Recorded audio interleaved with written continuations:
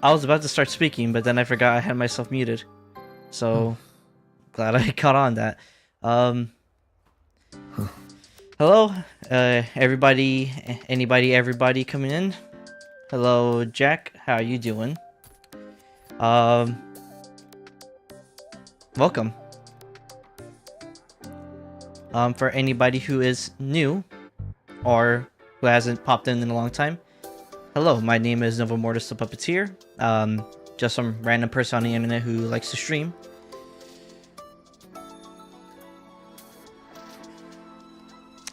We are here now to play some more of the the Wuthering Waves. 13 subs. Nice, you reached 13 subs, that's pretty good.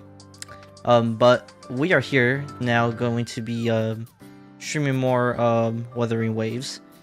Specifically the 3.1 main quest. That's kind of the objective today. And yeah.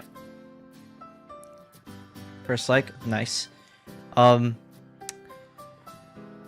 thing, actually, first Nova's more cool. I mean, Nova, Puppeteer, I was like, either one I go with. I've stuck with the names for a pretty long while. So it's like, doesn't matter what anybody calls me. Like, it's really funny because it's like, I first started as like, on my username stuff, with... I've changed it a lot, but like the one that I most stuck with was the Puppeteer. And then I changed like my name to on some like some social media stuff and like Xbox, I changed it to Nova Mortis. But it's like I didn't necessarily want to abandon the Puppeteer either because I stuck with that one for a long time. And then I just put the two together and Nova Mortis is Puppeteer.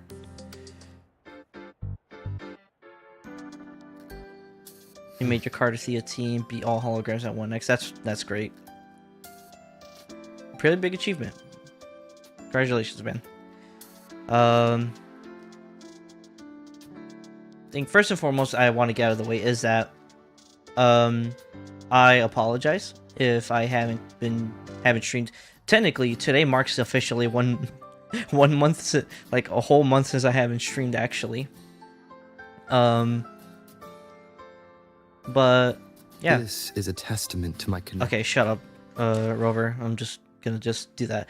I didn't stream a lot, and as I said, I apologize. And if anybody who saw like the community post, as I said, it was just one of my don't feel like it. I was just not really feeling like it. Kind of fell into a bit of laziness with it, which is still something I kind of have to get over because it's like I do want to like I do want to stream more and more, but I don't know. I just have one of those days, and I'm pretty sure everybody has those days too, where they're just like you're gonna do something, but then you're like, I don't really feel like it. So then you can just put it off to the side, end up being lazy with it. So yeah. But I do want to I really need to get back on more streaming because I'll probably talk about it throughout it or maybe near the end, but I'm gonna just speak a bit of it right now.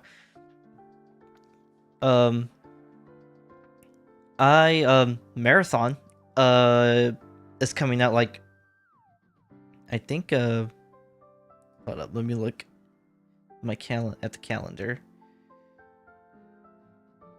So once it hits next Thursday, so 2 weeks. So we're about close to 2 weeks away from Marathon coming out. And you bet your ass I'm gonna be on that one. I have, what I can say is like I've participated in the play tests. Oh, in one play test back in October for Marathon. I can't say anything about it, even though, I mean, a lot of the stuff they kind of showed off already through like recent trailers, stuff like that, they have. it's out there, so I can talk about those. But when it comes to certain things, I can't necessarily speak either because it is under NDA. So I can't necessarily talk about it. Like, I can't show any screenshots, any specifics, or anything like that. But that stuff is under NDA, so I can't really say about it. But one thing I could say is, like, it helps me understand. It's my first time getting into an extraction shooter, and it kind of actually it helped me understand why people like extraction shooters. And extraction shooters is a very niche. A lot of people are like, extraction shooters are everywhere. It's not really been a tapped genre in the video game market like that. You really have only like indie, like really small indie studios that are just that are making extraction shooters, and that they're just no really big AAA company has actually ever tackled an extraction shooter, and Bungie's gonna be the first one doing it. I hope it actually turns out well. I'm gonna go ahead and grab this too right quick. I hope it all turns out well for them. Like, if it's good, it's good. If it turns out bad, it turns out bad. And like, I'll say that much. But I do hope the game's good though. But I am gonna be streaming it. They have a server slam that they've announced. That's gonna be free to play from the 26th of February to March the 2nd. So I'm gonna try to like play as much as I can through the weekend. I'm gonna try streaming it. It's gonna be very weird because I'm probably gonna try to use the prox chat on there. So I don't know who or what I'm gonna be running into. So I'm like, if I run into very colorful people, no pun intended, because the game is very like aesthetically vibrant and stuff and like that.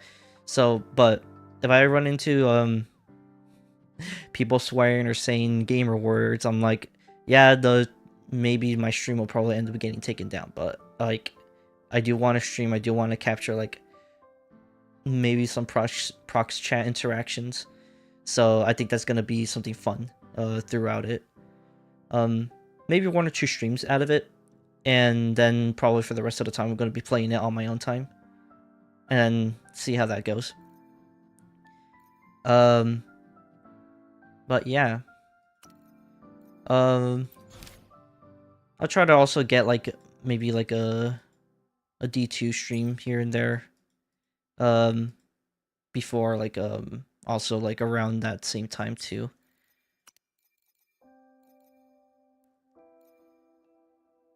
How's life going? Life is going pretty alright. The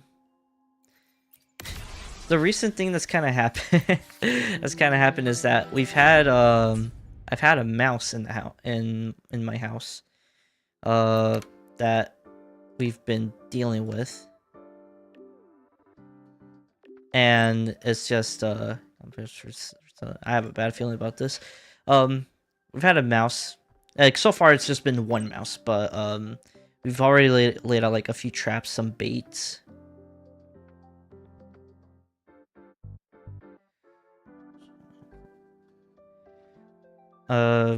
We laid some traps out, some bait, but we haven't like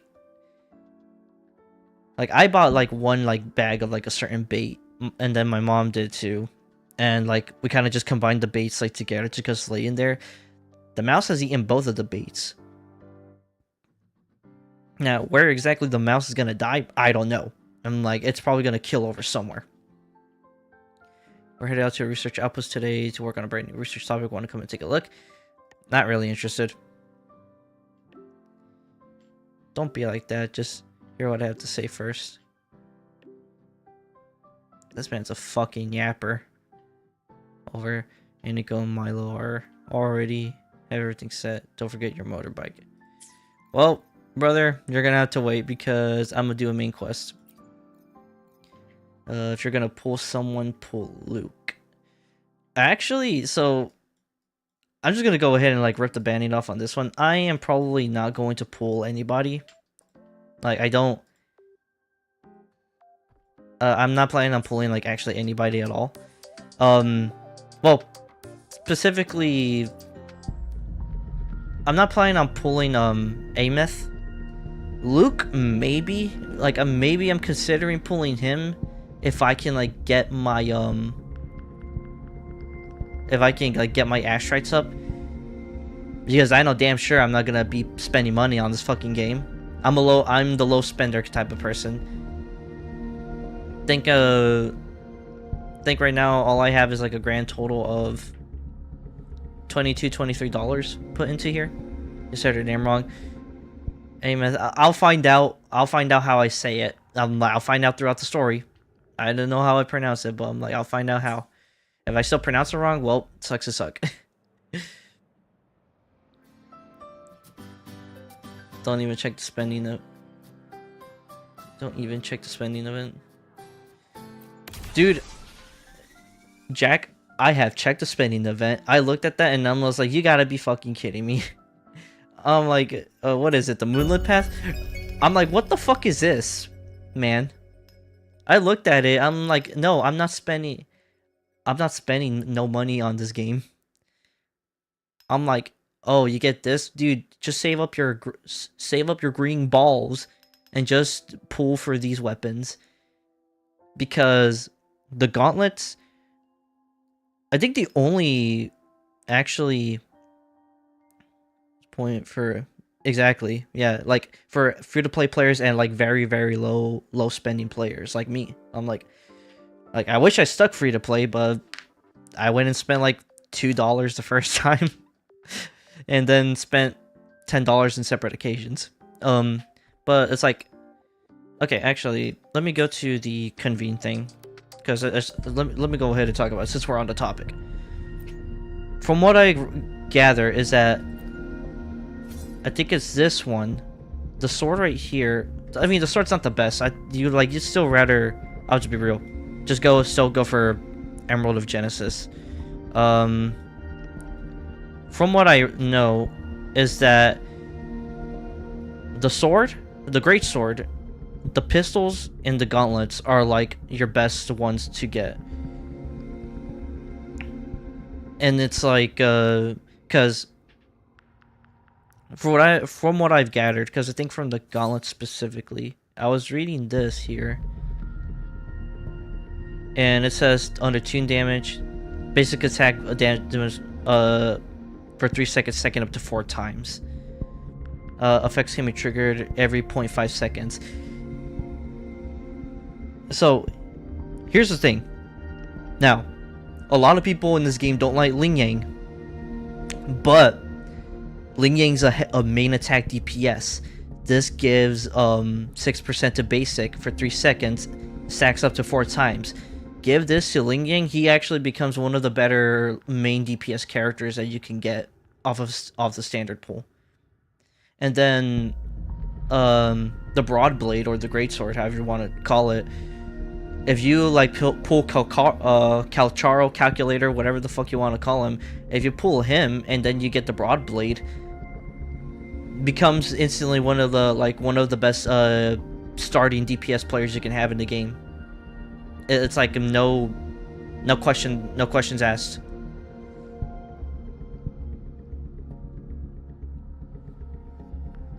Like no question about it. It's like he just becomes one of the better characters to have. And it's like are you really gonna fight that? It's like you got Ling Yang like as for one choice with these, and then for the broad blade you have calculator.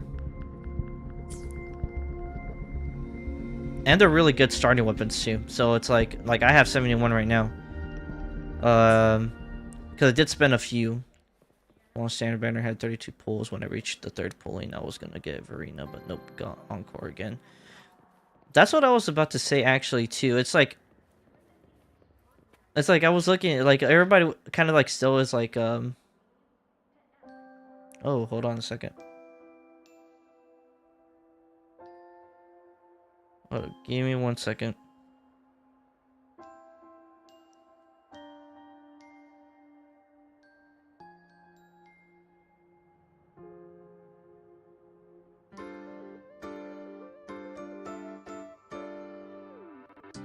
This is a testament to my connection with the world around me, and it's very much my companion now, bearing witness to everything I've experienced on this journey.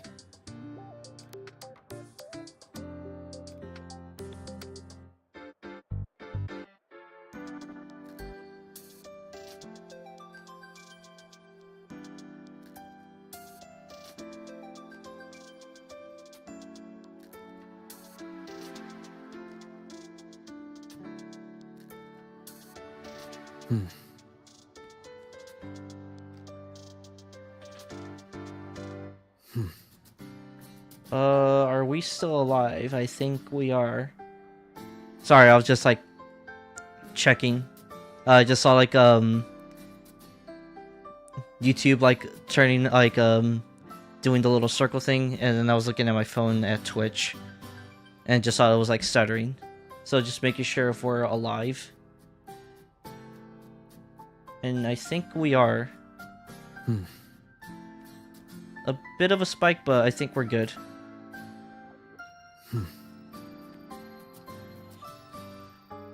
Nah, it kind of had like a little dip, and it kind of happens.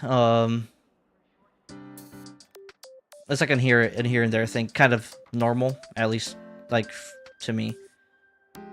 But I think we're good though. Everything's looking fine. Everything's back on green, so I think we're good. But what was I talking about? Oh yeah, I was talking about Calcaro.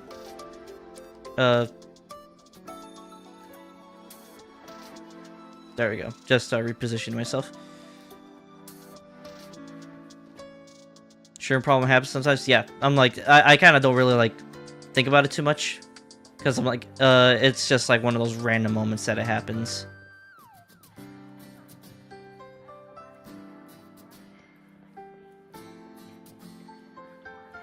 I want to become a streamer. Internet is going to be something that you're really gonna like. I'm just getting rid of that thing. The internet is something that you're really going to be like kind of fixated on when you're streaming.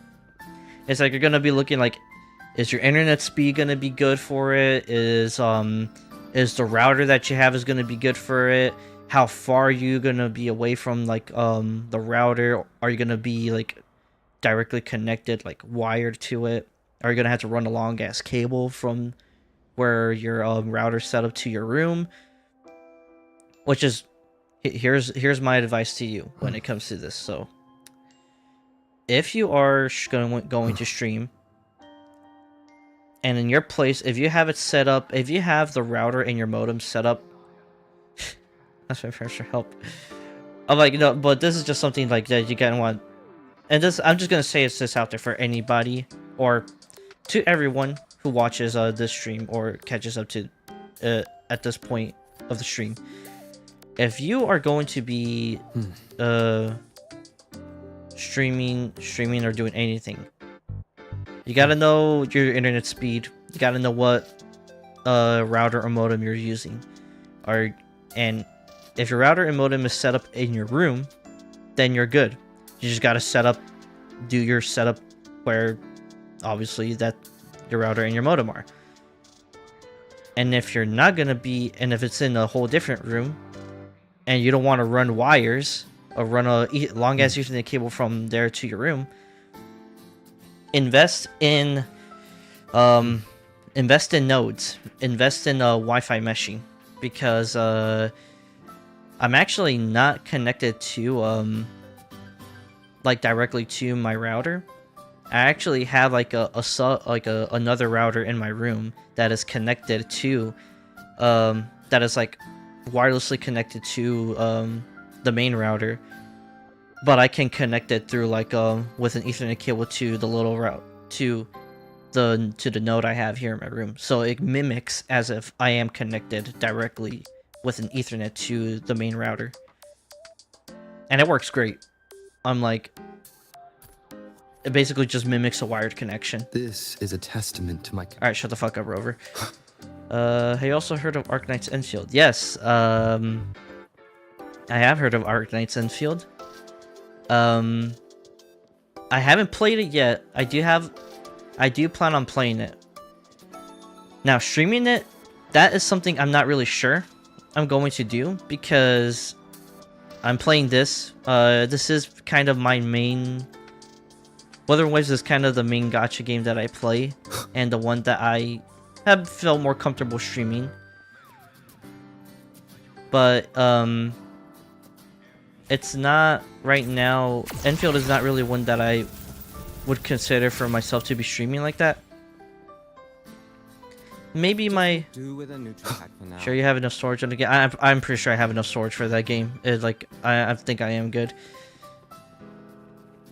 But, I mean, I have thought of getting more storage. Like, right now, because I have 2 storage drives. One is for, like, games that don't, You could just ask her that aren't, like, big open world games. Like Wuthering Waves, like Destiny 2. Or something as heavy as, like, Cyberpunk. One is for, like, normal S games that don't require a lot of load time. And as I said, an example, this game requires a lot of load time. And then the other storage is like an SSD stick storage, which is for those games that would have issues with load times, like your Wuthering Waves, or loading like graphics and stuff like that. So Cyberpunk, Wuthering Waves, Witchfire, Destiny 2, Battlefield 6, all those others.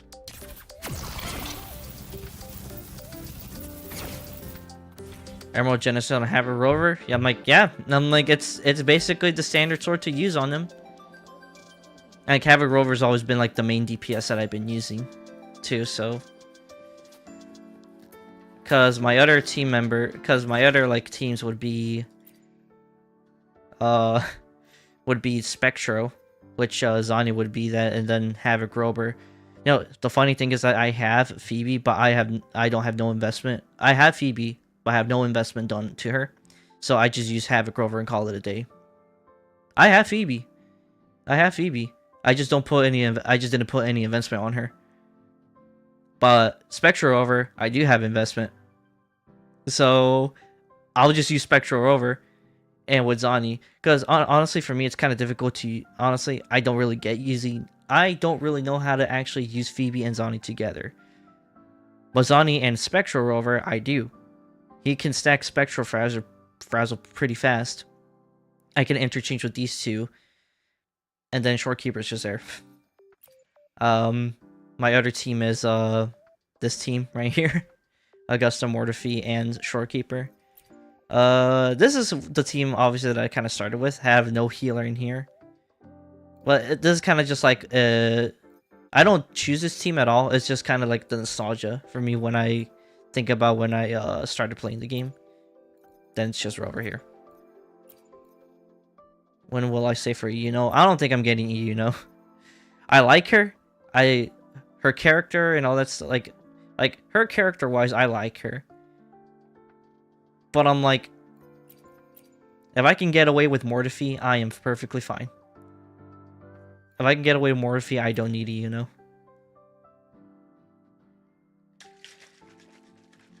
I wanted to actually get Lene because Lene was actually like a cool character to me.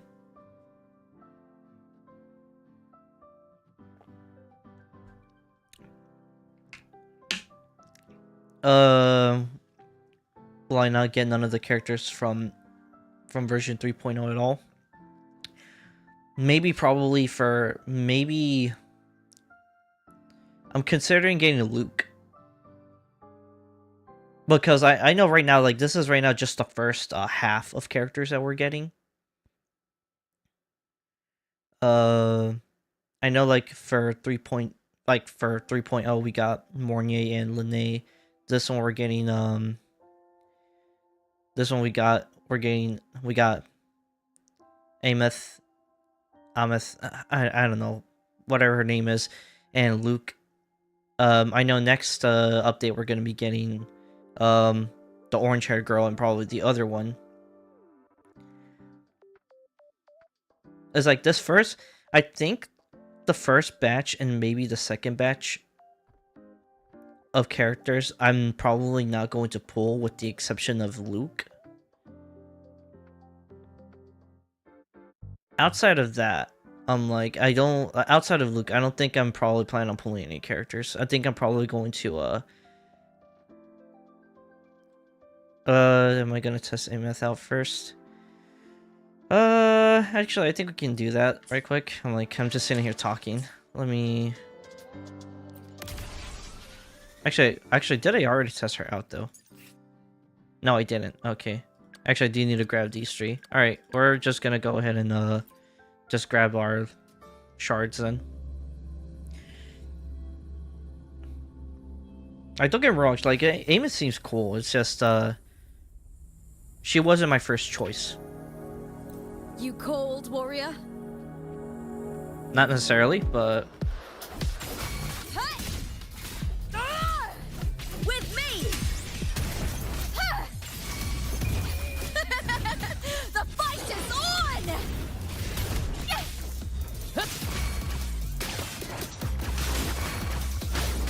Climax of the show! Together we vanquish. Who's the caged bird now? Pull for Lupa, but change of plans. I mean, I already have Lupa, so that's a no-go for me. Oh, like, that's an automatic no.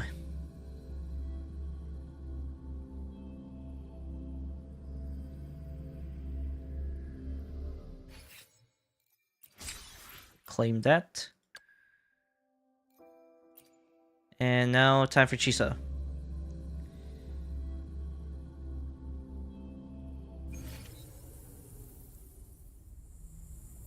How many do you have? I'll cut to the chase. Fracture, mark. Clipped. Down to the micron. I'll show in a little bit.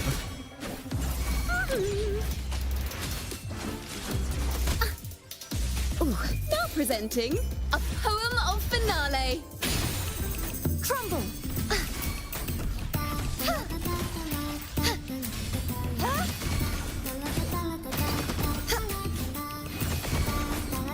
Lifeline plucked. Come, meet your end.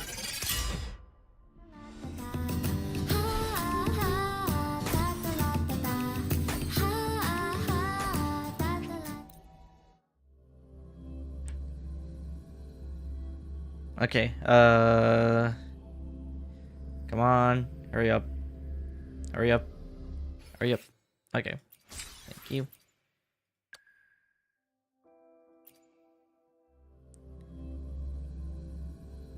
Like 24 characters.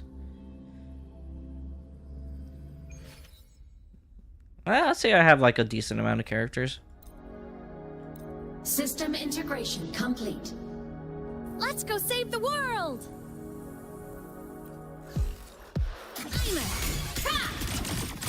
Eclipse. Projection mode. Enter the ghost! Fly high! Truth. Reach the cosmos. Assuming master control. Leave it to me. Structural override initiated. The form of mech. Soul sing in harmony? To the Savior's victory! Crash now! Projection mode. Starfall. Shake it up! Hit! Hut! Ha! Special delivery goes boom! Huh? I heard something. She has 4 animations. Interesting.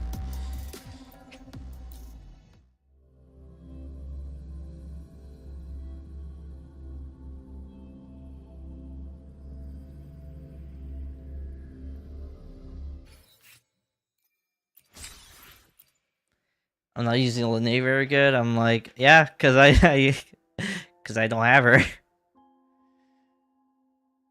I haven't really.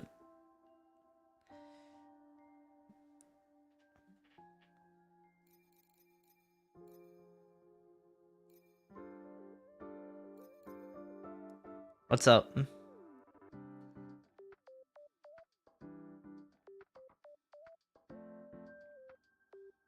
She has a final attack?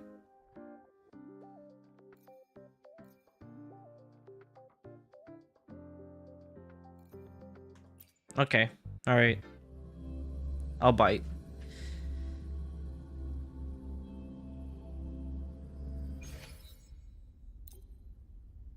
System integration complete.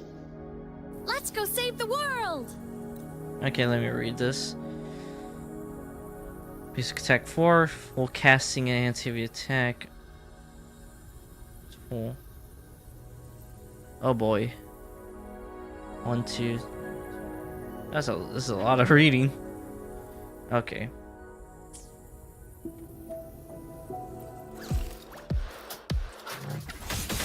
Duty call.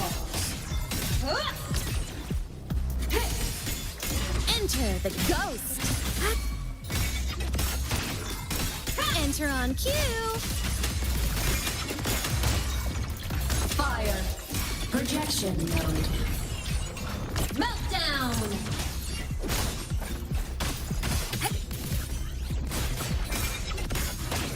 Lasers charged. Aim system unresponsive. Okay, I am. Assuming master Alright, let me switch control. right quick. Let me just heal her up a little bit. Whirling up!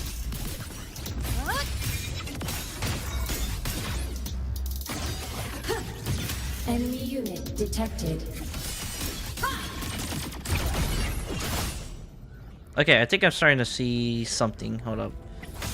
Hey, Ready to launch. enter the ghost! Ghosts don't feel pain.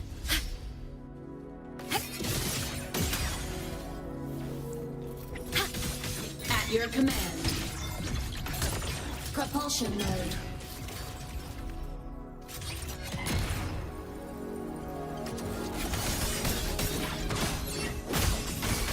It's alright. I'm okay. Assuming master control.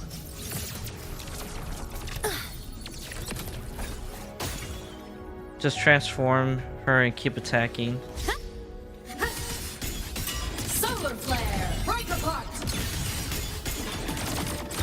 Body damaged. Fire. Ha! Eclipse.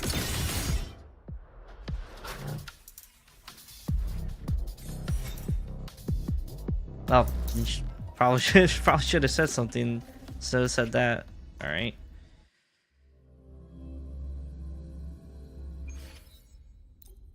System integration complete. Let's go save the world!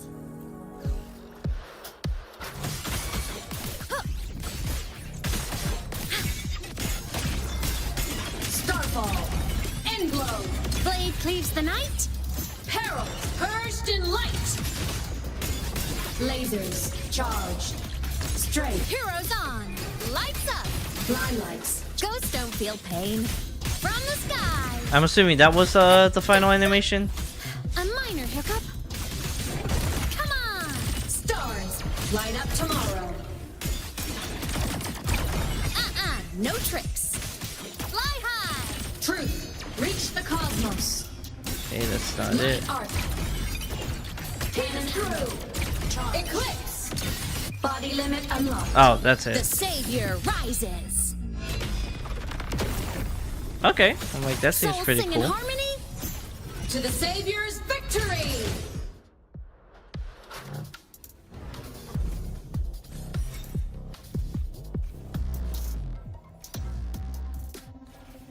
Okay, so, all right, okay.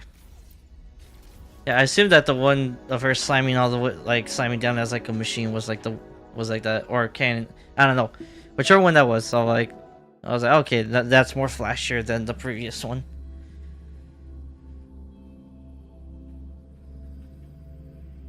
I mean, it looks cool. Don't get me wrong.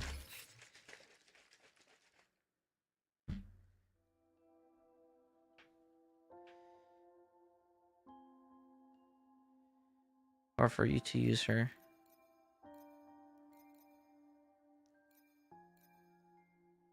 I mean, it seems like it's like for her it's kind of more like constant. It's like a constant attacking. I'm assuming that she's like a Look, a laser sword. yeah, she Pretty cool, right? provides general damage amplification, but she's also a main damage dealer. Yeah. Yeah, so that kind of how she's like kind of going. It's like she's like a main damage dealer, so you're in there. You're gonna like be in there a lot. I think the issue with her, from what I was seeing from me, was if you're trying to do her things, she's also potentially gonna take a lot of damage. So then you gotta switch out to kind of heal her. So that's kind of from what I'm seeing from my perspective.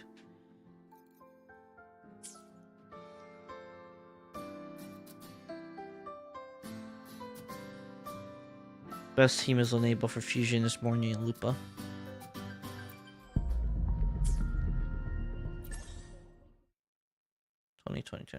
I'll get the other stuff in a little bit.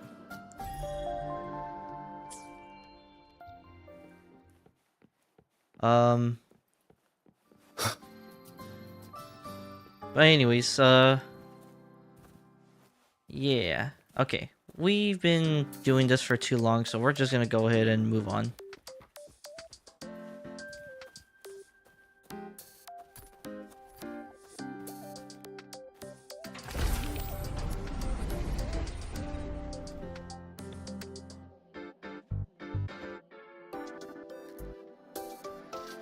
I'm gonna try not to speak as much.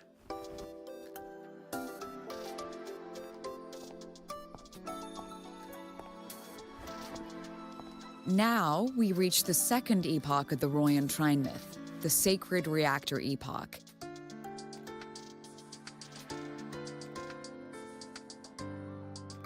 An arrow type? Interesting. After Baldur, the sun's incarnation, had sealed the foreign divinity Huthrungur, the Frostlands fell into an endless dream. Assistant Navora, would you continue?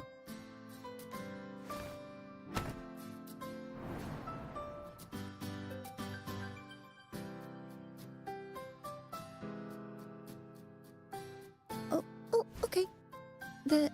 This section, it describes how the Exostrider used its greatsword to seal the Threnodian behind the Strider Gate. The records say both the Exostrider and the Threnodian traveled through the Strider Gate to reach Lahai Roy. Their battle was fierce. The Threnodian pushed the Exostrider to the brink of defeat. But at that moment, for reasons unknown, the Exostrider's reactor drive flared with blinding light.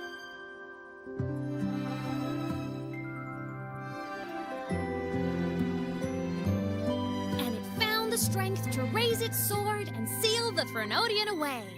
Lahai Roy was saved. What a relief.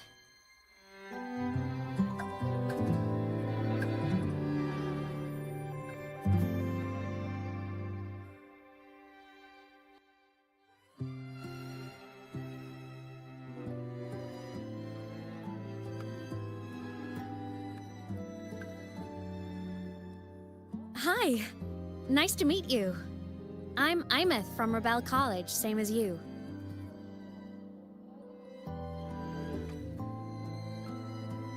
First time seeing you in class. Trying to collect credits from all 4 departments? That's ambitious. Welcome to the academic quagmire. Imeth, I've been looking for you. I never got the chance to thank you. I don't know. Imeth. I don't know. It kind of just doesn't sound the right way to pronounce it to me. I don't know.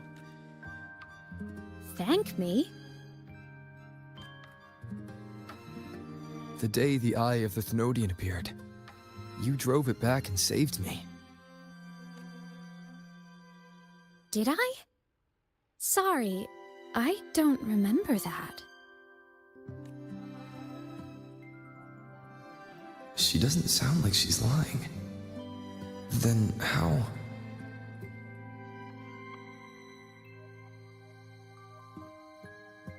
A synchronist. A freshman.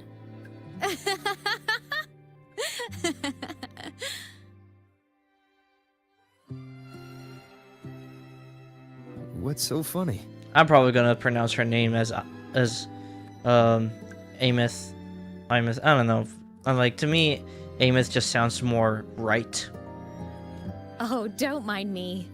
I'm just not used to seeing you like this. I mean, look at you. Something's missing, though. Oh, I know! A uniform! The Academy still hasn't issued you one? They're painfully slow sometimes.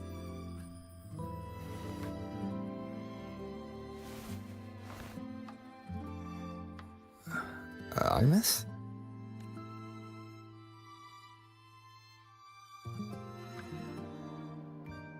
I have to go.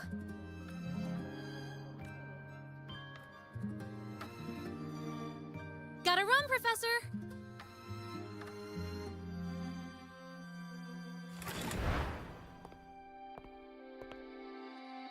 Oh boy.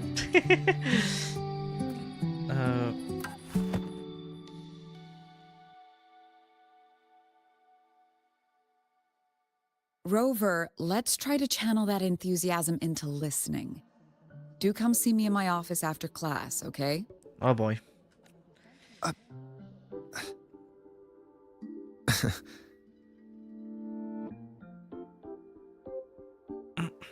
Assistant Navora, if you would. Pick up from the Twilight Epoch's Unending Winter, please.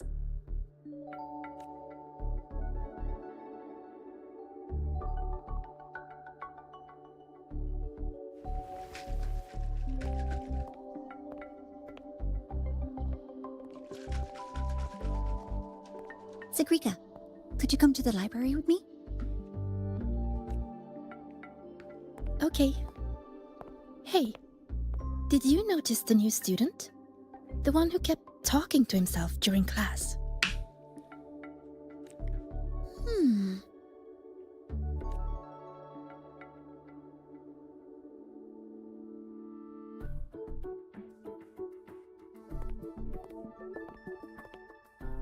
Rover, something happened during class, didn't it?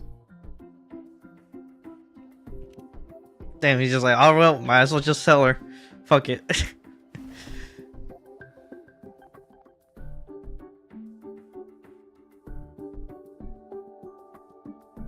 So a girl named Imith just got up and left the lecture hall. I know, she'll be in 3.2. I saw like already like official like cover art for her on stuff that like the Weather Waves like pages were like posting.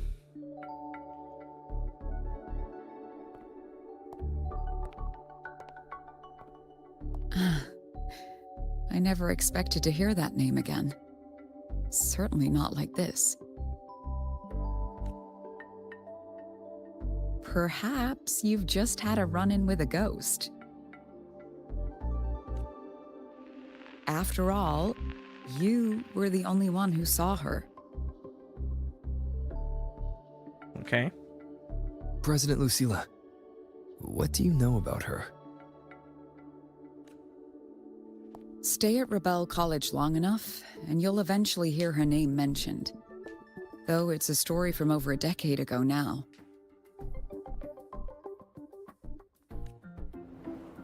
Imith was a synchronist. Brilliant, popular. Professors had high hopes for her. Then, during a piloting drill, she simply vanished. She climbed into a simulator with the others, but when the cockpit reopened, hers was empty.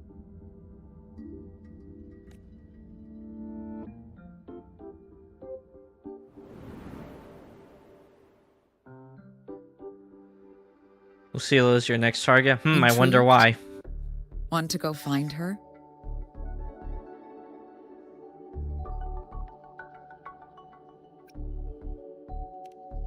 I mean, yeah, she saved me, so I gotta thank She her. saved you. Seems the mysteries around that girl are still multiplying. No reason. Don't lie. Don't lie to me. To see someone who vanished years ago, presumed dead, lingering around the academy. A figment of your imagination, or is there more to it? I'm very curious to find out.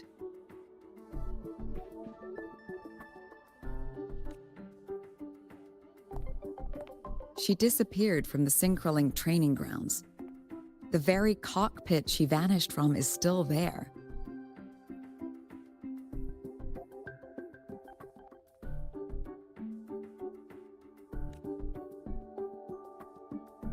The Academy turned it inside out at the time and found nothing. But if you're interested, go take a look.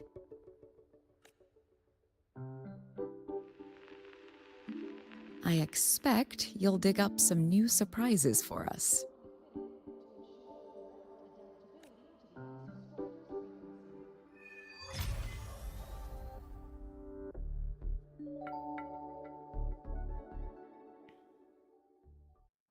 Solaskin.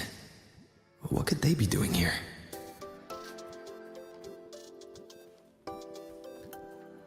That's Solaskin. It's headed straight for the Synchroling training grounds. Caroline could never take off her hat. We never get to see Phoebe. I mean, it's whatever to me.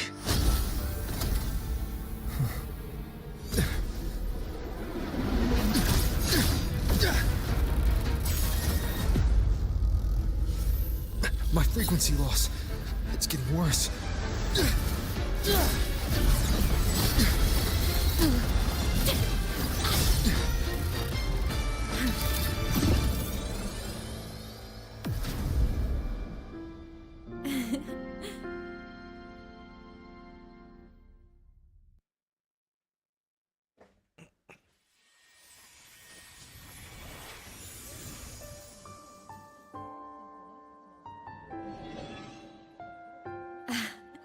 And nope. Still on the fritz. How are you feeling? Feel like I'm dying. I'm okay. After that mech flew off, I felt less of my frequency bleeding out. That mech's frequency felt like the presence from the rift back in Honami City. Imeth, that mech only left after it saw you. After you clashed with it. That's twice you've saved me. Each time I'm left with more questions than answers. They say you're the extra Strider synchronist who's been missing for over 10 years. And your hand back there.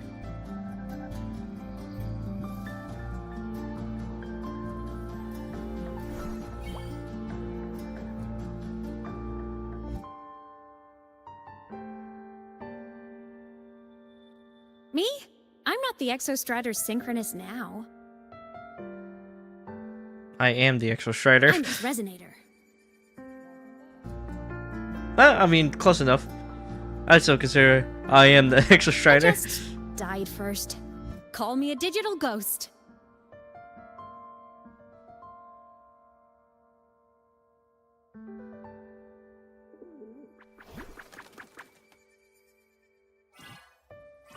I don't know, man. I'm like, I don't know. When I look at a 10 soul plus skin, years back, well, let the her underground finish. seal broke. The Threnodian on the other side of the Strider Gate was about to swallow Lahai Roy.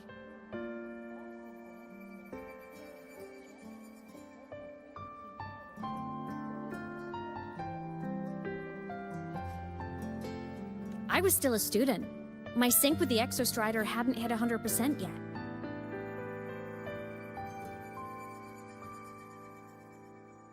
Like, I'll be real.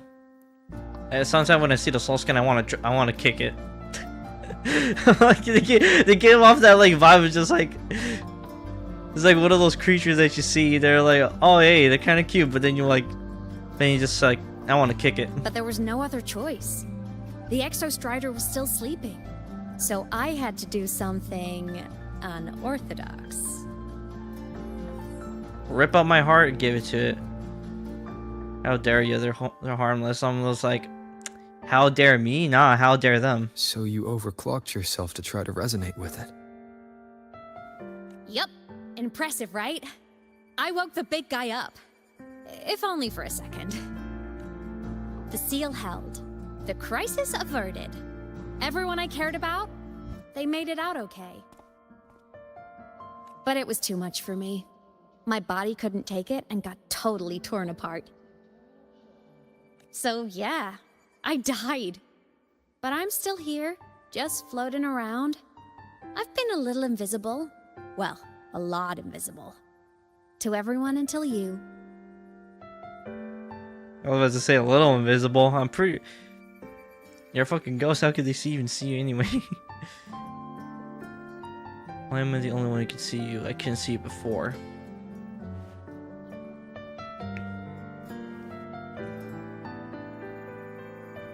You can see me now because of this little guy.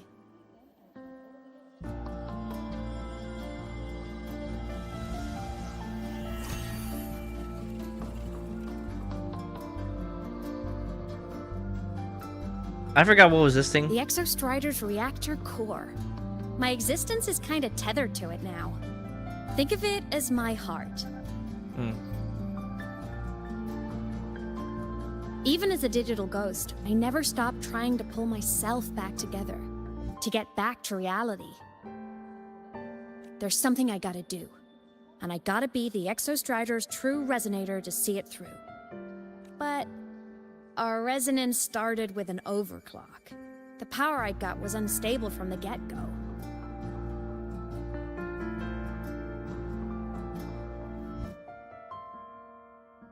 Give me 1 second.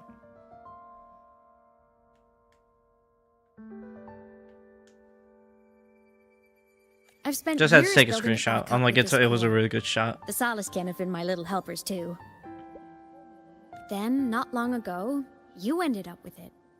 That became your backstage pass to seeing me.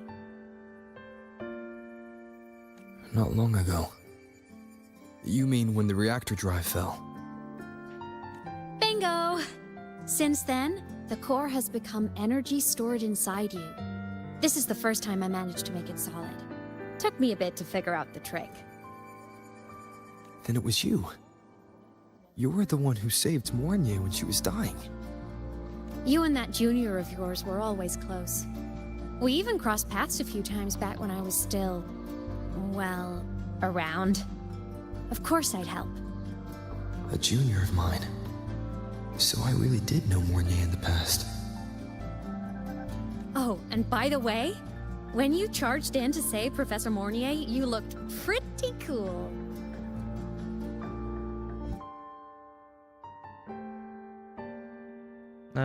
Who do you think is more cheerful? Linne or Ameth? Well, Linne kind of was playing a little bit of a mask.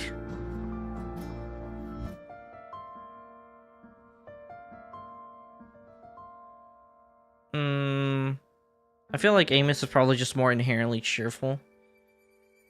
Because Linne was kind of playing like as I said, she was like kind of had like a bit of a mask. But now that the mask has dropped, she can kind of be more herself.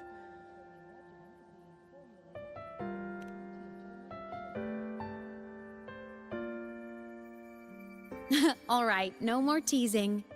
But I mean it. No matter what, you always choose to save. Can't say the same with Frolova. And to me, that's the coolest thing in the world. The most beautiful.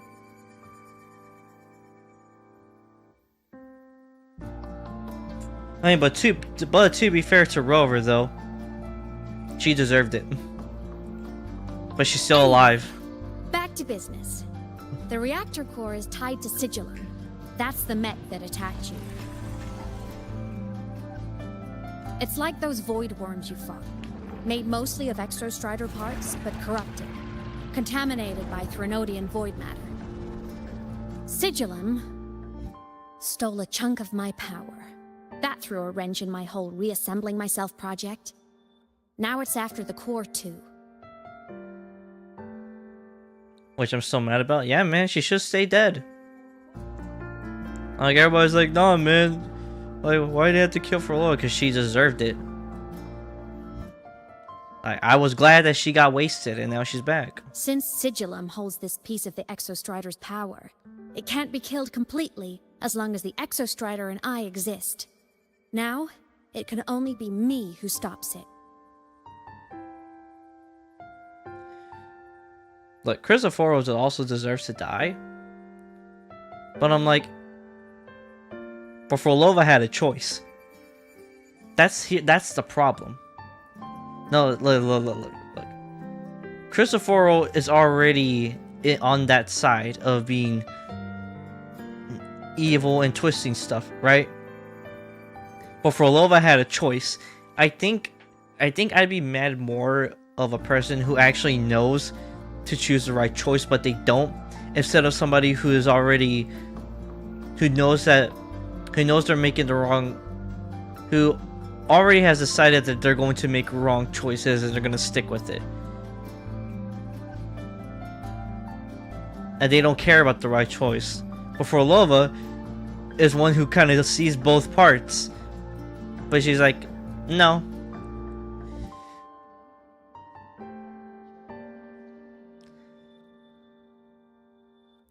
And since So, just yeah. touching the thing makes your frequency drain, taking it down should plug your leak too. Plus, I get my power back. Win-win. But see what it's doing to me? Even with you holding the core, I keep flickering in and out. 1 second I can touch you, the next I'm fading right through. So annoying. Understandable.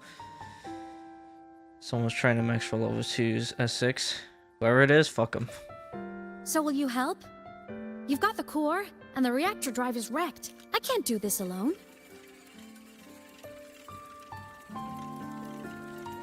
Also, I've noticed, when the core is in your hand, it runs faster. I can tell you're leaving a few things out, Imus.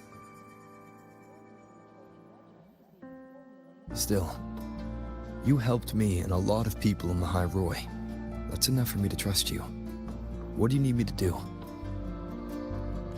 Existence is the imprint life leaves behind. Being remembered, talked about, and seen. All the places I went when I was alive bear those imprints. The core's running lets me find and record those frequencies.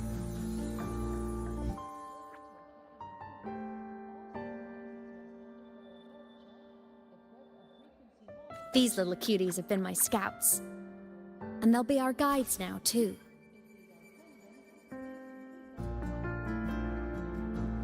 But why, though?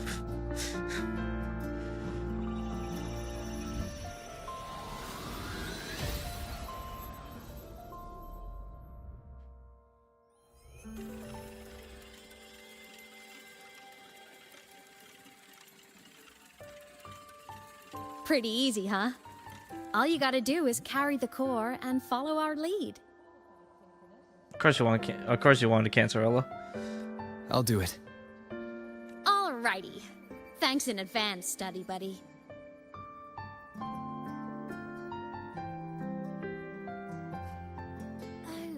The Soliskin went down the lift. Let's follow. Before we go, I need to contact Mornier. The reactor drive was Lahai Roy's son. If I'm using the core, the Academy will want to know. Go for it. No problem. Why are you such a slave to the manual? Be bold. Think outside the box. Brother, you had a choice. you had a choice. Imith definitely glossed over some things. Then again, it was for Rolova, so I'm like, I guess. Like what happened during our previous encounter. What she's done since becoming a digital ghost. And the real reason why Sigalum stole her power. After years drifting like this, to still hold on to that spirit, her will must be strong. Prying answers from her won't be easy. Nah, man, ask her all the questions. Just do it. I'll bide my time. The right moment will come. Has something happened, Mentor? I see. So the reactor drive's core survived the crash. Yep. It must be the key to reactivating the Exostrider.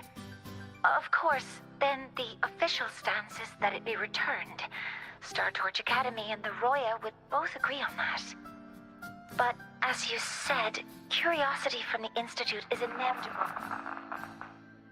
Mornier?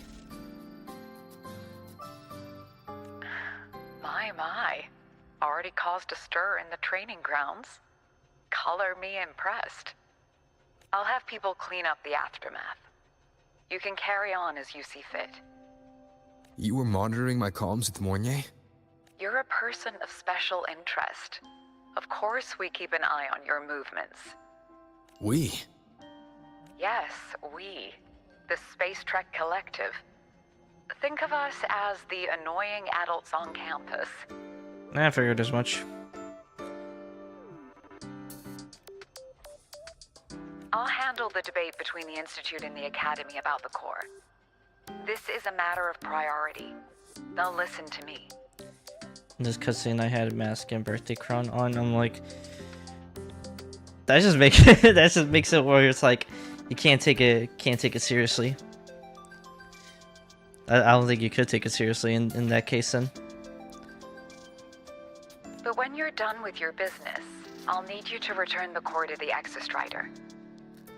You didn't mention it to Mornier, but I suspect your possession of it traces back to Imith, doesn't it? Yes, ma'am. President Lucilla, I don't appreciate being interrogated over a tapped line. My apologies. As the one responsible for this academy, matters related to the Exostrider tend to cloud my judgment. After the incident with Warren, we upgraded safety protocols on public lines. No more overstepping. Here is a peace offering. I've granted you full clearance. Passes for the Starboard Riseway, archive access, and use of Academy weaponry and equipment. Here's my thing. Use of Academy weaponry and equipment. We don't even use any other equipment except for a fucking sword. Like, what other equipment do we use? Like only in the cutscenes we see it, but we don't use it in game. Why? What do I have? Like a little fucking dagger next to my, like, on like a waistband, where I can carry like little daggers or small fucking grenades and use them? No. I'll also personally apologize to Professor Mornier for interrupting your comms and ensure her next research grant is substantially approved.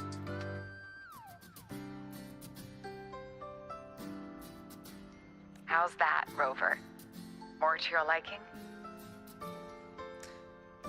The problem is you're being like the NSA. Why is the Space Trek Collective pushing this so hard? You should know. You have a past in Lahairoi, and you have some kind of connection with the Exostrider. The Twilight Epoch, the unending winter described in Royan legend, the threat of the Threnodian Aleth One is growing. We need the Exostrider awakened. Returning that reactor core is the only way. We've always trusted you to stand with us in this matter. To stand on the side of humanity. Look at that, Rover. Becoming the savior of humanity for the 1,000,000th time. You know where to find me if you need anything, Rover. And my door is always open if you just want to talk. The Solace Kin is leading us to the auditorium first.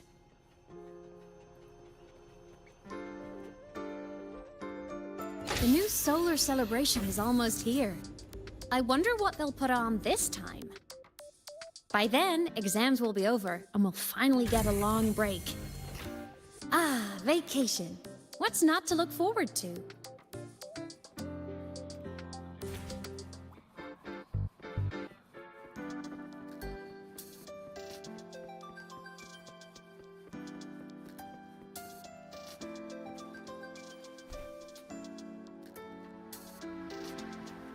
See, your first mistake was taking a picture with a ghost. Tons of Fleet Snowfluff fans at the Academy. I just hope the fan meeting goes smoothly and everyone has fun. Shut up. Get out of my way. Wait, I have to talk to them? Ah, shit.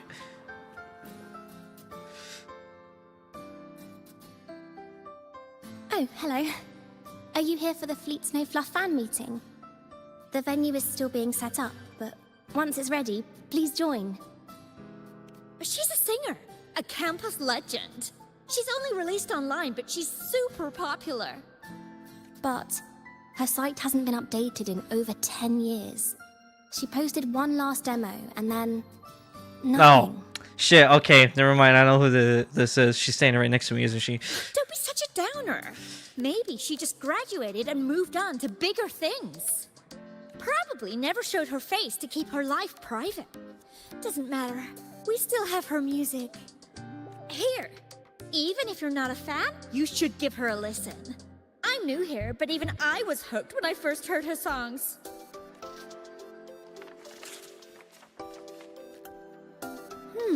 Nice print.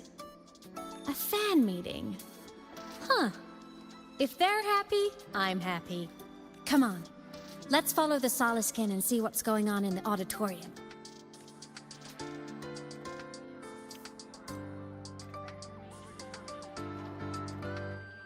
Let them off. They can't see her.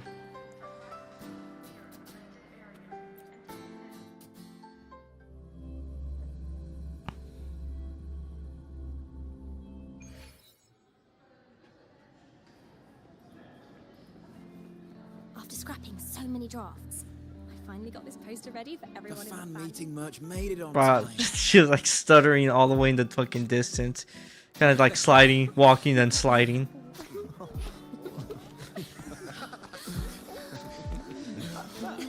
Hey, she's bugging the fuck out, actually.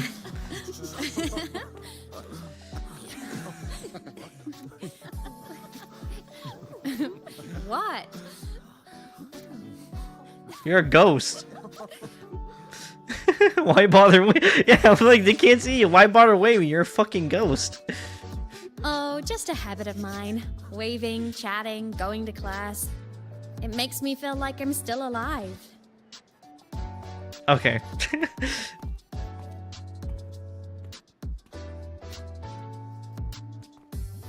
If I stop, I might forget what it felt like to be human. Call it a self-reminder.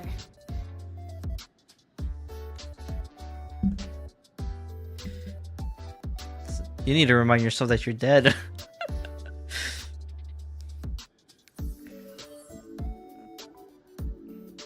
Fleet Snowfluff. Yep, that's me. But don't say my alias out loud. It's embarrassing. So you weren't just a synchronist. You had a whole other life here. Just one of my many hobbies. I was into photography, gaming, movie nights with friends. Figured you only get to be a student for a few years. And I wasn't the ambitious researcher type. I wanted to soak it all up while I could.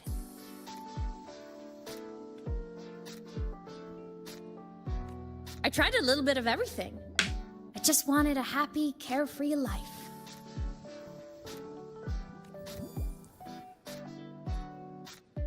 Who knew I'd end up as a ghost, stuck as a student for 10 more years? How awful is that? Wait, does this mean I'm never gonna graduate? Damn right. Stuck here forever.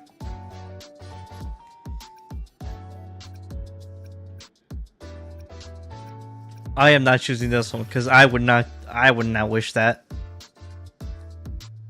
I wish I could be a student forever. No.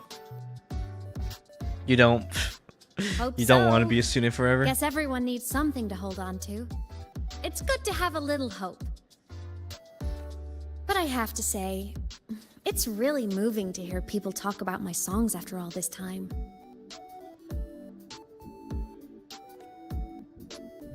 I wrote those for myself, you know? Never expected so many people to care. But if they made someone feel something, joy, pain, anything, that makes me really happy. Oh, they're already playing something? Hey, listen. Hear that song playing in the auditorium? That's the unfinished demo I left on my site. What a shame. I really should have finished that before the training run. Now it's my little musical epitaph.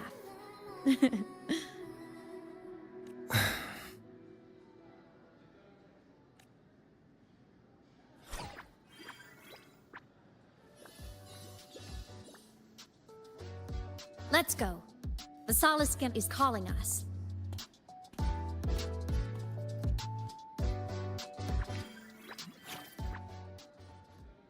I really want to kick him in the face.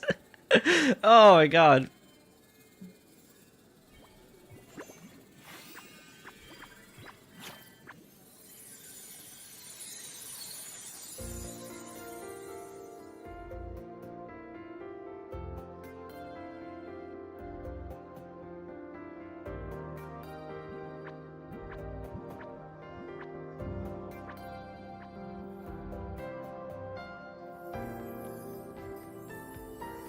Is that the student rep from Rebel College? That's one bold speech. Is she giving a welcome speech or recruiting for a space adventure club? Uh-oh, the professors look upset. But she made a good point, didn't she? Isn't that passion the entire reason we're here? To explore whatever's out there again.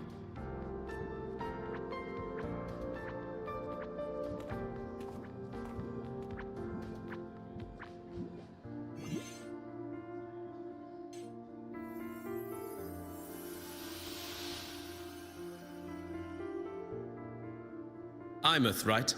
I remember her sync test scores were off the charts. We might be looking at this year's prime Exo Strider candidate. Don't be so sure. Heard about her extracurriculars. Put nicely, she's quite the dabbler. Put bluntly, she doesn't take anything seriously.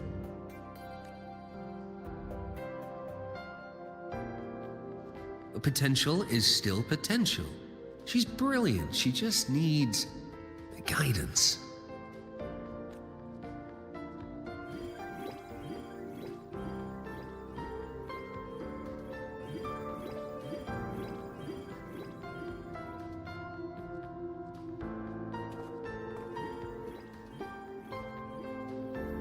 Oh yeah, shit, you're right. It did become a soccer ball. I can kick it now.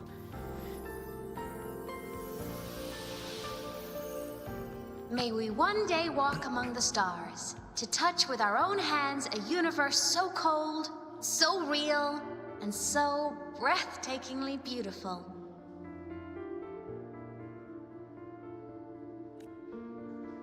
That's all from me. If I keep going, my credits this year might be in danger.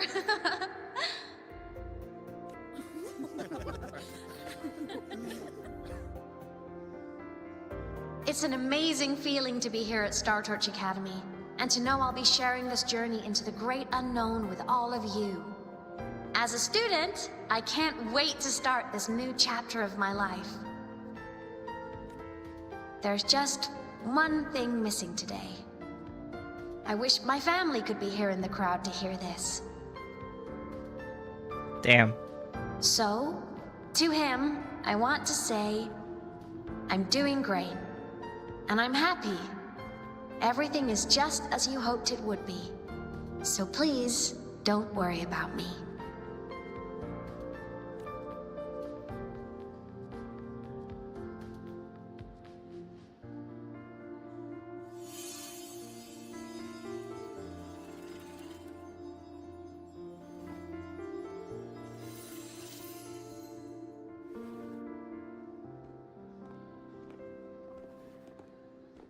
The card event? I actually completely forgot that existed.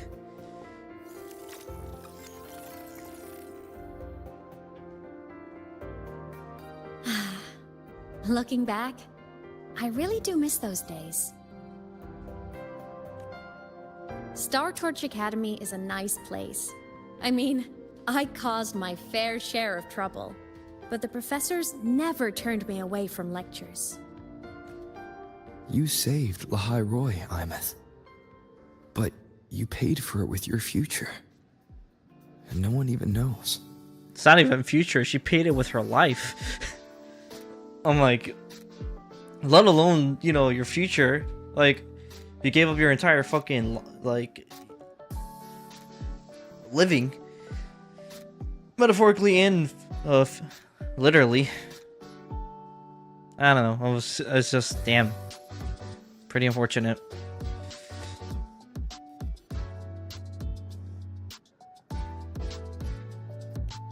Of course not. If I hadn't have done what I did, so many people would have died. Besides, saving the world is a pretty nice feeling. I mean, it is a nice feeling until, I guess, depending on the type of ghost that you would be, until probably like the one till like to go insane because they haven't left the earth. They're just like, get me the fuck out of here. I wish I could have been there. At graduation. To hug my friends and wish them all the happiness in the world.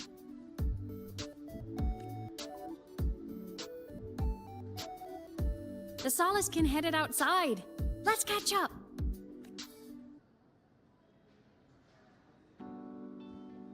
If it's leaving the campus, it's probably going to the Frostlands.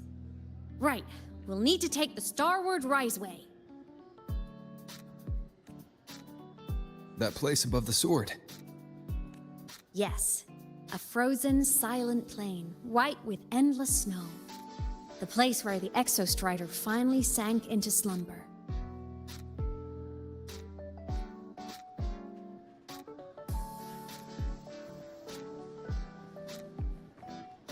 Reminds me of the anime bunny girl in the library. No one can see her, bro. Okay. Beforehand, real quick. Does my mic sound good? Is it a little bit too loud? Before I keep talking about what you just said, I just want to know if it's good, if it's a little too loud, a little too low, so that I can like adjust it right now. Is it good? Okay. I just wanted to make sure. That's because like I tweaked it a little bit earlier before stream, so I don't know if it's good or not though. Huh. Like I have like a safety thing just in case like my voice starts clipping out. But okay. If you say it's good, it's good. I was gonna say though, well, okay. I watched like obviously the very first like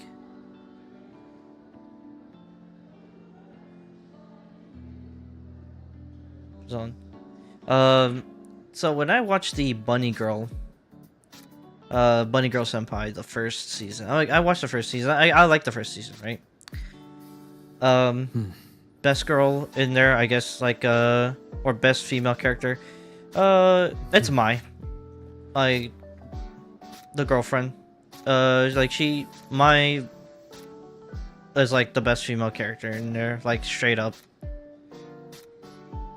But I didn't watch any of the movies in between this and the I guess you would maybe call it the second season, which recently just passed. This is or a testament third season. to my I don't connection know. with the world around me, and it's very much. Shut the fuck up, Rover. But I don't know what you would call it though, because I know it had I think 2 or 3 movies before having its actual I think second or third season, however you want to call it. But I'll be real, man. Like seeing that, then seeing the movie, and then they say, "Oh, it's another movie." Oh, then they put out another movie, and now there's more, and that's just like, You know, this is way too much. I'm not even gonna try to watch any of it. Like, I have to go with like two or three movies and then a whole nother show. Now here's the thing, I've done that in the past with some shows, and it's just like, it's too much. Like, I'm not doing all that.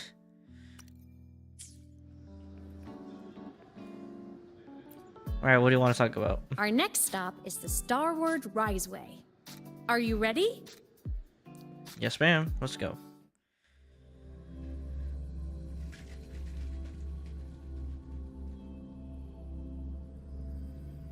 When I was a kid, I once hid in the Starward Riseway and made it to the Frostlands all by myself. Bold even as a child. Hee hee.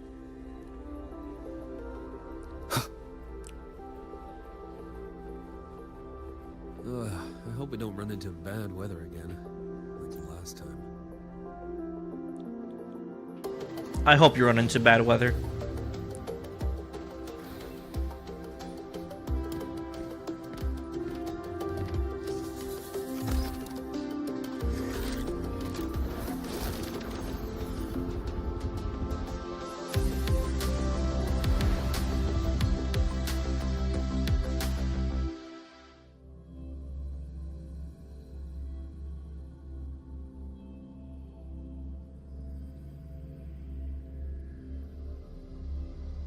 Have you got your thermal jacket on?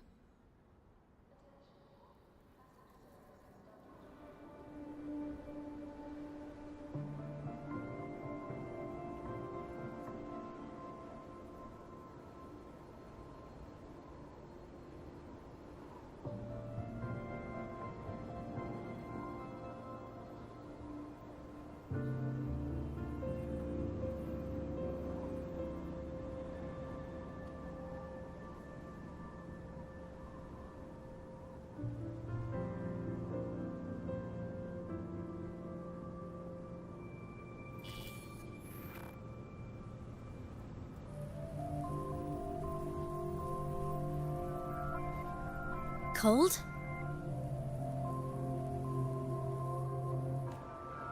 I'm fine. What about you? Right, they're just like, yeah, no, I'm fine. I can stay out here, feel cold. Same thing wasn't meant for him, man. He was like, no, I'm good. Between you and me, ghosts can't feel the cold.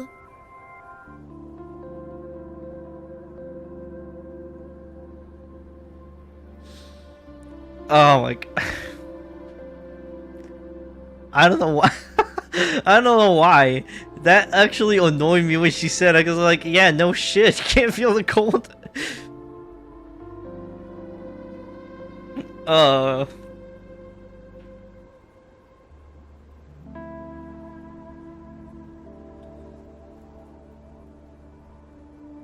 snow. It's so beautiful.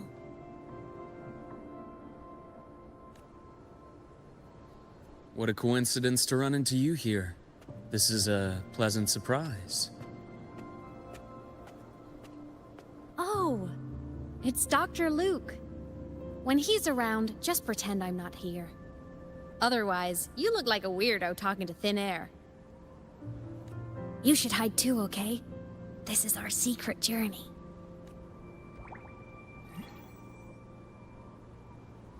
You know him?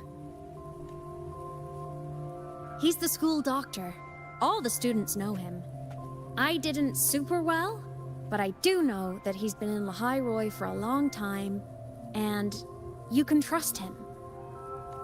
You came to the Frostlands for the Exostrider? What's that fucking face? It's like, yeah. I'm headed the same way. I've got to check in on some researchers stationed out here on long-term fieldwork. I should have gotten a screenshot of that, but I didn't think. Having a guide might make the trip a little easier. What do you say? Let me help you modify your bike. There are quite a few waterways, and its current setup might not handle them well. You know how to modify bikes. You pick up a few things when you come here as often as I do. Oh, I used to love riding. My friends even called me the Speed Queen. Though that was usually while they were white-knuckling the seat and screaming.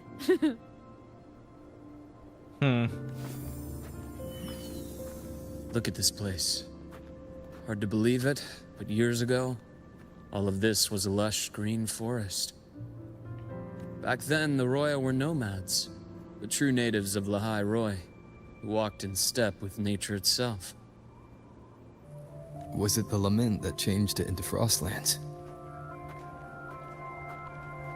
Yes, it triggered a magnetic pole shift. From then on, Lahai Roy became the new pole. But a lament wasn't the only cataclysm stirring back then.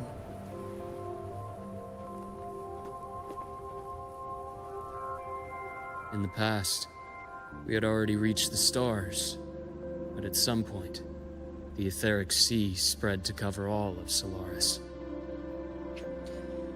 Planet-wide phenomena born from a anomalous lament event, now blinking Solaris' sky. Research suggests it is composed of extremely high-density remnant energy. Since its appearance, all of Solaris' space exploration has been brought to a complete standstill. Damn. From that moment on, the universe locked its doors. We couldn't verify whether the sky above us was real or just a reflection.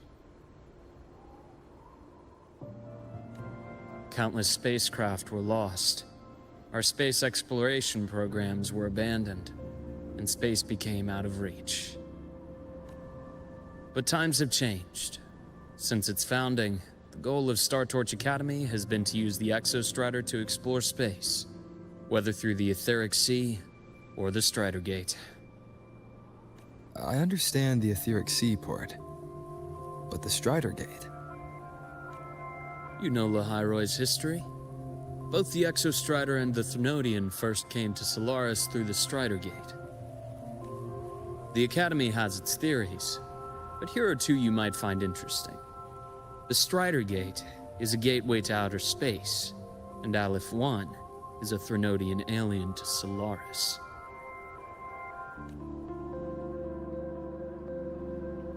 An alien Threnodian.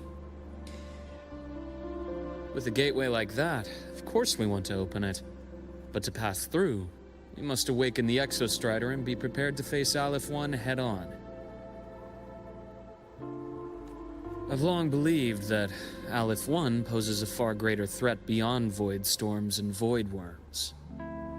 With other Threnodians, we can at least glean clues of their nature from their places of origin and the civilizations they emerge from. But Aleph 1... our knowledge remains blank.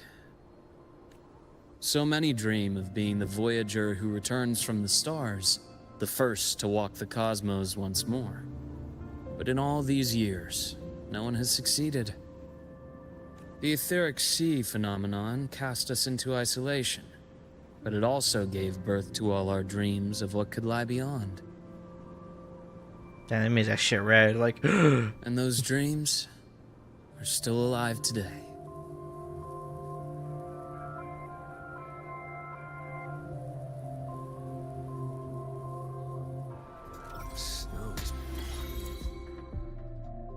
Damn, immediately put me on the motorbike. Expedition motorbike modified by Luke. Equipped with a new glacier track module. With this module, the motorbike can freeze water surfaces. To travel across them. Okay, don't let me fucking move then. Just put me in the damn menu. Next expedition motorbike. Yes, I read that. Progressive main quest to unlock new expedition motorbikes modules. You may switch between expansion modules on the expansion mode. Well, you can only quit the module on your motorbike.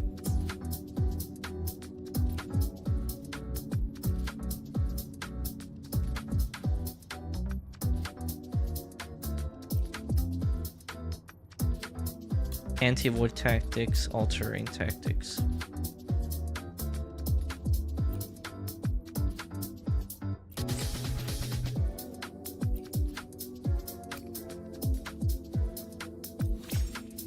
Just in case.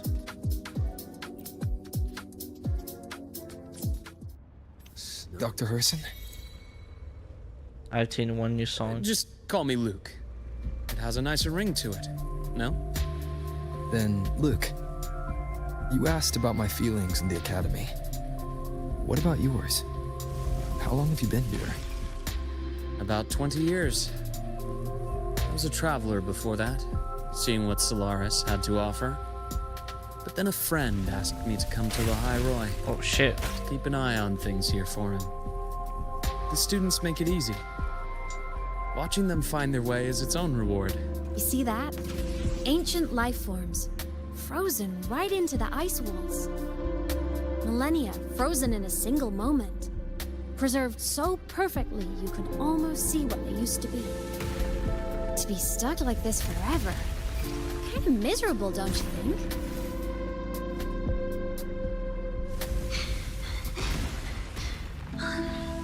Must be around here. Someone's ahead.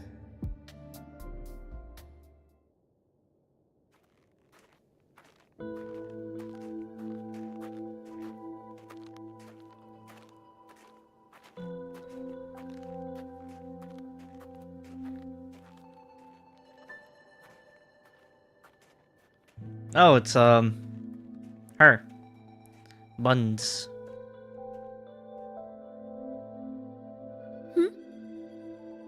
You are the one who was talking to yourself in class.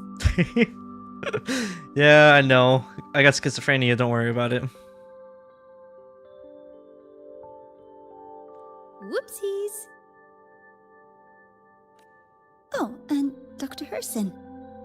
You are traveling together? Did the Academy greenlight a new field trip? Don't worry about it. Just my routine checks on the field researchers. Rover here has their own business to attend to, but we're headed the same way.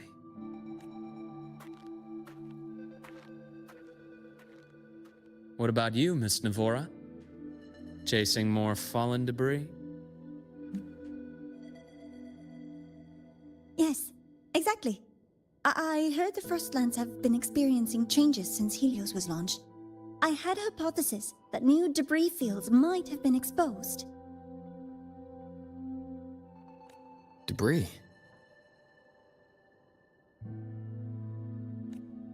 Space equipment that fell from the sky long ago. Probes, satellites, and even space stations.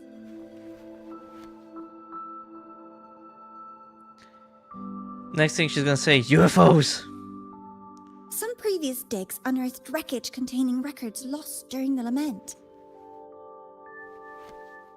Oh, and images.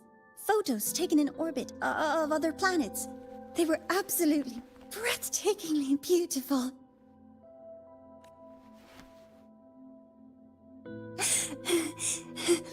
Oh, sorry. I got carried away. Hey, I'm into those things. Really? That's great! I'll show you the data I've collected next time we're in class. I mean, I like space stuff, so I'm like, I think that's just kind of dope.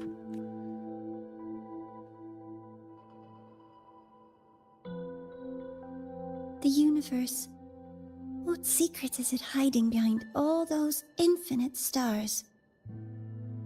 Nothingness. I really want to know.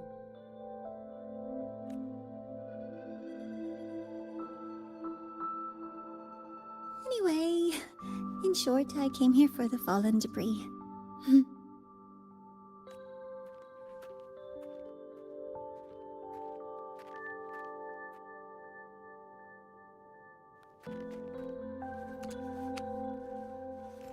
The data on the instrument shows there's a high chance that close by... Huh? Oh.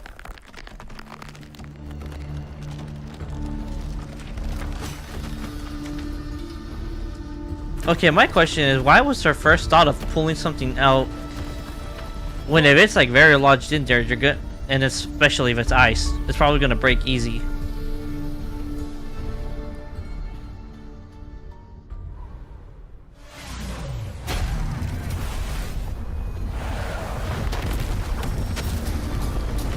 Oh great, avalanche.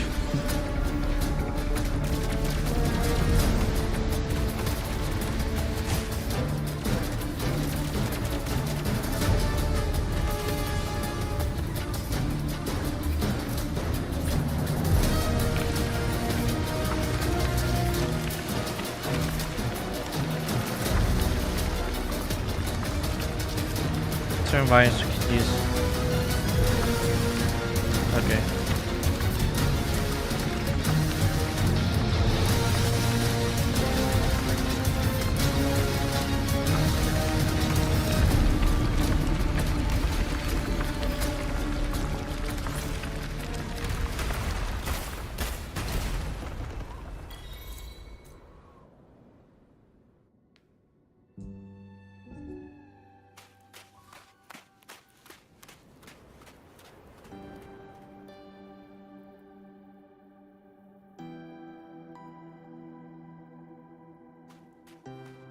I knew it!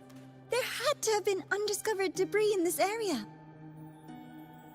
Why are you smiling and talking about this? You legit almost got everybody, including yourself, killed. And you should know to not pull shit like that if it's iced in there. It must have been sealed in the ice wall all this time. Okay, and she... okay. Luke, Navora, you alright?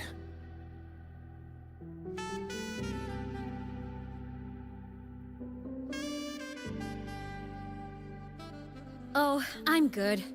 Perks of being a ghost, you know? Oh yeah, I forgot you're dead. I'm so sorry. It's my fault for putting everyone in danger. Now you're saying sorry? You should have... That should have been the first thing you said. The collapse was an accident. We're all okay, so don't blame yourself. I mean, you should take a little bit of blame. But the way we came in is completely blocked. Scaling that ice wall? It's too high. Too risky. I'd rather not have a student on that climb.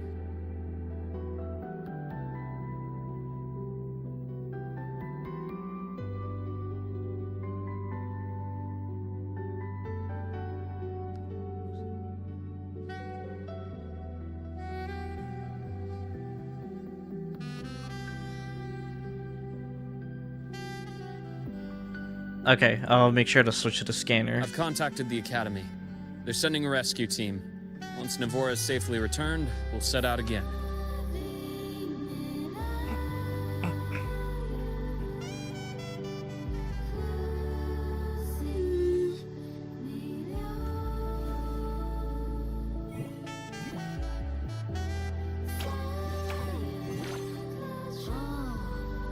Hey, little guy here says our next stop is deep in the ice. There's a path at the bottom of the station. Want to check it out? What about waiting inside the station? It's freezing out here, and another collapse is possible. It's safer to wait for the rescue team indoors. I agree. I want to see what's inside too. With Rover on the team, a quick recon should be manageable. Up to you. Bro understands dancing language. I'm like, I still don't know what it's... What the fuck you're trying to say. It makes you... It makes you think of fucking that one smiling friend scene. I forgot the green dude's name. I think Nep or something like that. Just starts fucking like dancing randomly. That's all I thought of when he's still dancing. Hey, question. Before you came to Lahai Roy, did you do this kind of thing a lot? Too damn many.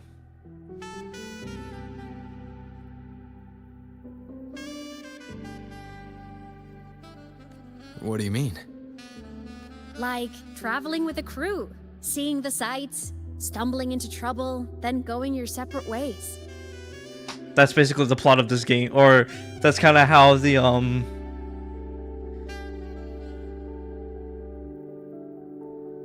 Fuck, what was that thing that they call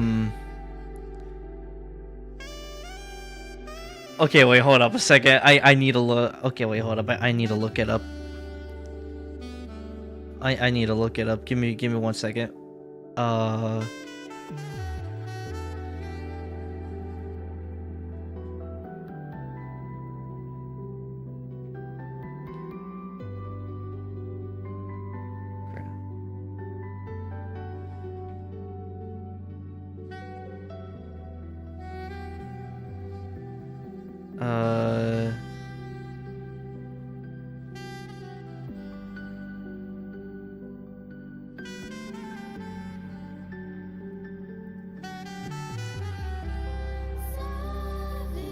Man, I forgot about that the name of that graph in like school.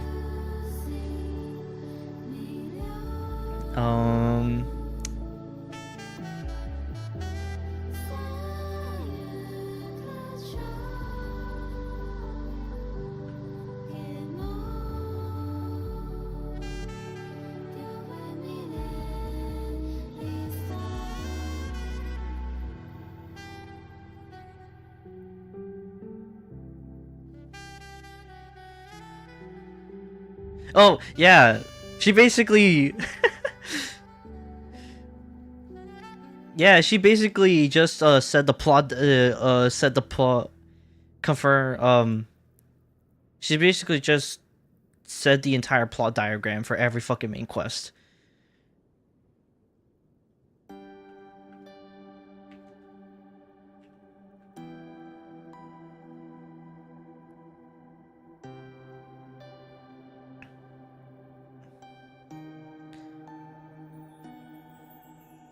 Yeah, it's basically what she it's basically what she said.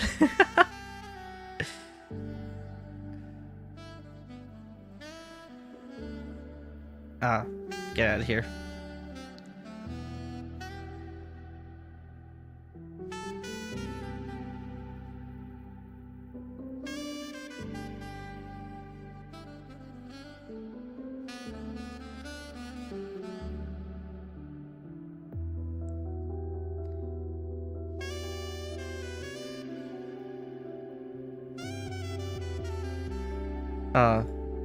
I don't know, that was just kind of funny that she basically just said,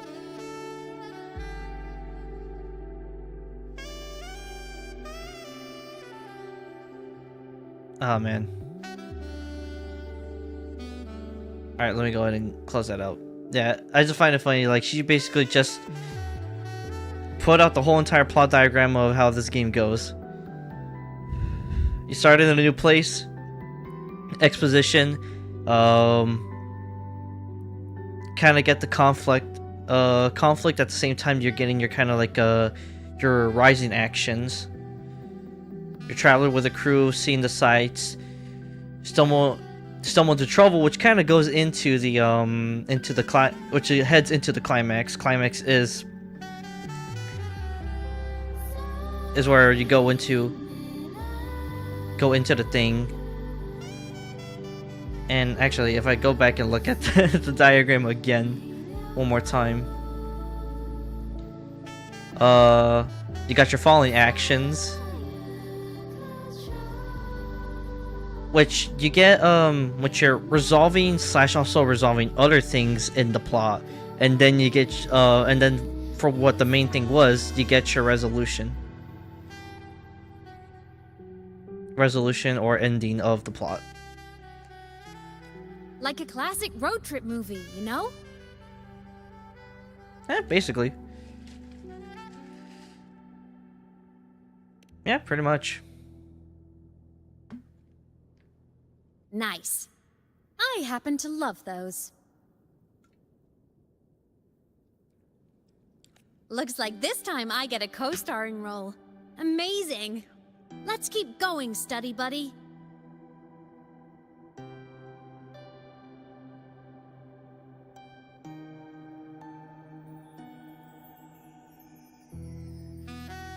There's a collapsed entry point over there. I don't know which but event you're it's talking about. blocked. Some kind of barrier caused by unstable frequencies. The Exostrider sleeps in these frostlands. Void storm activity can make local frequencies unstable with fluctuating void matter levels. phenomenon unique to the surface of the Royal Frostland. Scholars theorize that this anomaly emerged when the Thenonion's power tended to devour the Extrastrider, triggering abnormal void matter transformations. Affected objects enter a state of unstable existence, becoming impossible to observe directly. Nice. Cool. Information.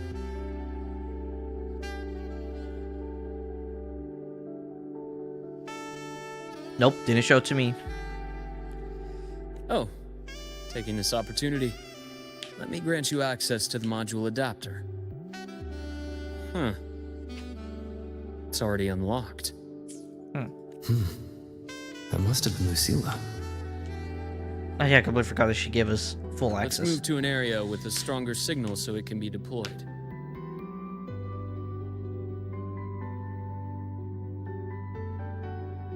Oh, is that what it's called?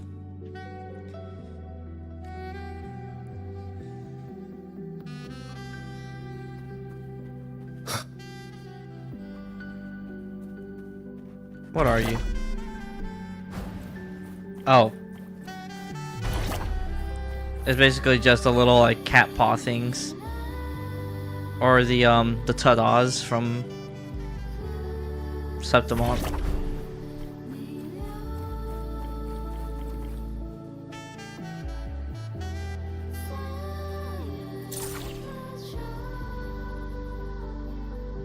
This module adapter was developed by Star Torch Academy for Frostland Expedition. Oh shit, I completely forgot about that. With frequencies disrupted by void matter.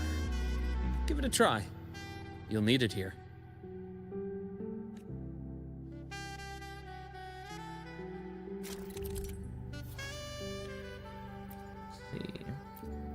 Let's see, reach a Super Standard. Let's Star Torch Academy. The device data frequencies disrupt void matter modules, of course. Shoot. The module there's equipped. Which is there equipped. Capacitor and steel barriers.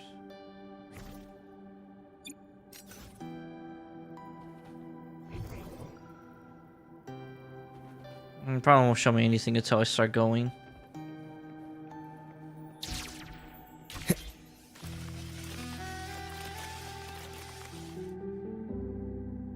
Head to the space station, optional use adapter. I know I'm not inside yet.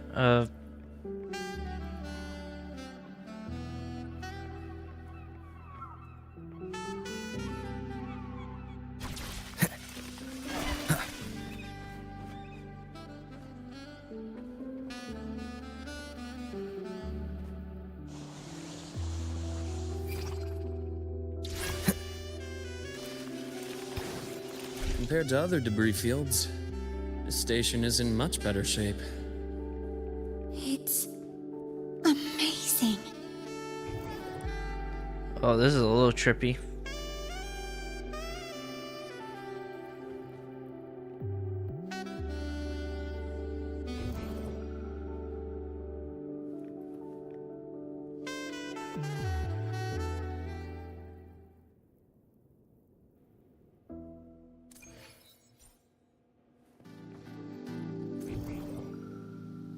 Back in Mount Firmament, I saw characters like this.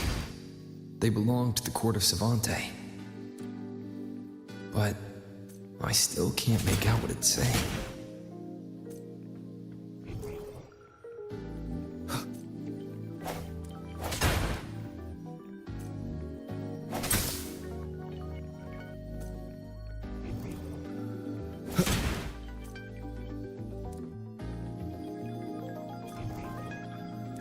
Okay. Oh. Another cutscene.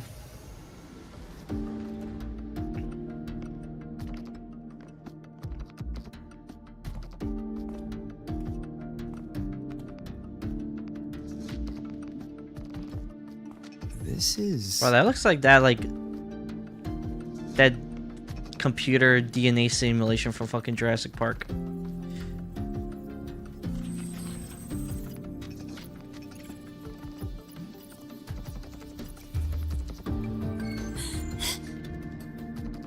Welcome aboard the Skyark. I'm Wenlu, your guide for today's tour.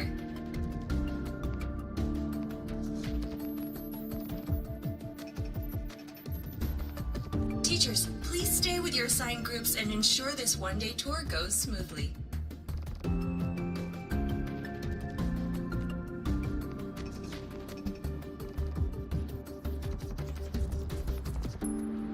Please direct your attention here.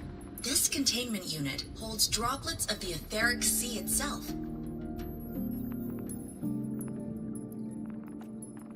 As you know, the etheric sea suddenly appeared above Solaris one day.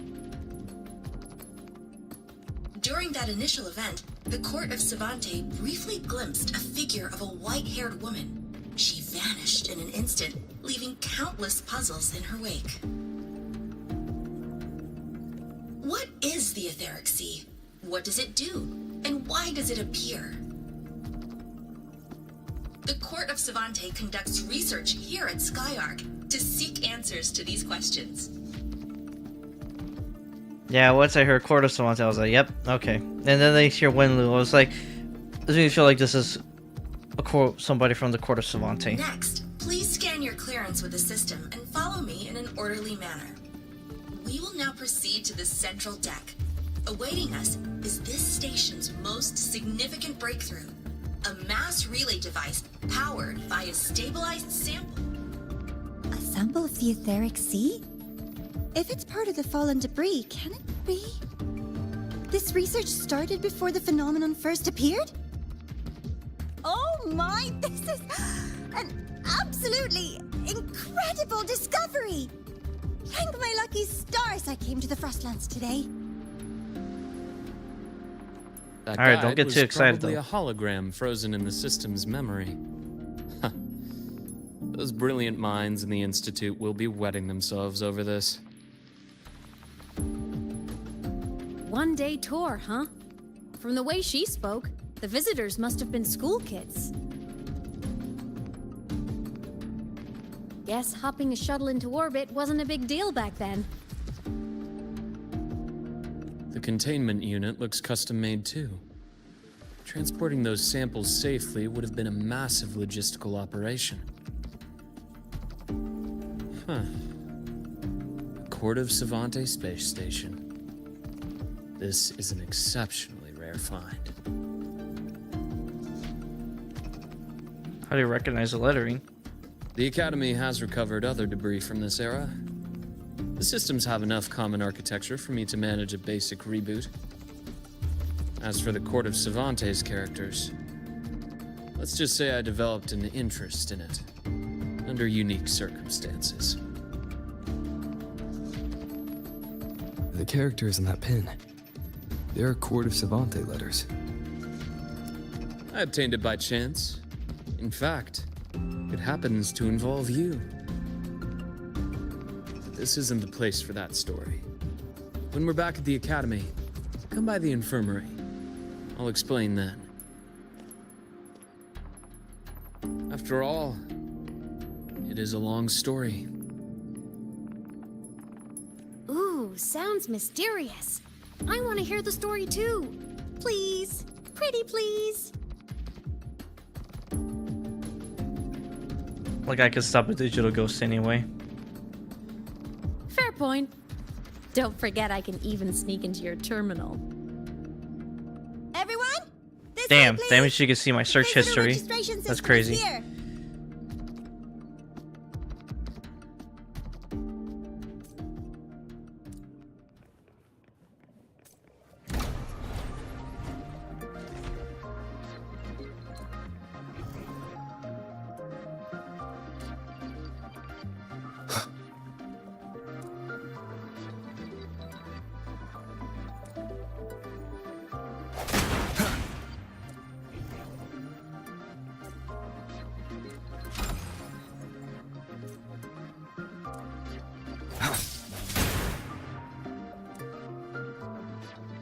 Welcome aboard the Skyark space station.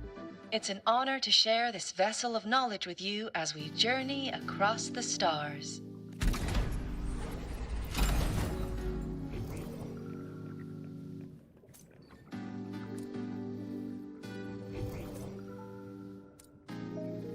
Okay, we're good right here.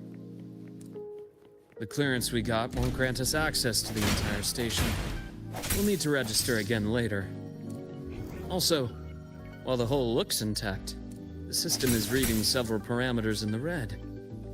It could be the etheric sea's droplets affecting the surroundings, spreading through the station.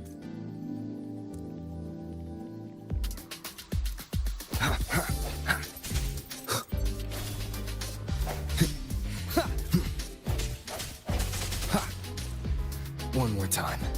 Strike from the shadow. Hopefully this helps. No hesitation.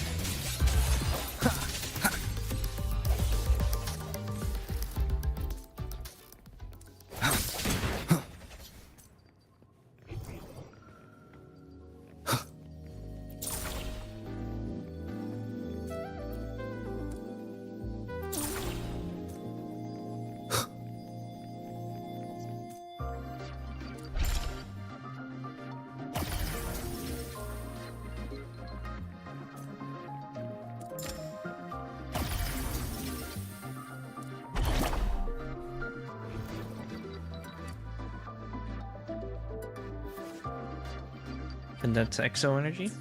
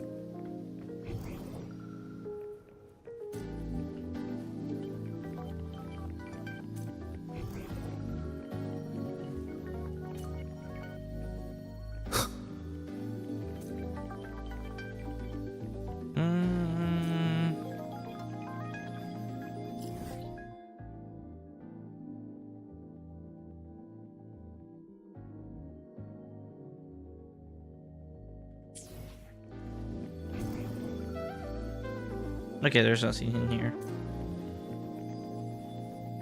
That flowing sphere is the mass relay device, with the etheric sea as its core.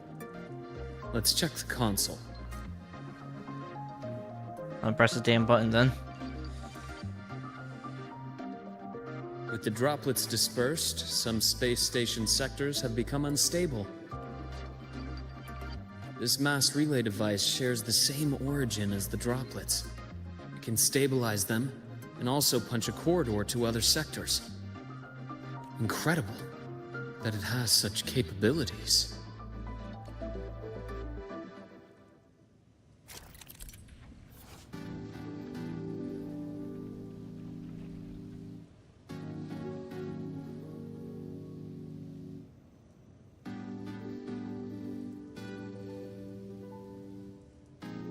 The mass relay device says energy core can restore an etheric sea droplet disturbed by void matter to a stable state, clearing obstacles that block your path. After interacting, you can use it to jump between different stuff. Okay.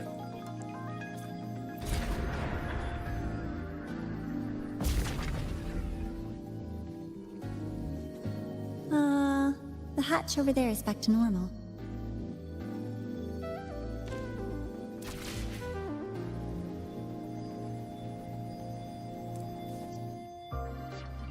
Interesting. Feels different from how I usually move. Girl, you just have to go to the digital scape. Go to the digital scape or yeah. Just go to the digital scape or just float.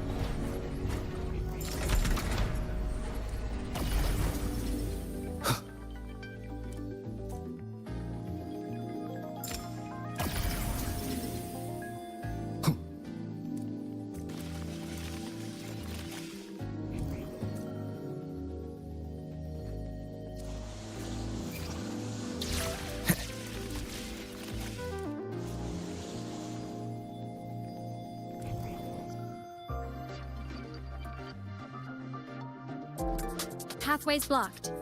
Let's try the module adapter.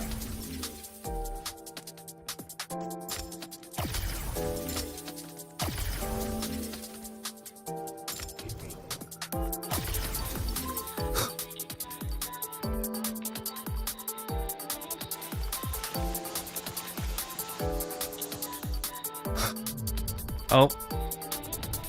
Look here. Hello. Digital Ghost, remember, hacking this is easy. Welcome to iMeMaps.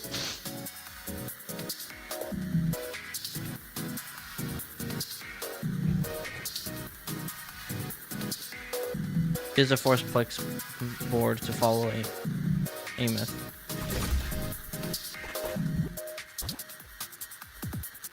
Cherish every gain.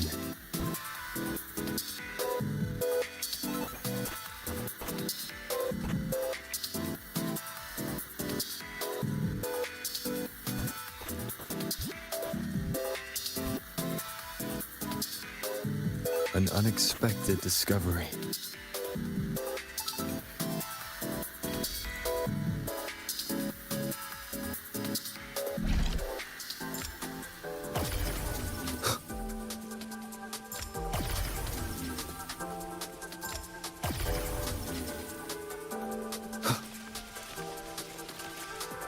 Oh. Interesting. Wow! Solaris' rising star, everyone! What a leap! Oh, come on.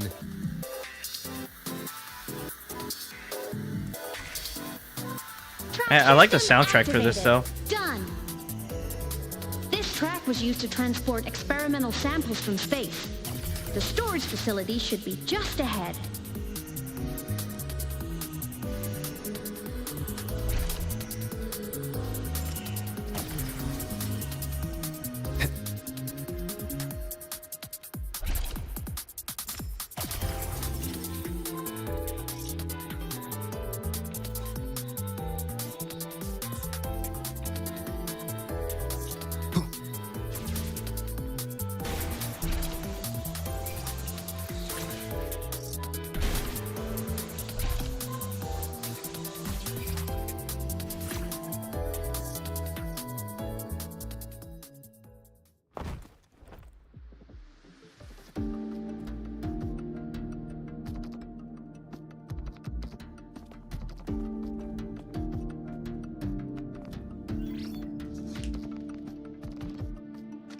These containment units hold star fragments and etheric sea droplets, all collected in EVA missions by our very own Uncle Clement, who just gave you a tour. Interesting. It's exhausting work. After each mission, he requires a full cycle in a recovery pod. Let's thank Uncle Clement, and then gather here.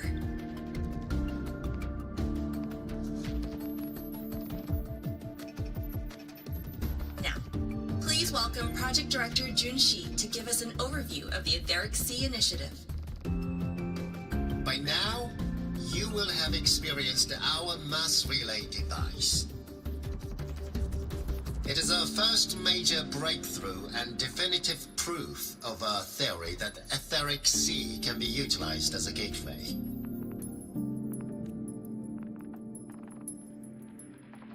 The droplets exhibit unique quantum properties. Used as a medium, they could help us reach places no one on Solaris has ever set foot.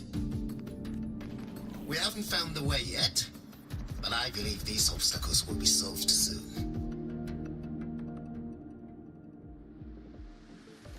I have faith, not just in the court of Savante, but also in humanity's resolve to explore the stars, and in the budding curiosity I see before me.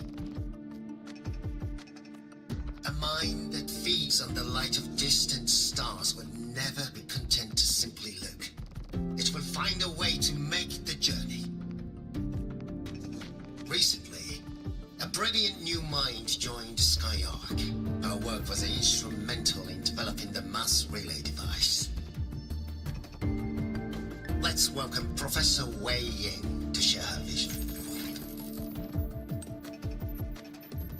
Waiting.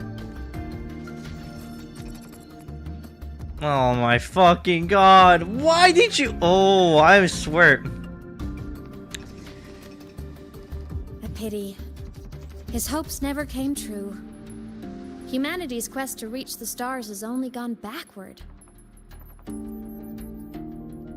Oh, fucking. I want to say it wasn't her. It went off, and then she tried to like then she touched something. But I'm like, it was too coincidental. She did do it. In my mind, I'm just like, bro, why? To feed on the light of the stars. Venturing into the unknown beyond the etheric sea. Romantic idea. Though who says something ugly isn't waiting out there in the dark? True. I agree with that. Over here. I found something interesting in the system logs. The station fell long ago. But according to this, the Skyark system was briefly reactivated after years of silence. Could someone still be alive? Not likely. We'd have found signs of life long before now. I wonder who reactivated it. The activation sequence was used only to seal hatches and lock equipment. After that, nothing. Can you see who activated it? Hold on. Yes. Clearance belonged to Clement. The one who gathered the droplets. That's all I can pull for now. But the Academy will run a full investigation later. I'll keep you in the loop. Good. Keep me posted. Shame the director's speech got cut off. I can't help but wonder what that colleague of his was going to say. I know of a certain. Oh my fucking god.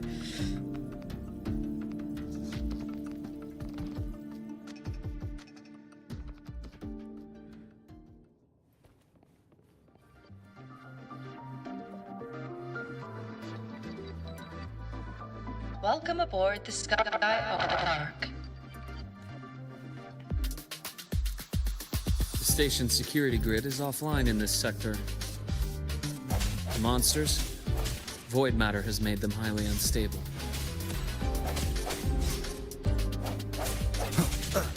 Oh.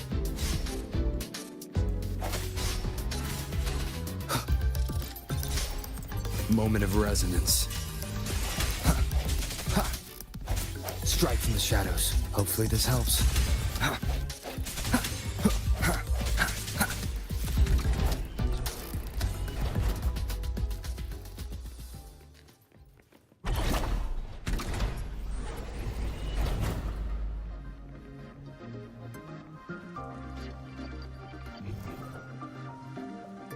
Okay, there's nothing.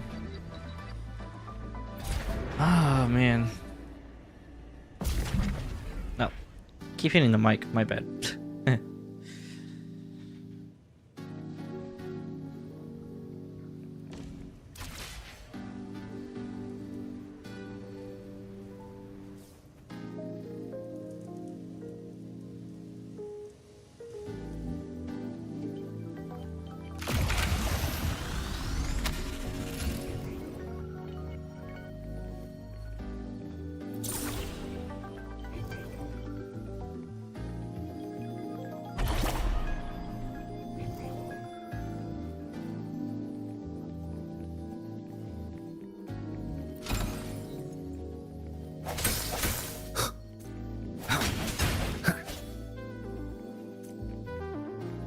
Yeah, thanks for telling me earlier, like way earlier, to get the scanner ready.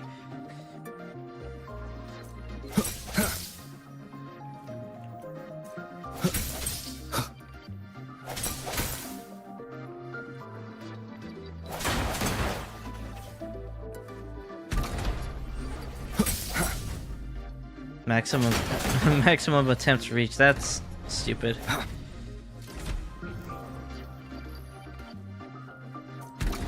An unexpected discovery.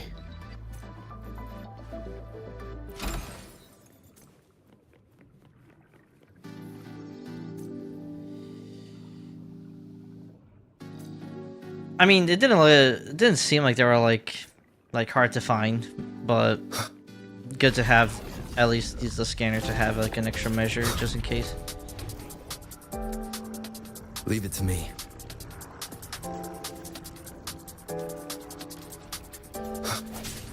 I sense your weakness.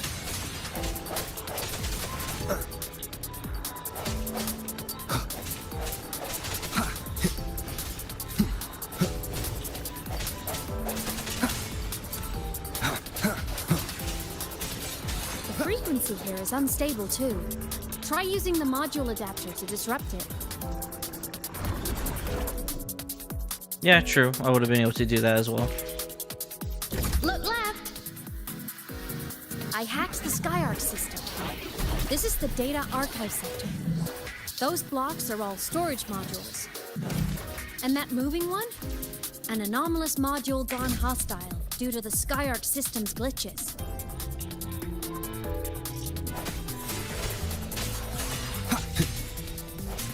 Void matter levels seem to have risen. Moment of resonance.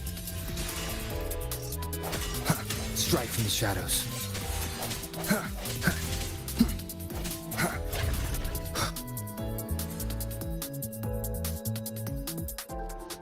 It's moving deeper into the sector.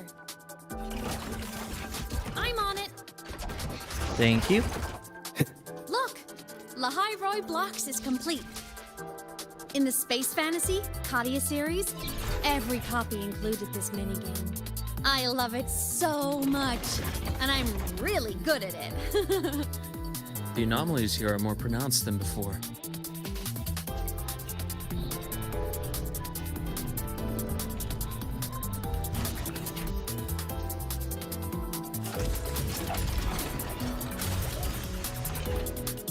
Hang in there! I'm working on something in the Skyarc system. Use the adapter to disrupt these error modules.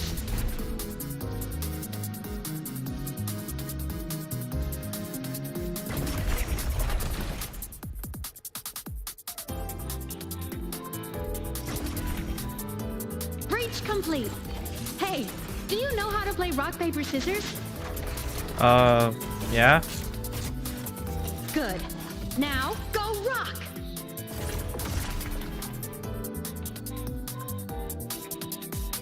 Yeah, we won! Amazing play! Wish we could play another round of Lahai Roy Blocks again.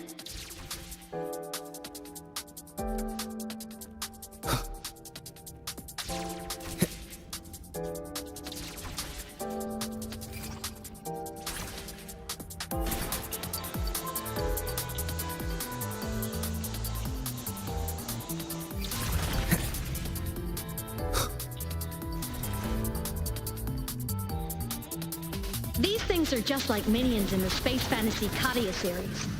I'll clear them out for you. Those modules fell and took out the hostiles? Doesn't it feel like we've been extra lucky this whole way? You're right, but some modules did attack us. Hard to tell if the Skyarc system likes us or not.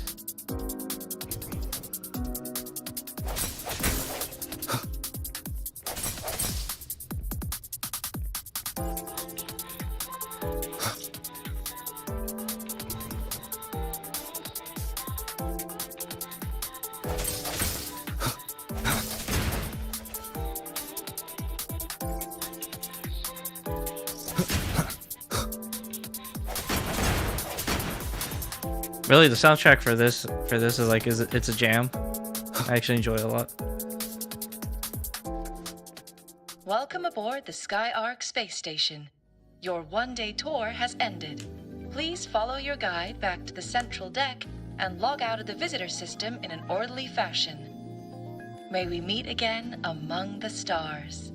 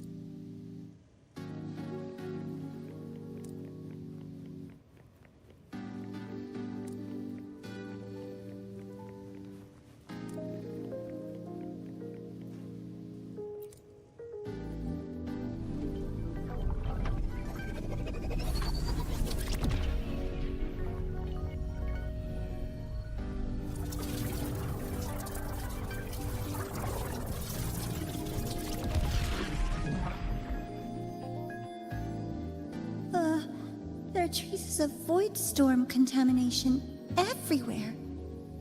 This concentration of void matter should have flooded the upper decks by now.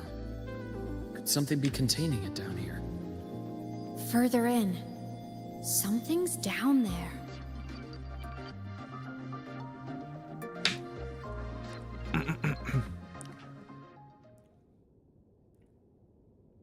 Cutscene? Sort of, yeah.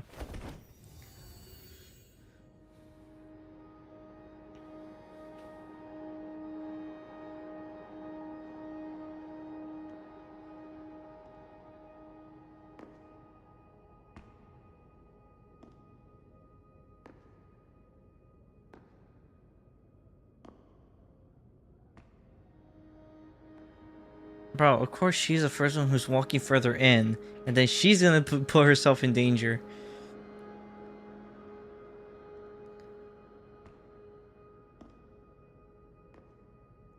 Like, she already fucked up once. She's gonna fuck up again. Well, this is gonna be a third time fucking up again. Huh?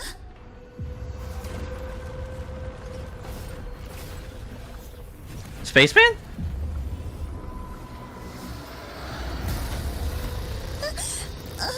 Oh shit, it's a space dude. It's a space dude from Call of Duty.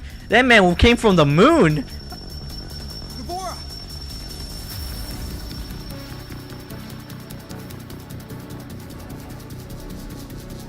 That man was like, I'm tired of zombies on the moon. I'm here now. Void matter saturation is critical. The Skyark system is going into failure. I'm going in to try to stabilize it.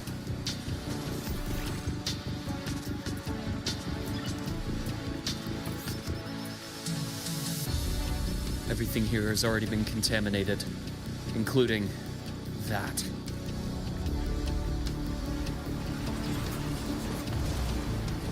From a doctor's perspective, the only healing left for what this man has become is release. Oh shit. We get to play as Luke. Let's go.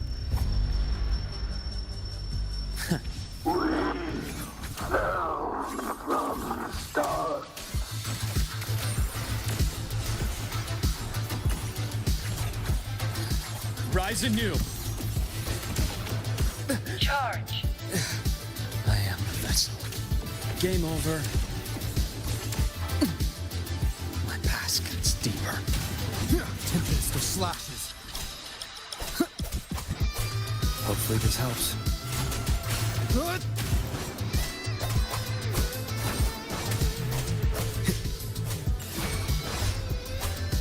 Wind rises. I am the Tempest! Immediate procedure. Time to incise. Charge. Bullseye.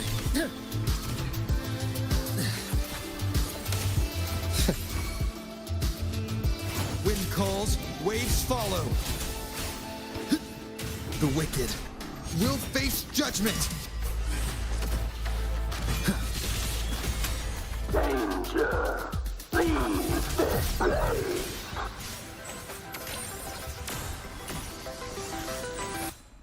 Wait, what? Oh shit. Ascends into the sky preparing a casting of rocket stars. Use the stars on the battlefield to move to the upper platform, then use the grapple to pull down the shadow of the fallen space station and interrupt the skill.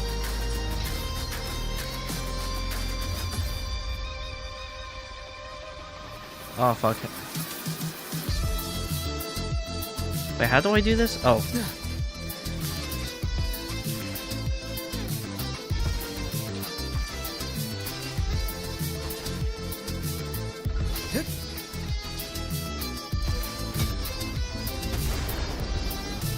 Okay, there we go. Rise anew. Game over.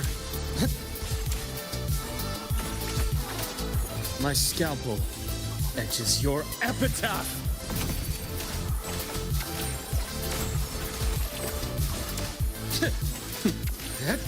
All right, to silence. Yo, Luke actually looks like a fire-ass main DPSer. Wind calls, I might actually have to follow. Damn. I was considering Luke out of everybody, so I was like, I might actually pull him. Annihilation. Struggling only pains you more. Imbalance ends here. I deliver merciful death. Time to incise.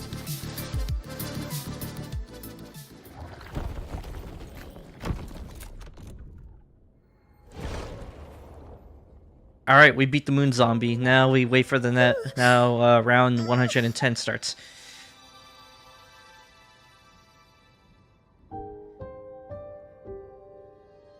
Now, see, you were talking about that, but then you were like, "Mom, but maybe Lucilla."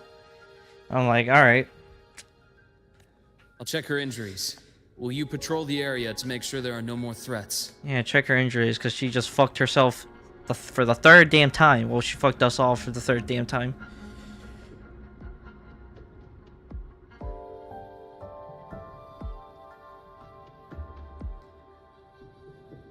I know the moon's I know he's called the Nameless Explorer, but I just like was making reference to like the COD Zombies moon guy. Got it. You go check on her. Oh yeah, like you're right. Like who the fuck invited her?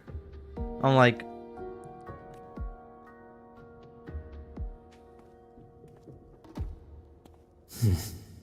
What's that?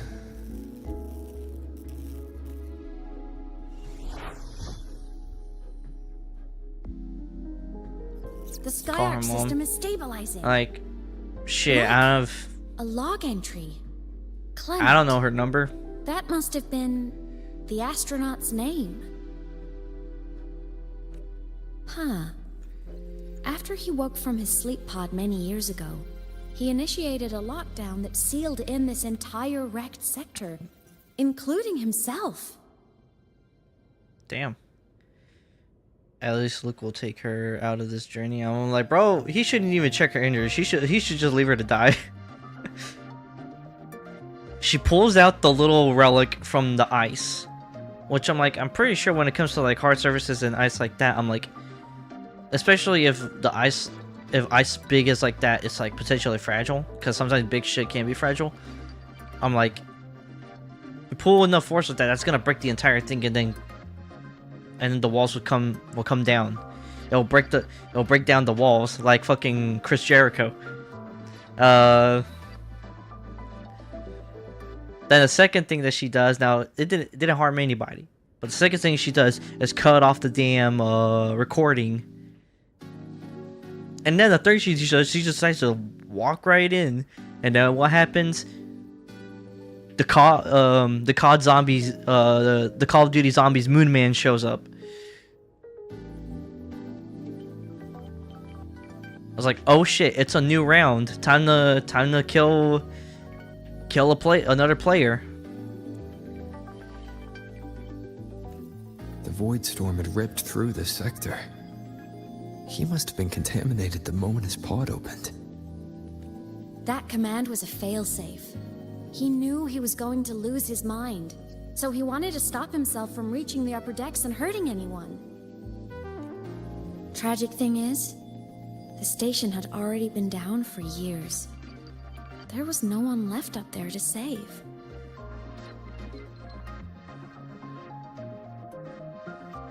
He probably already Even if knew. his friends were gone, he might have thought of future explorers. Someone kind to children would have wanted to protect the innocent.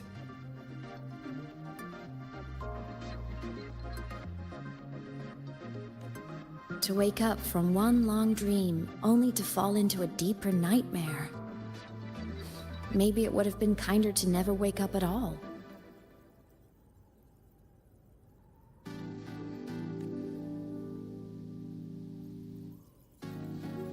This file, it looks like a recording.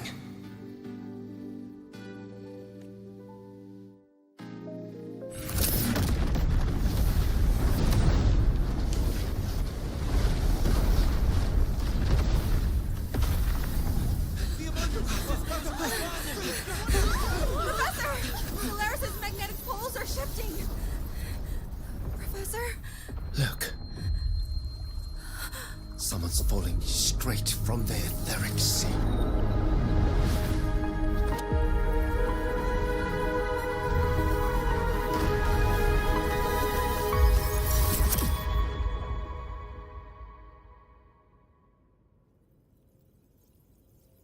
Shit.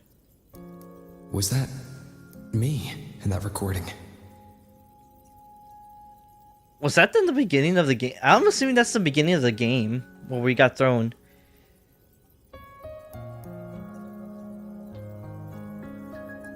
I'm assuming that was from the beginning of the game. Or maybe at some part, like that was happening, like in another section in Solaris, and then that cosmic lady threw you into like the earth. That had to have been the station's final moments, when the etheric sea phenomenon suddenly spread and engulfed all of Solaris, like Luke said. But those droplets in the sky, that was retroact rain.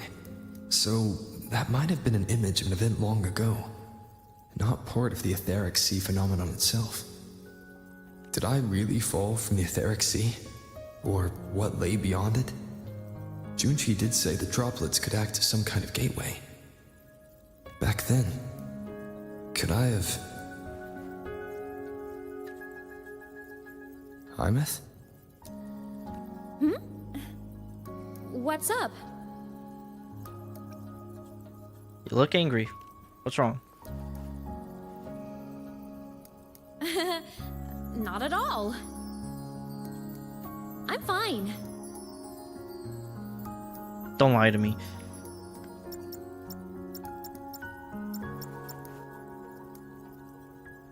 Oh. I'd recommend you keep this private. Don't leave the recording for the Academy's teams to find. I swear to God. I was about to say, I swear, if this bitch is touching a computer one more fucking time. But never mind, it's Luke. Like, we're good. Remember what I said earlier. It's a nest of competing factions. Anything connected to your past needs to be handled with discretion.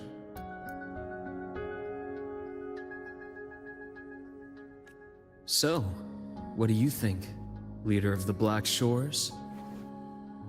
Very few people know about that.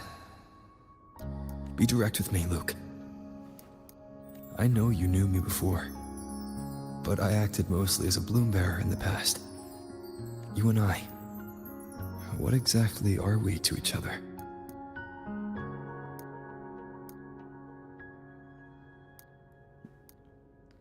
Must sound like children who touch things. I was like, you would not believe. What exactly are we to each other? Good question. Friends, I'd say.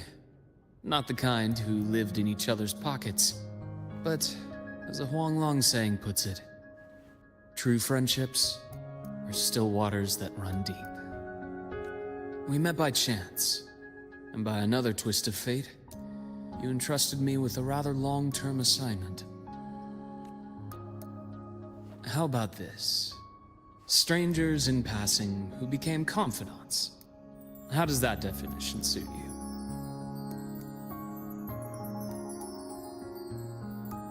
Any more time before I can take your word for it?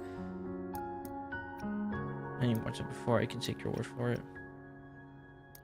Fine, but more vague than I'd like.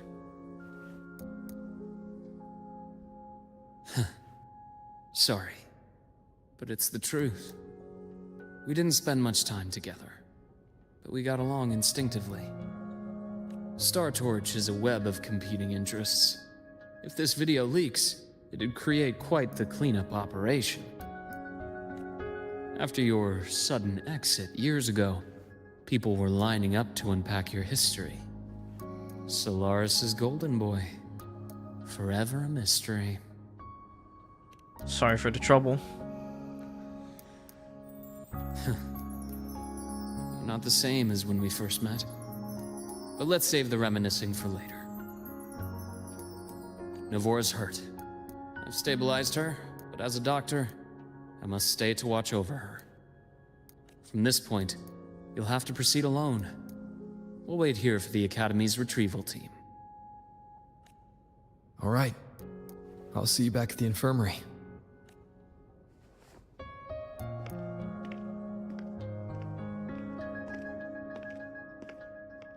Luke, when you said, I'm not the same, what did you mean?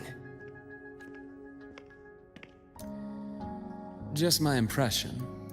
I could be wrong, but you seem lighter now. More hopeful. Happier. And that's not a bad thing.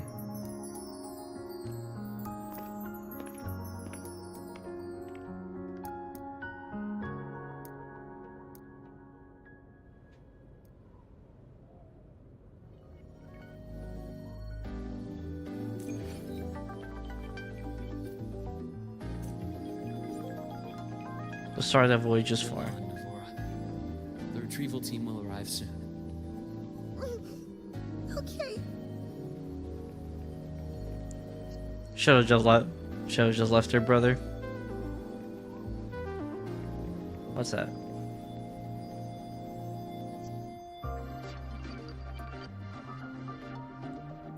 Ah. Abby and Rover monologue. Please, so that the above can live well. Okay.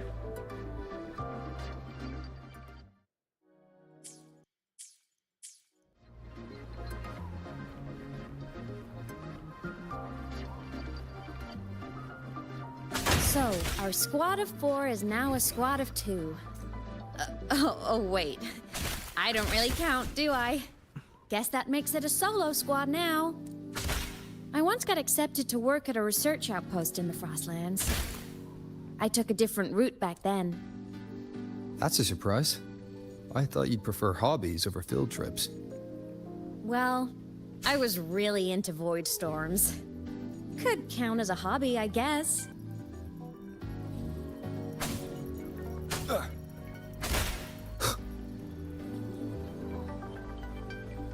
The fact that they have a limit that you can break those like little boxes to grab material, that's honestly pretty stupid.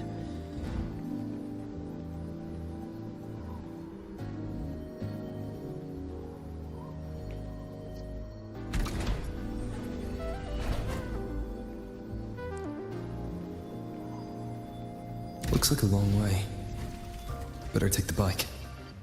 Let's follow the light ahead.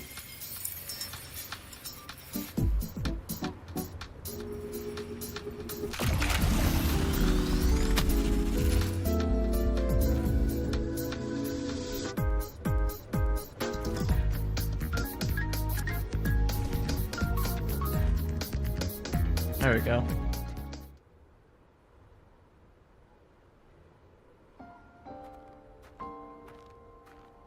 So it was here.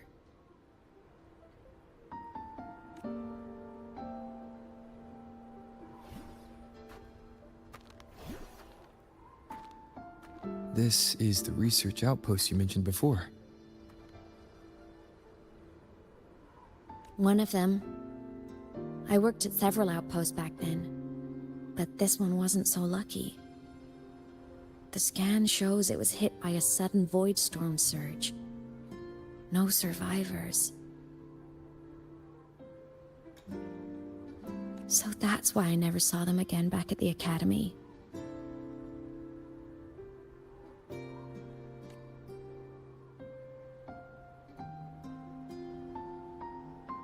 I thought I just didn't see them around.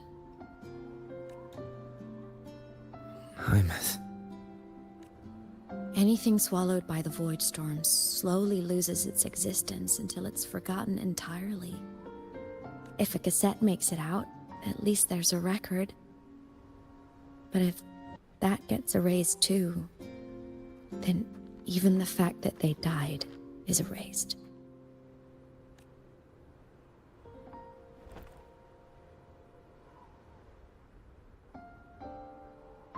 Use the core. I want to see them again.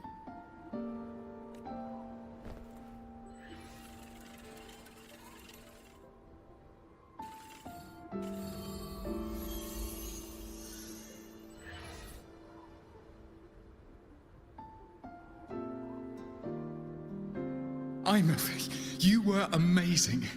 If not for you, that Glomoth would have crushed us to a bloody pulp. I'm still shaking, but you're already cool as ice. Are all synchronists from Rebel College as composed as you? If you want to thank her, share your Voidstorm research. To the Frostlands came our little Imeth for this curiosity. You should show her that thesis you've been writing for years.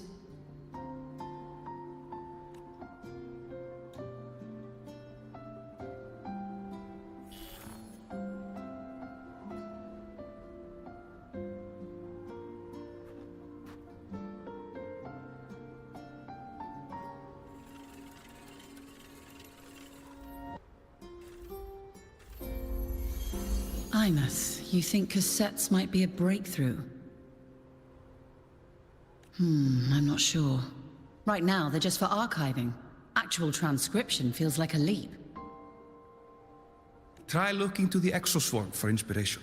In Lahai Roi, only one power against the Voidstorm exists, and that all comes from the Exostrider. Your thesis or your delicious stew, either works. I'm not picky. As for the Voidstorm, I'll try all your ideas. The problem is, we don't understand the Voidstorm deeply enough. Especially in the depths with high void matter concentration. No probe survives the journey, so research is stuck. I can't shake the feeling that...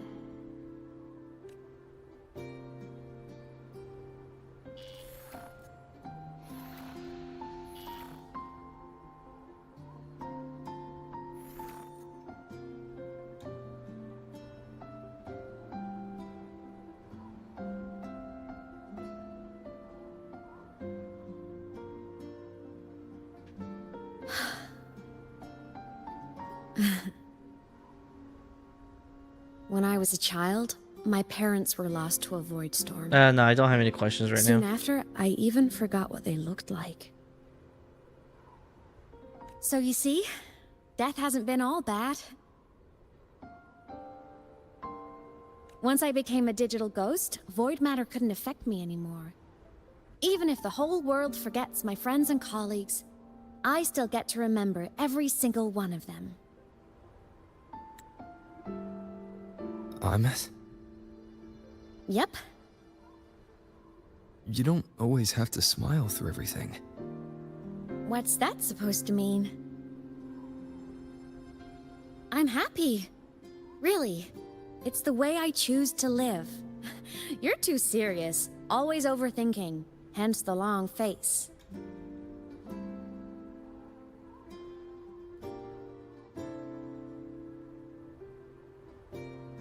You wouldn't understand how happy this moment makes me.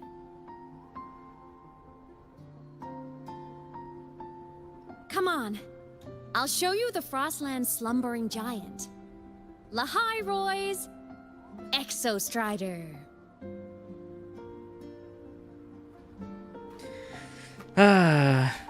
She just doesn't know when to just drop the mask. Just be real. Ever since I became a digital ghost over 10 years ago, I've stayed in Lahai Roi. Can't get too far from the Exostrider. You've been to many places, right?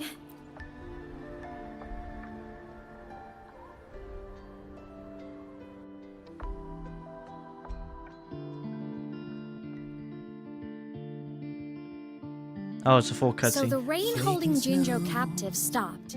Time began to flow again, and everyone got to celebrate a new beginning with the Moon Chasing Festival. Then you returned to the Black Shores, to the place that's always watched over you from afar. Oh, and the archipelagos, Raguna and Septimont. Oh, I just love how different these places feel. Storms are pushing us. It's all so wonderful. I love hearing these stories.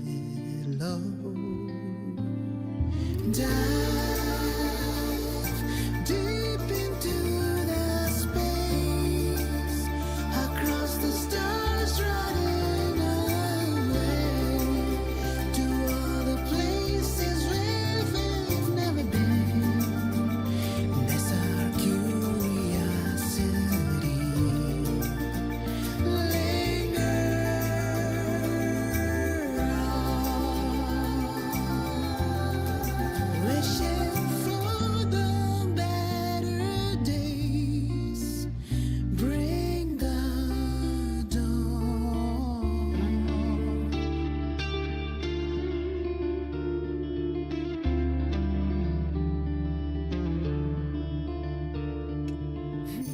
Satellites, quiet core, resonance is hard to find.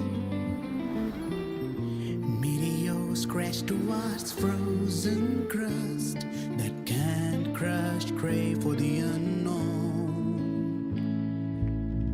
Engine falls. It wasn't all smooth sailing.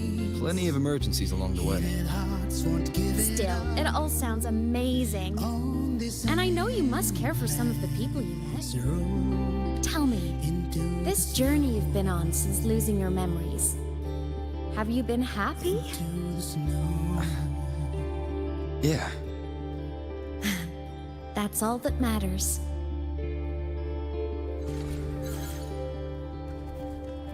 This must be...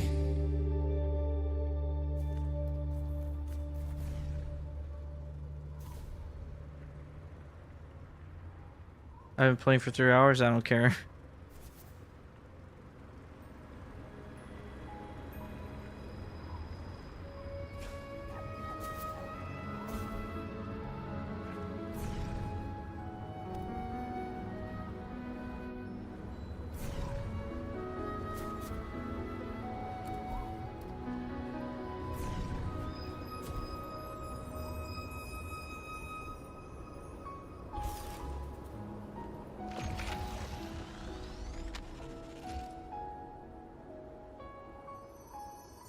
Ah, I knew the next stop would be here. Oh. Why the long face? The cabin up ahead. It's where I used to live with my family. It's going pretty good. How you doing, Reborn? Welcome. Sorry, I need a minute. I'm not ready yet.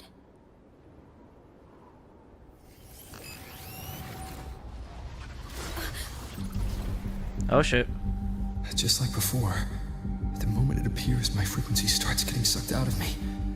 Imeth said it's a Thenodian derivative, like the Void Worm.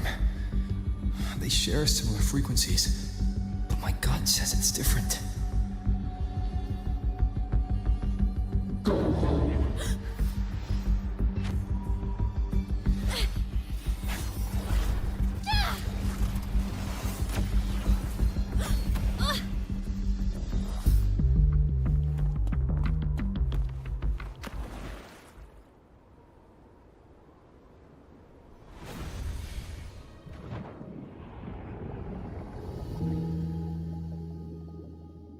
Bro went into the water. But I'm like... But she's a ghost though. Oh, he can touch her now.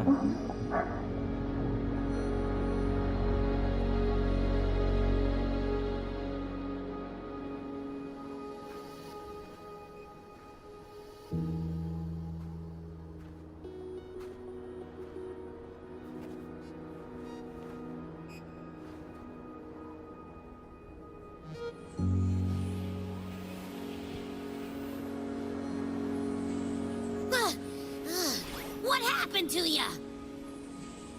Oh, hey, Abby. Your frequency's been leaking everywhere.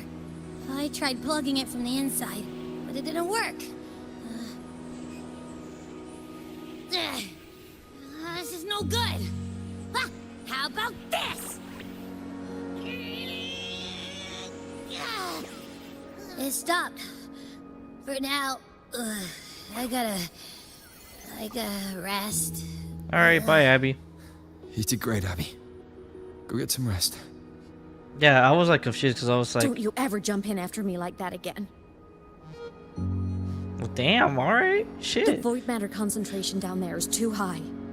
If you fall into void space, even you could be consumed.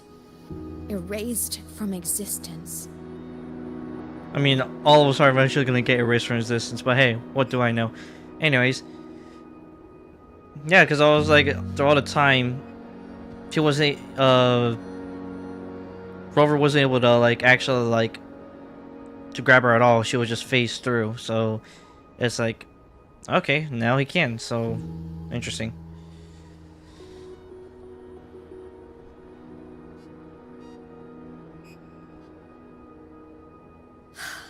always making people worry.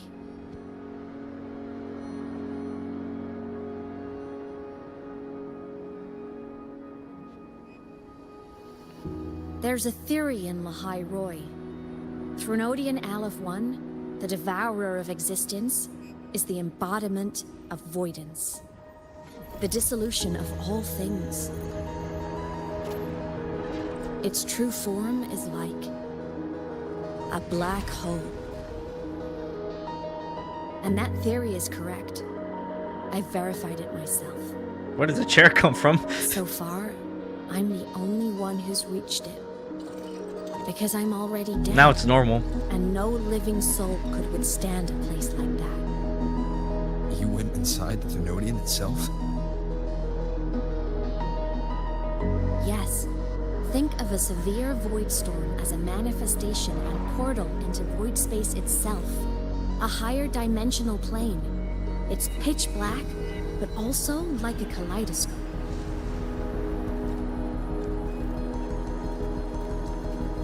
Inside, time and space aren't linear. Everything is warped. Sounds about right. Things the Threnodian devoured from different eras can be sitting right next to each other. I know you fought many Threnodians, but Aleph 1 is different. It's already won elsewhere. Wandering through the void space, I saw the proof. A graveyard of civilizations it's already ended. The Threnodian's presence in Lahai Roy is only a sliver of its true self. It's been trying to break through the seal on the Strider Gate to devour Solaris.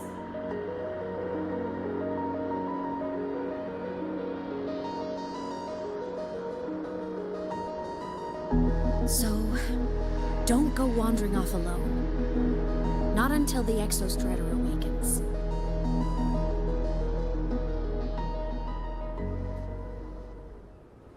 That's probably gonna happen anyway. Let's rest at the cabin.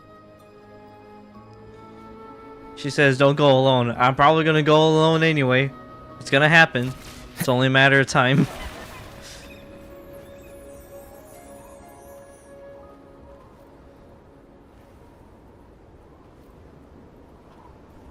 Damn, I can't even run. I can just jog.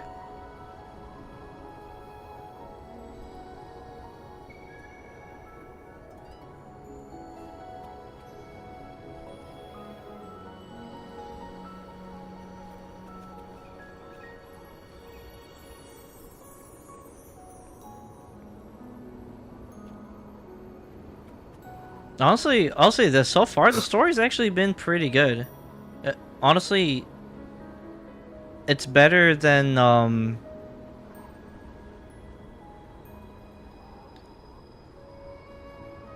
it's actually better than, 3.0's, main quest. Or the story's, like, better now.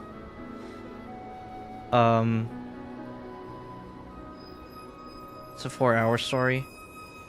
I mean, I figured it's gonna be that much. I'm like, I already got the notification like, hey man, you've been playing for a little bit, for 3 hours now, you gotta take a rest. I'm like, no. But so far for the story, I'm like, the story has been actually pretty good so far. I so far like it better than 3.0's main quest. Now obviously, like, the whole entire chapter is gonna be one entire story of Lahai Roy, but the story's already, like, better.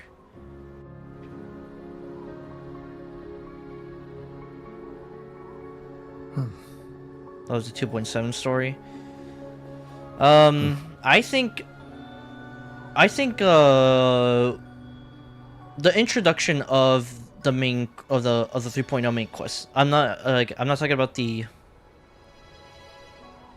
It says all this, but we're still going to fight out Aleph 1 in. Oh yeah.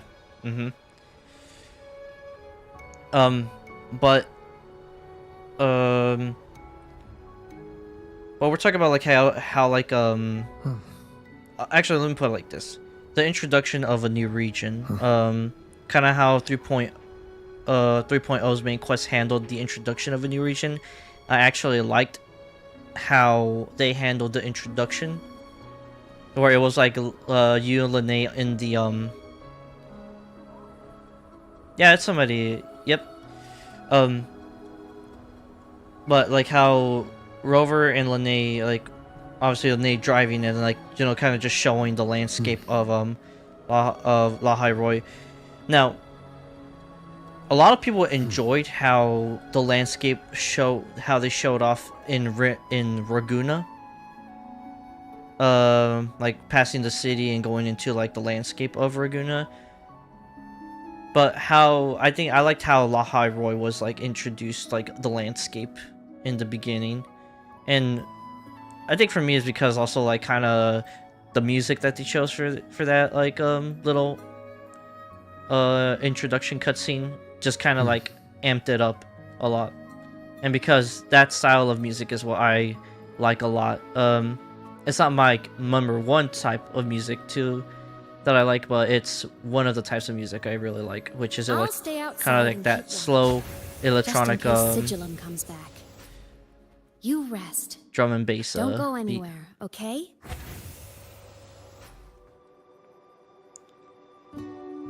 Actually, let me see if there's something here. I still can't run. Fuck.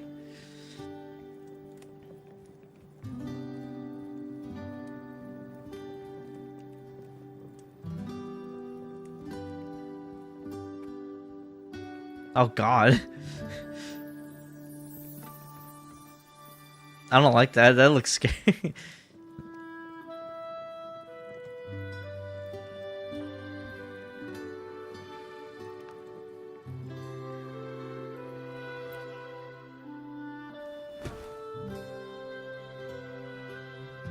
You sit down, weakened by severe frequency loss.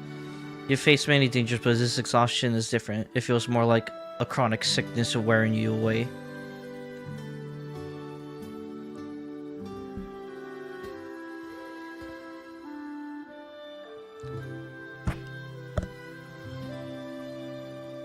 The room is empty. Ameth hasn't returned. I thought I remembered something before in the lake. I should look around this cabin while I wait for her to get back.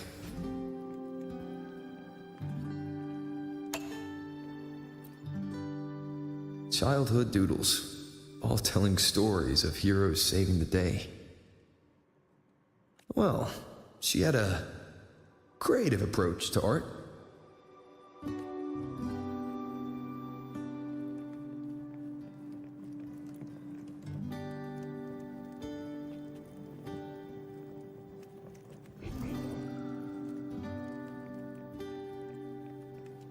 Nothing here.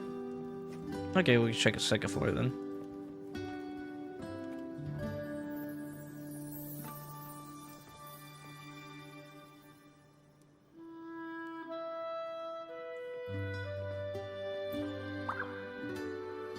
Stuffed toys, a big cat and a small cat. They looked like they were well loved. So soft. You could probably hug these all night.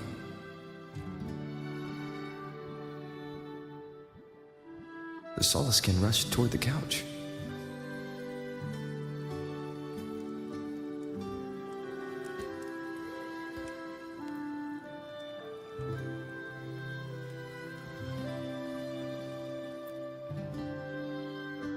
A game console. 2 controllers. The screen is covered in dust. Hasn't been touched in years. Space Fantasy Katia 6. Split stars. Most games here are RPGs or co-op games. Touch the paper plane.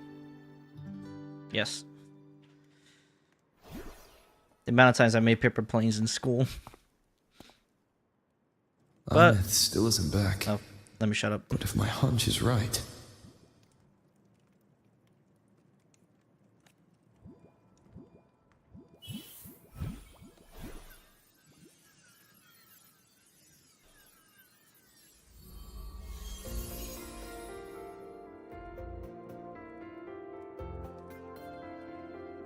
Imeth, have you been out terrorizing those snowfluff seals again? They scatter the moment they see you.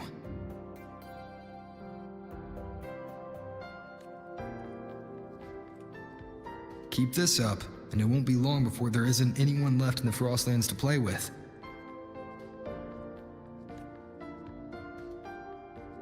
Have you finished your lessons? You start school soon. Maybe spend less time gaming, hmm?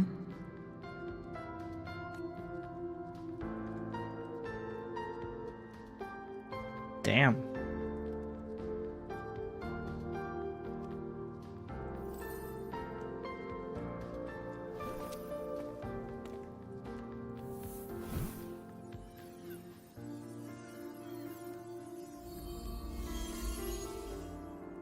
Nuh-uh! They love playing with me. Why else would they crawl over and play before running away?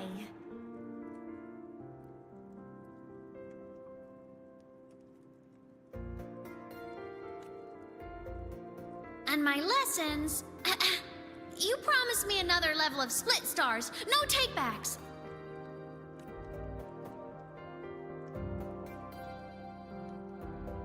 But I want to learn how you folded that thing first.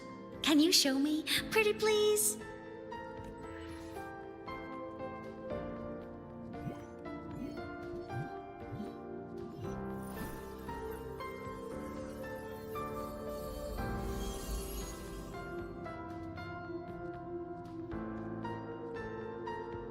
You mean the paper plane? Yeah! Mine always nosedives right away, but yours flew so far.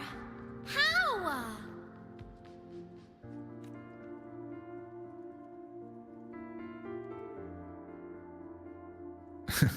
Of course, there's a trick to it.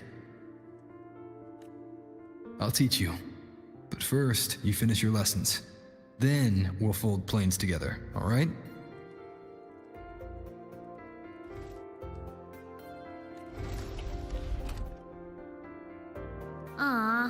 Okay. You promise? I promise. Cross my heart.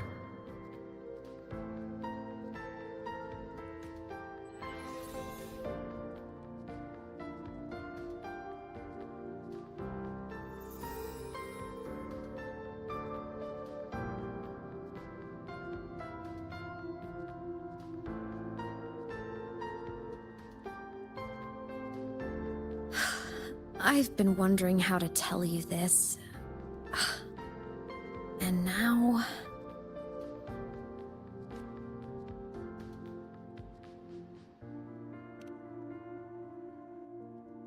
Damn. When I was little, I woke up one morning and realized I couldn't remember the sound of my parents' laughter anymore.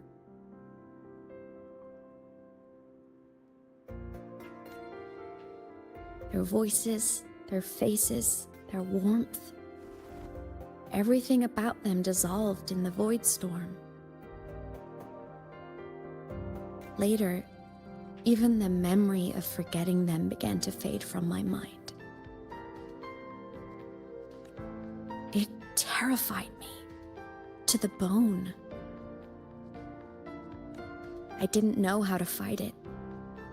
I felt cold.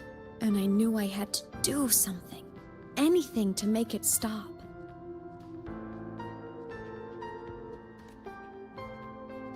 So I ran away from Bjotr Woods by myself. I hid in the Starwood Riseway and made my way to the Frostlands. My parents, one was a foreign researcher, the other a Roya. They were stationed here during the Void Storm. I wanted to return to where we once lived, but I couldn't remember the way. I stumbled around for so long, until I finally reached this lake.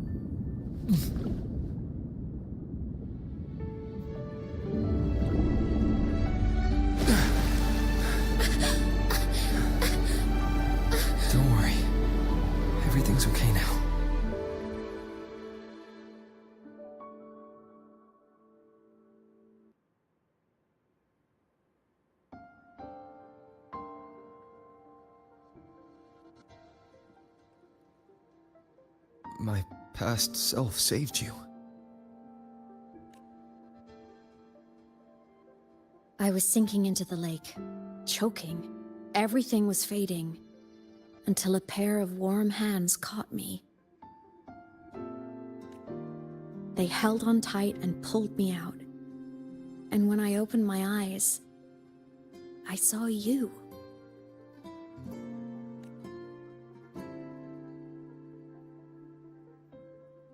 But then I realized the talisman my parents had left me was gone, probably lost to the deep. The thought alone broke my heart.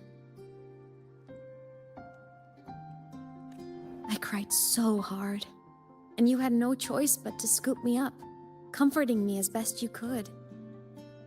You took me back to your cabin to get warm. And after that, well, you guessed it.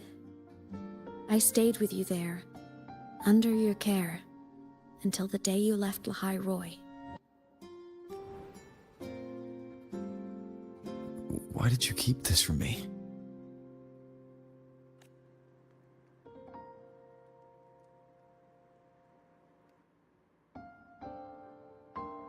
Because it would have been awkward.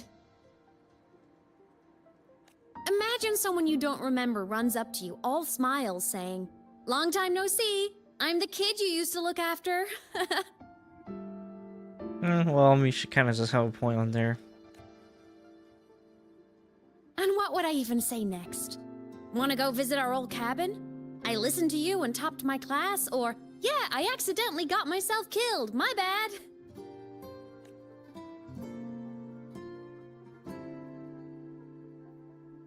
Saying any of that would only burden you. You never asked for any of it.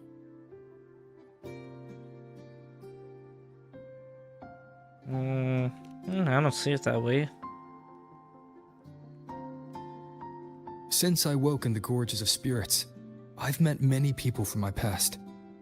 They've helped me recover pieces of myself. It's a good thing.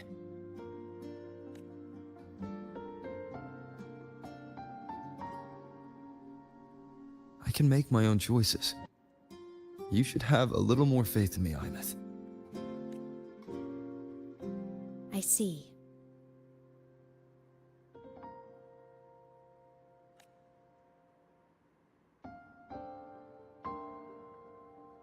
Then I'll just shoot away. My freshman speech, my first song release, the time I hit a new sync rate record. You missed all the big moments.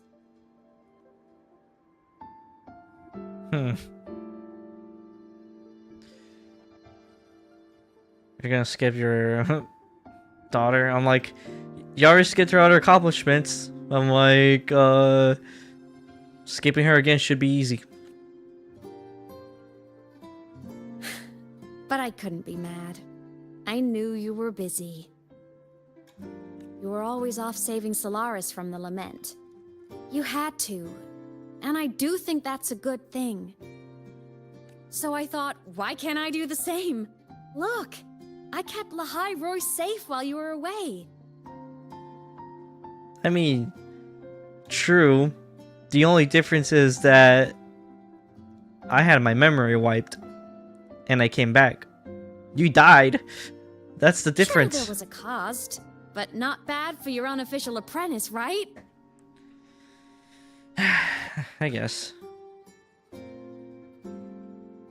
You know what? I'm not even gonna say that. I'll just play with her. I'll just play along.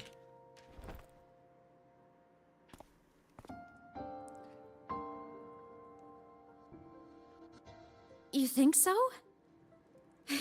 Hearing that from a big old savior like you, well, that's nice.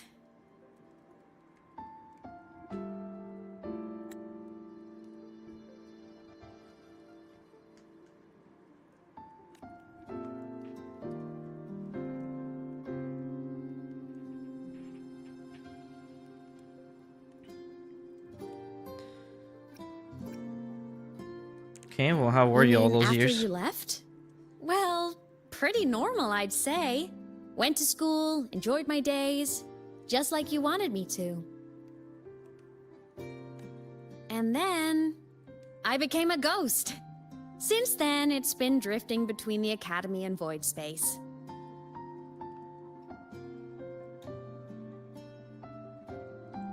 See? There is a bright side. Dying gave me a free pass into void space. I'd call that a win. Gotta explore somewhere, right? Okay, well, something else. You really never saw me before? Saw you? Or me Oh, before? you mean that thing you brought up in class? About me helping you take down the Eye of the Threnodian? Honestly, I don't remember a thing. But if the Threnodian was involved, it must have been in void space. Anyway, no clues from me. Threnodians having weird powers is nothing new. Or maybe you were just seeing things?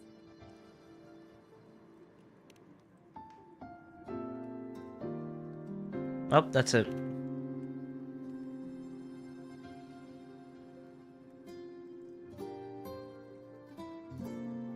Hey, easy now. Just rest here tonight. We'll handle everything tomorrow when you're stronger. Project Rebuilding Myself is going great. Once we reach the Exostrider and recharge with the reactor, we can make for Sigillum and finish it for good. I will take care of the problem for you.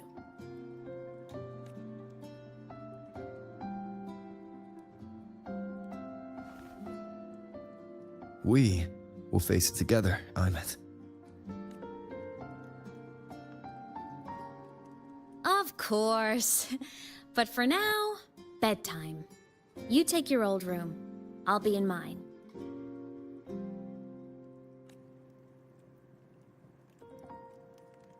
Where is his room?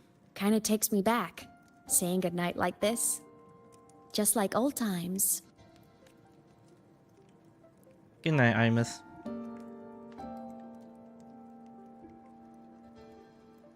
Good night.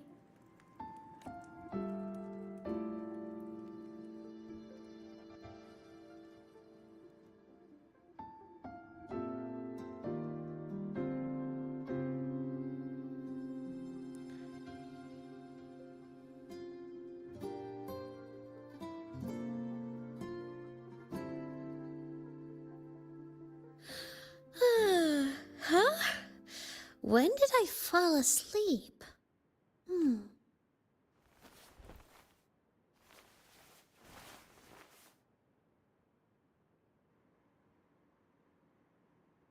My paper plane. I have to show it to him.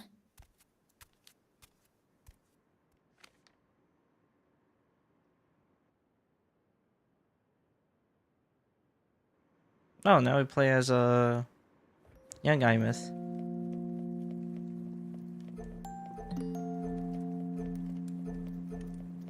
Might tidy up the room.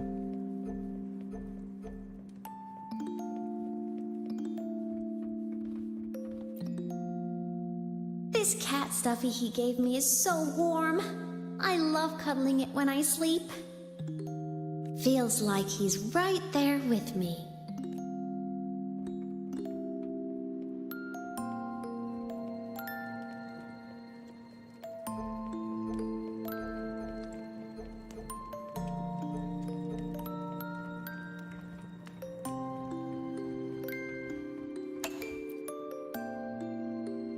I drew my favorite story.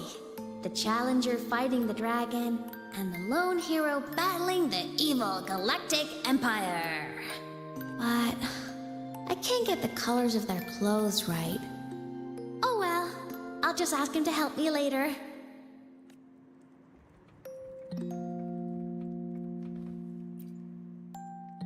Oh no! I forgot to save my game. That was my best score ever. Next time, I'll definitely beat his record. I'll show him.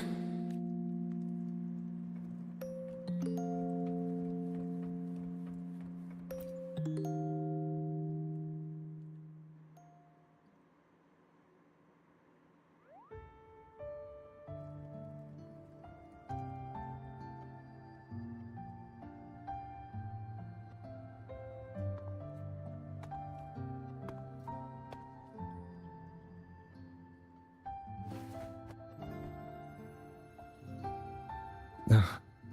Imeth. What's wrong? Can't sleep?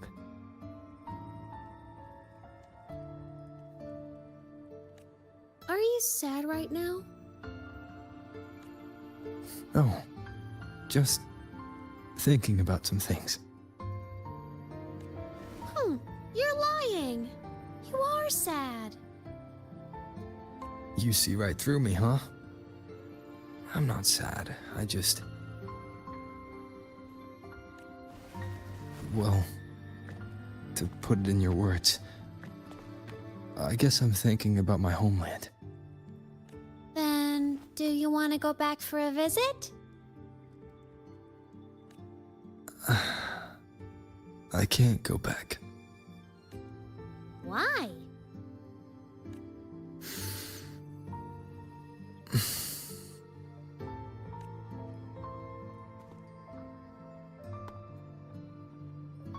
Can I tell you a secret? After Mom and Dad went away, my chest always felt all tight and heavy. When people in the tribe talked to me, their voices always sounded really far away. But that day at the lake, after I cried in front of you, the feeling got a little smaller. I didn't feel so bad. I know you can't say this stuff to other people, 'cause they all think you're super strong.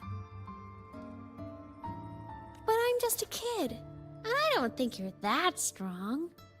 So, if you need to cry, you can cry with me. I'm really good at keeping secrets. I mean, yeah, you gotta like make people think you're strong, but I'm a kid and I think you're weak as fuck. So, you don't have to be sad by yourself. Okay? My homeland is far, far away, Imeth. The people there gave me a mission. That's why I came here. What kind of mission? It must be really important to come so far. It's complicated.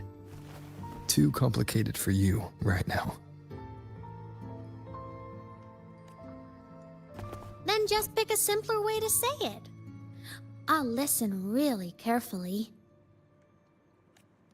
A simpler way. Put in terms of your space fantasy gacha games.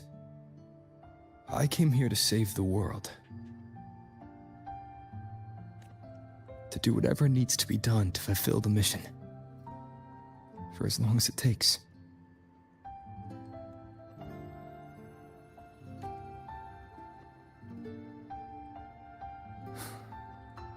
But was it the right thing for me? Because one day, I realized I would never return home. I couldn't stop thinking about that faraway place. More than I ever had before. In what you'd call dreams, I'd go back, stand there, just stare at what I once called my homeland. Even if staring didn't change a thing. Even if it was pointless. Oh, I see. You miss home.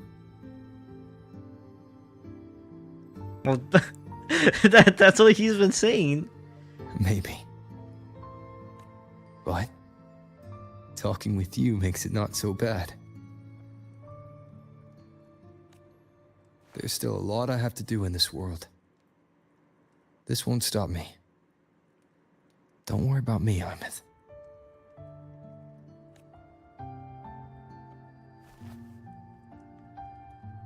Yeah?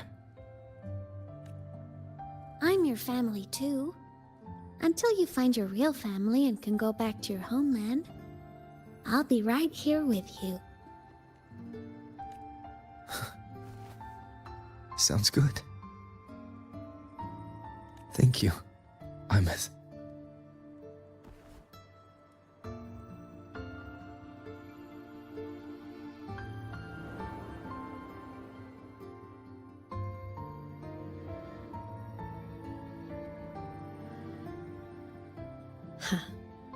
A dream of the old days.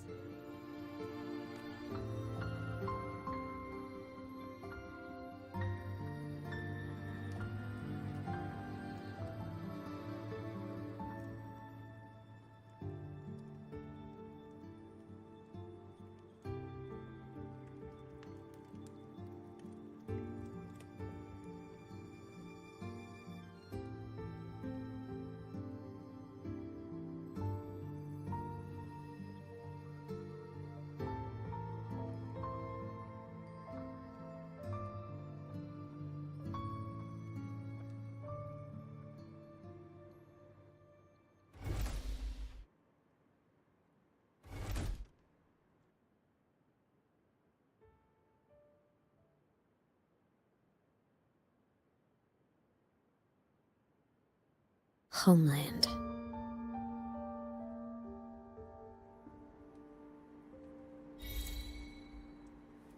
Home sweet home.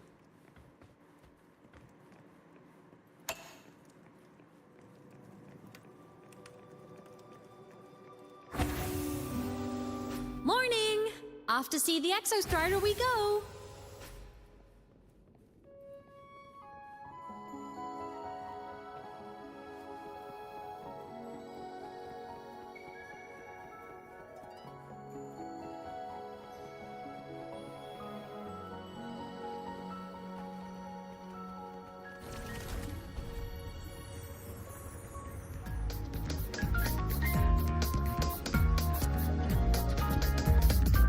Okay, actually, let me pause the radio thing. To just let the ambiance music play itself.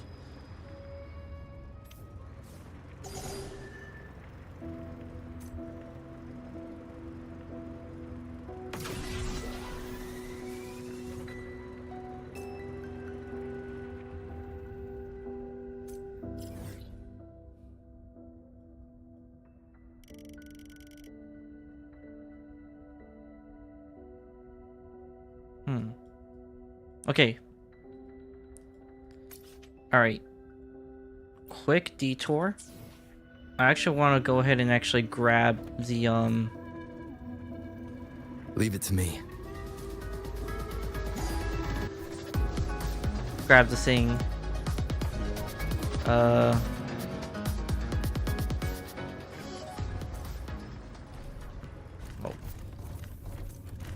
I guess we could do that. I mean, I was gonna do it whether y'all were gonna wait for me or not.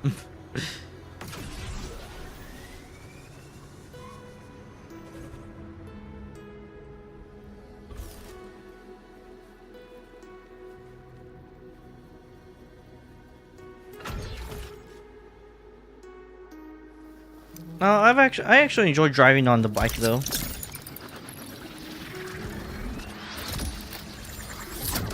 Honestly, after like doing so much flying through for like an entire year, it kind of got a little bit boring.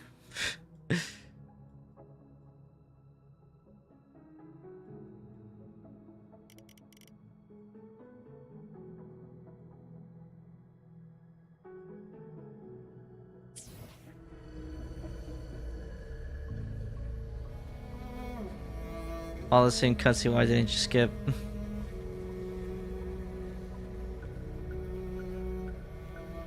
I'm like, all the same cutscenes, why didn't you skip? I'm like, if I don't want to skip, I'm not gonna skip. My playthrough, my rules.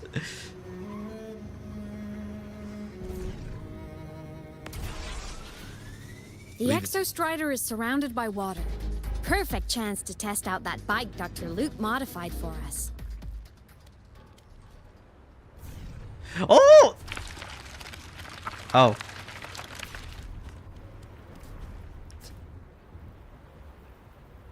Points for the free glider. I don't know, I haven't checked.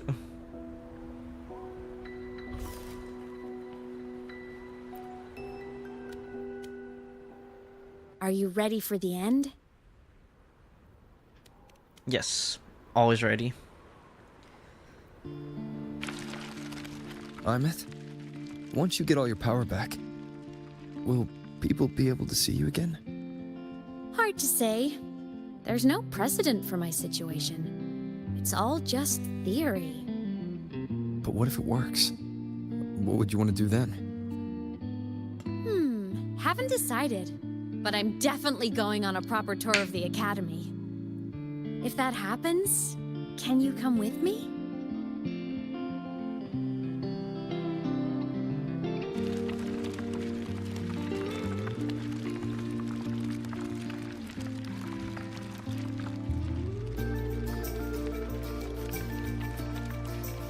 Look, it's sleeping.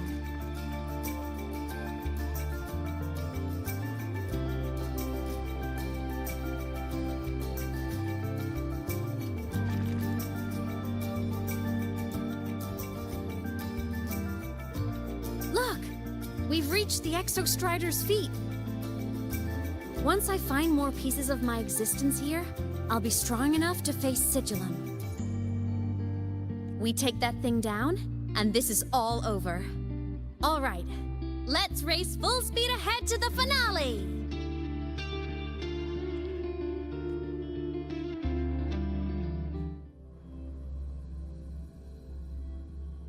That's actually a dope ass loading screen.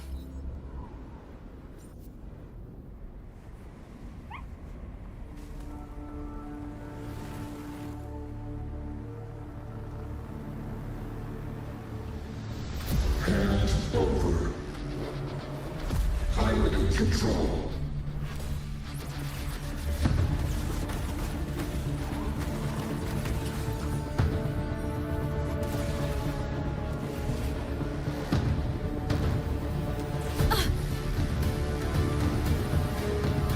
Imeth!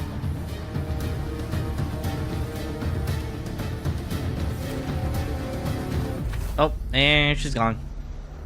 Damn.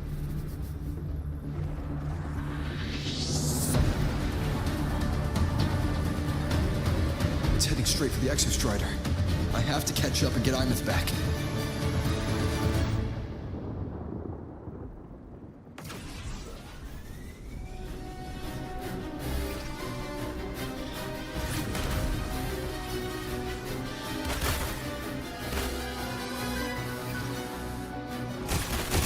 Complete.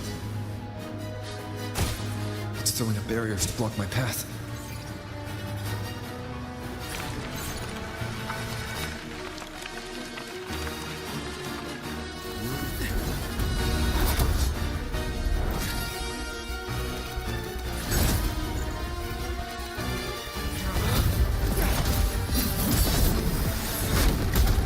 Damn, that man fucked up that.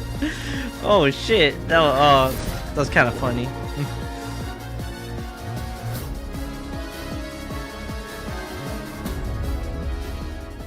Need to find a way out of here first.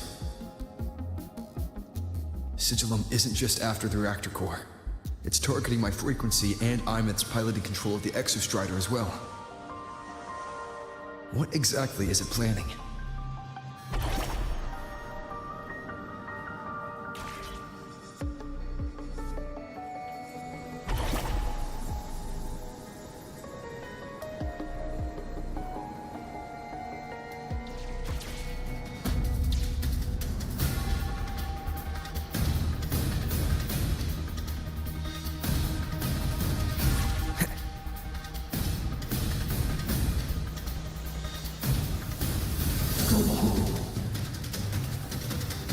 Enough! No more of this stupid idea, Sigillum.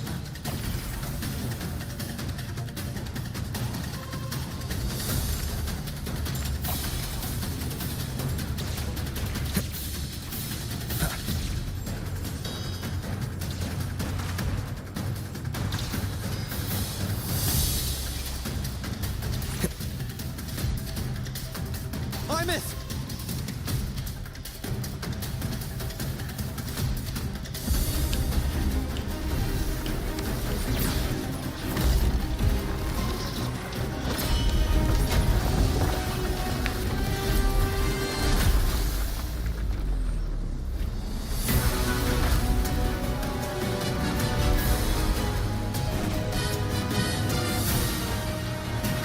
If destroying you is the only way to protect him,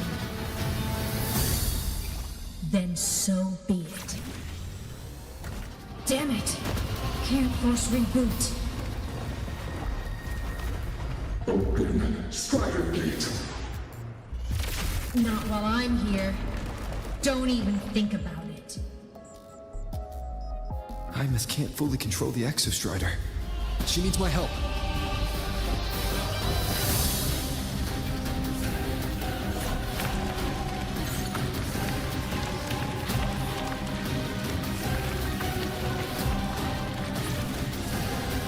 It's like Hymus is doing everything she can to keep Sigilum away from me. And then there's the Strider Gate. There must be a connection.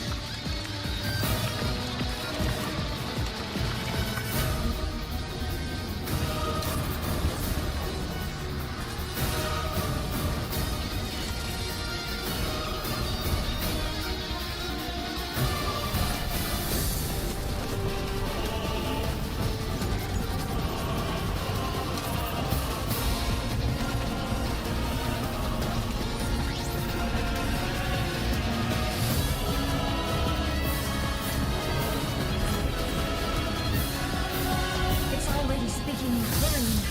I can't let it turn any more of his frequency.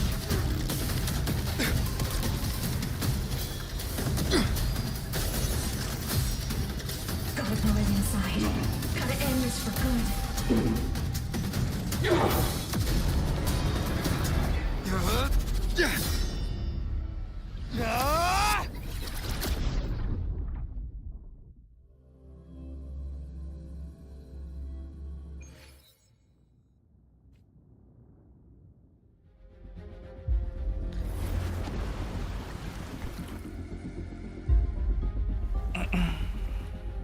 Are you alright, Hymus? All good. Inside the Exostrider, I'm the one in control.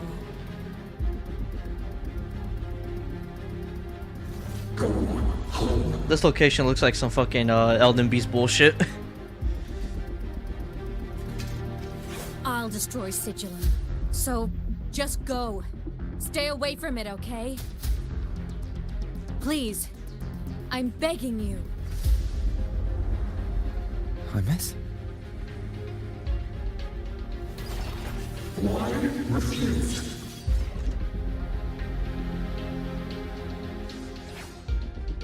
So lonely. In childhood is now in the blade she raised to protect the family. Within limited time, press resonance skill to have Imeth cast the techniques you once taught her, unleashing a joint combo attack. Okay, cool. From the sky! Feather drones Moment of assemble! resonance.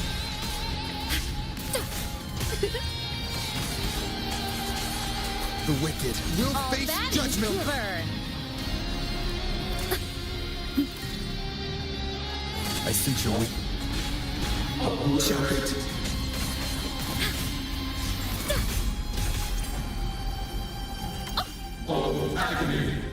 Damn it, I thought I was able to do that. Okay, whatever.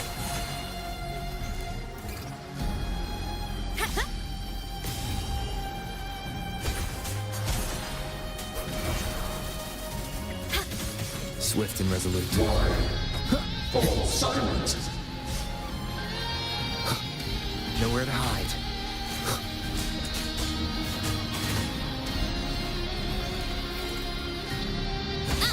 No tricks.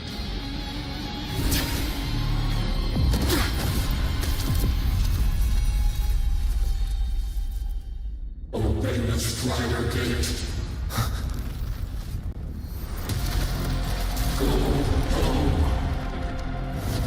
Shut up!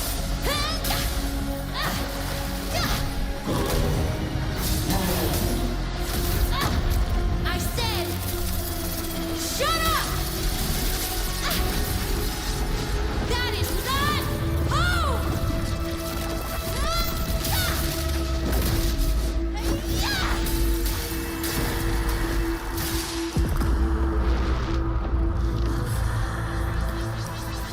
I won't allow anyone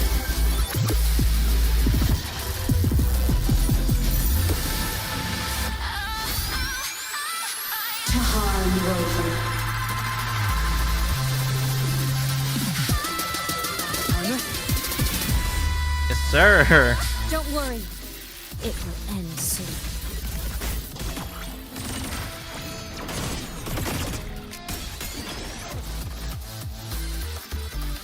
Can switch between her human and mech form by casting resident skill. Within a certain time and performing after performing things to use 2, 3, 4. Okay.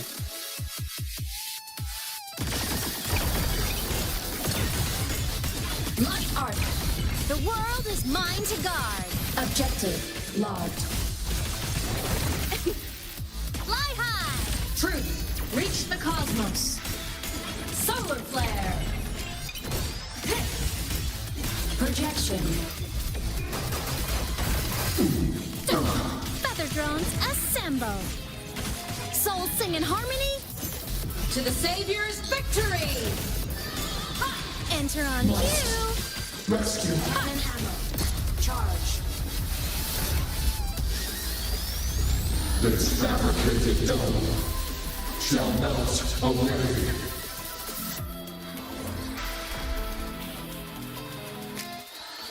Obliterate. Body limit unlocked. The Savior rises. Come on, little one. Swift and resolute. Checkmate.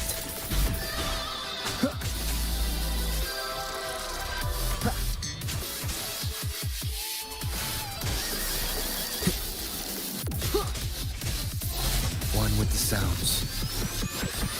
None shall whisper. Whirling up. System integration complete. Projection. Eliminate. Enter the ghost.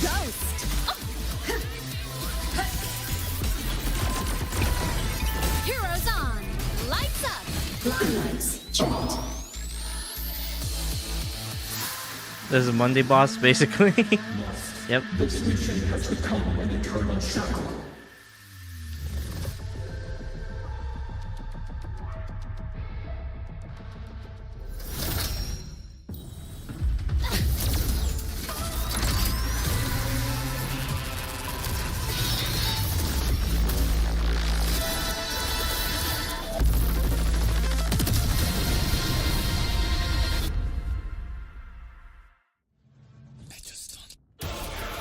What exactly are you hiding from me?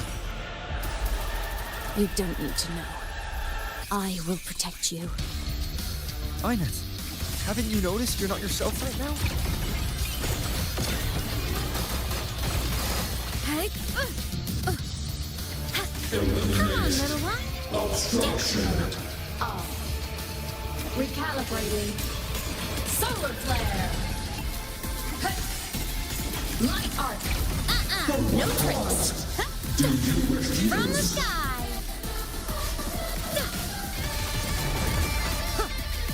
Fly high. Truth. Reach the cosmos. Break apart.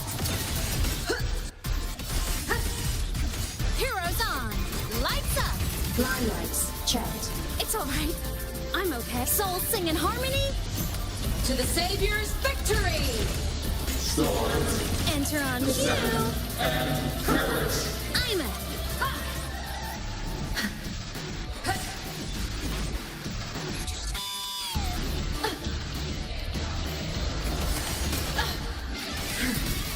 Starfall. The world is mine to guard. Objective logged. Light wings activated. Stars shine tonight. Eliminate. Obstruction.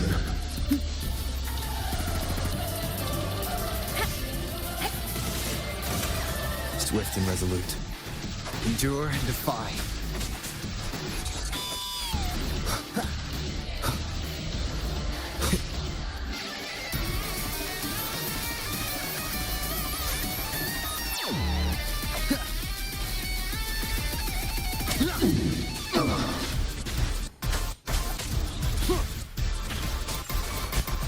Down with the curtain. Whirling up. Come on, little one. Consumed by time. My existence is fading. Duty call. For what cause do you fall silent? Heroes on! Lights up! Obstruction. Checked.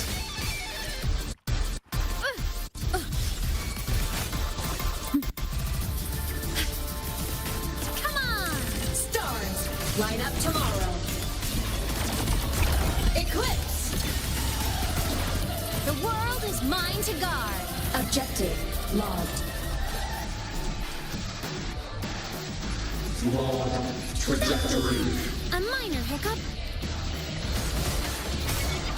Swift and resolute. Shadow descends, no hesitation.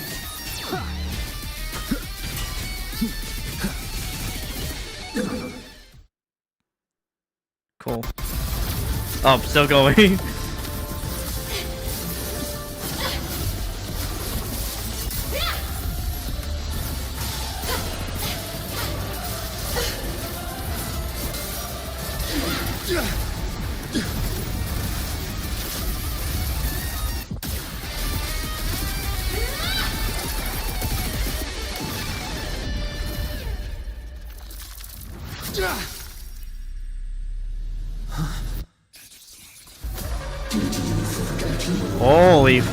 Holy sh!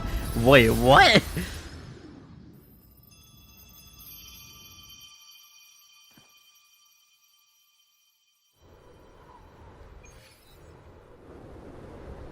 Oh boy. And Sigilum are gone. Oh boy, here we go again. It's 2.7 all over.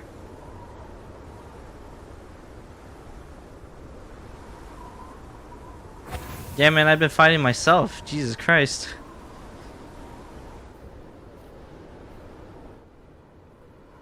Is this Imeth's old door? Since she can resonate with the Exostrider, even after her body was destroyed, her frequency must have merged with it.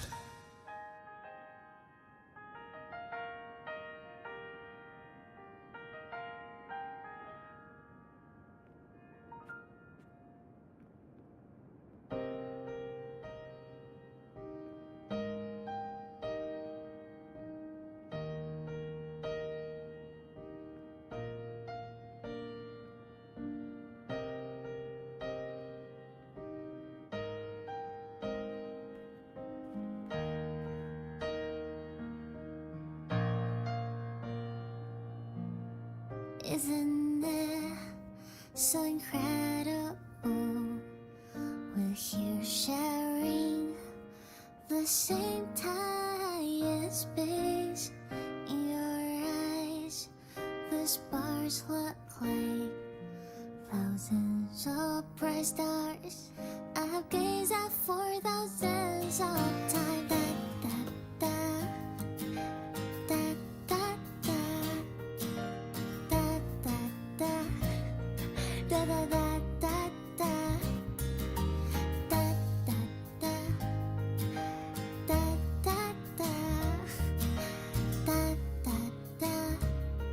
Goodbye.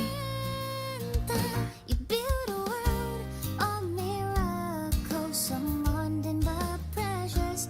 A stream of shimmering daily moments return way to my soul. Stop me from A poster of Fleet Snowfluff's fan meeting. This poster is just stuck to the wall, but the bottom right corner. Oh, alright. Well, I'll just let it. Don't care about anything. Flying extra shroud, it's all the same. I don't care.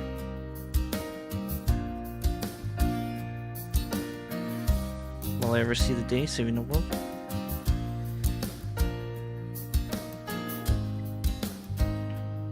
A photo album.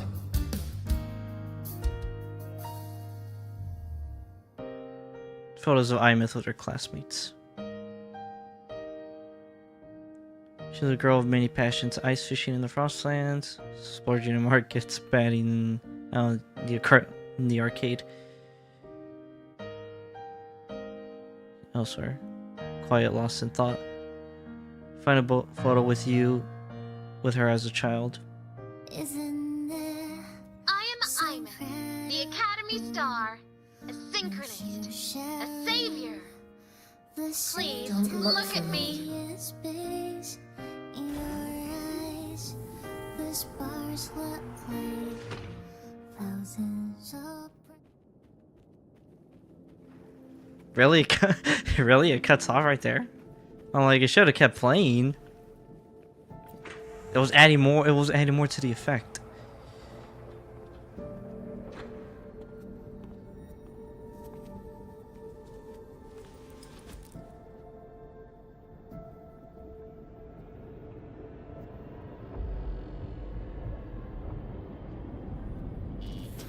Piloting the Exostrider. Huh. It doesn't matter to me. But if this is what it takes to lighten his burden and ease his pain.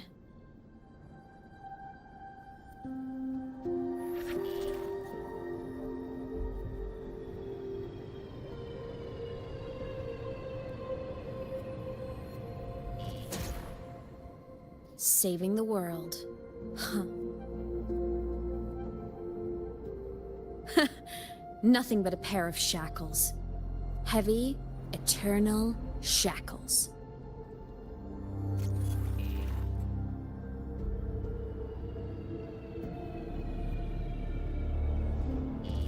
No.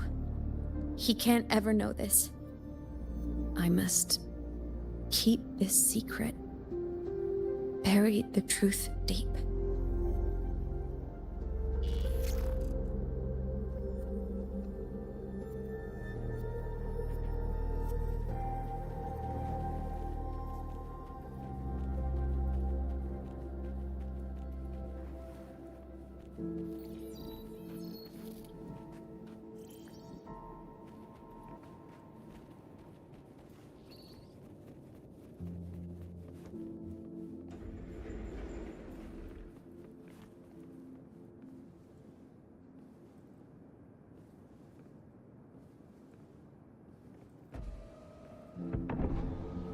Why?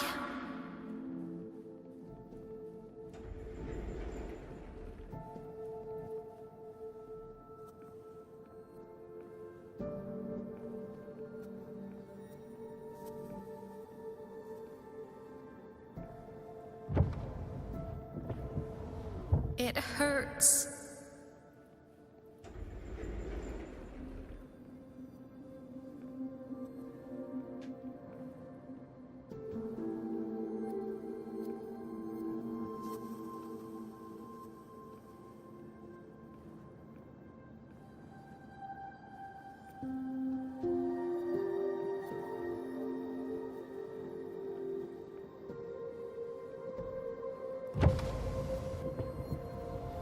What should I do?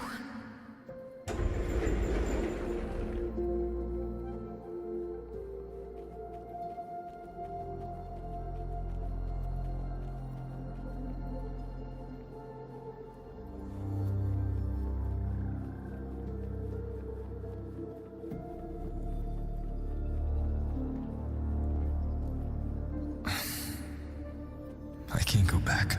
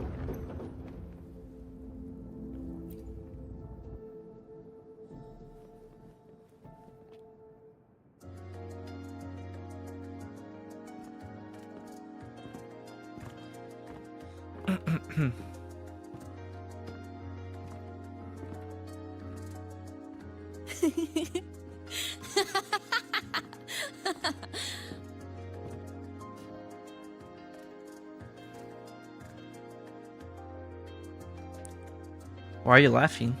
Oh, are you talking to me?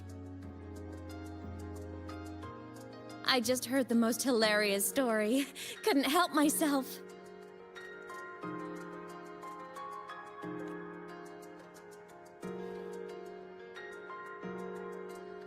Since you asked, how about I tell you?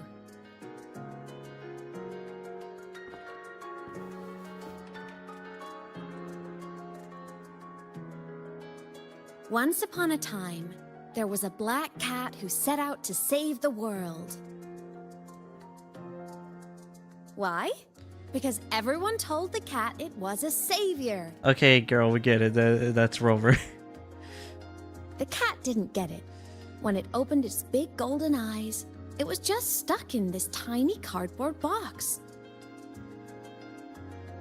And inside that tiny box, it was crammed full of even tinier little creatures. The cat was shocked. It had to tiptoe around, careful not to step on anyone.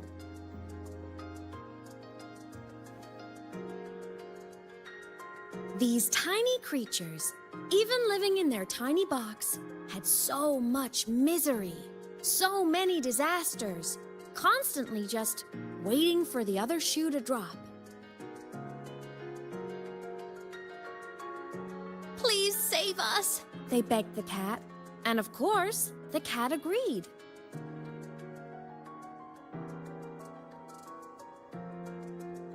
Even if they hadn't asked, the cat would have helped anyway, because that's who the cat believed it was, a savior. And so the cat took up its sword, always fighting, always talking, always roving. Saving the world over and over. Until one day, it realized the cardboard box had been sealed shut.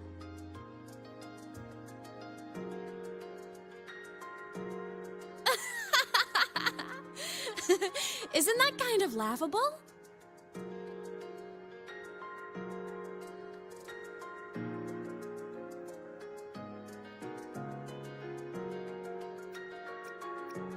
In a perfect world, yes.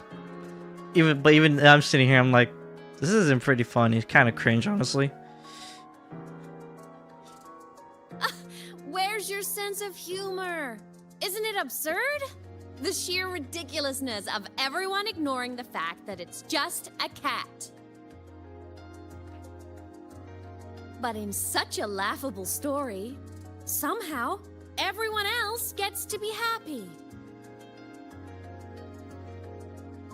The ones who relied on the cat, the ones who hated the cat, they all got exactly what they wanted.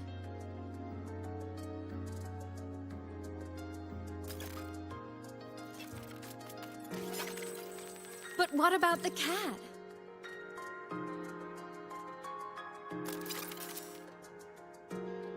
It wants to go home, but no one remembers. The box is sealed shut, and the ones who put the cat in there have already turned their backs on it. Even the cat itself has forgotten.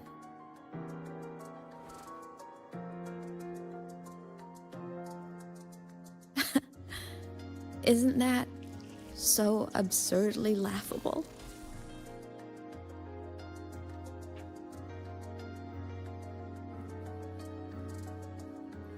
The self-reflection is real.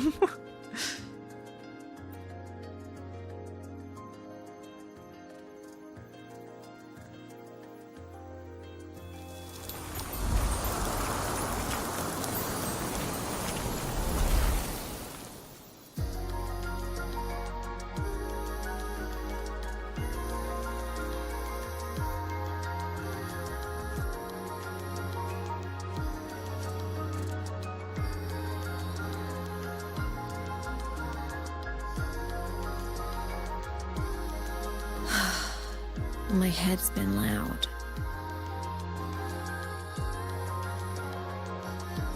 There's this question that just spins and spins up. I still don't have the answer.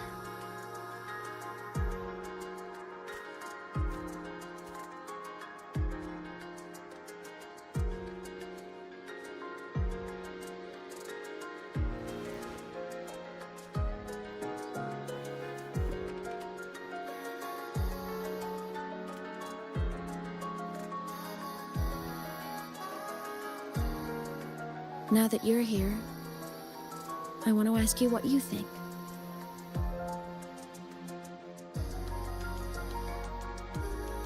That person is my family. Family is supposed to look out for each other, protect each other. So I want to do something for him. He doesn't say it, but I can see it. All the stuff piled up inside him. The more you hide, the less you share. But I saw him recently, and I think he seems more carefree than before.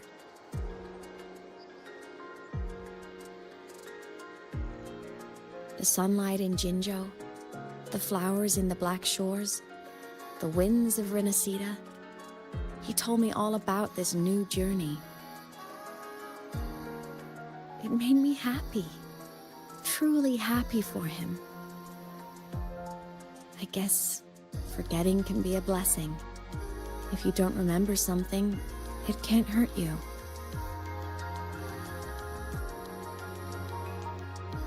So I started thinking, maybe I shouldn't tell him what I saw in void space.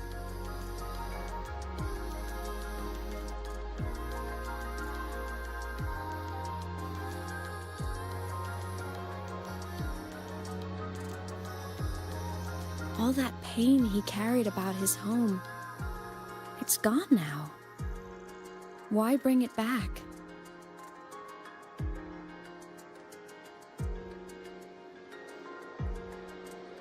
If not knowing is happier, why ruin it?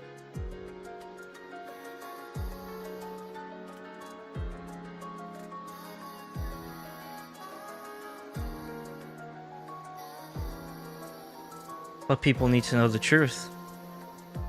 Even if the truth destroys that happiness, I can't. I don't want to see him hurt. I want to protect him. We all need a little hope to keep going, right? I want him to hold on to that hope.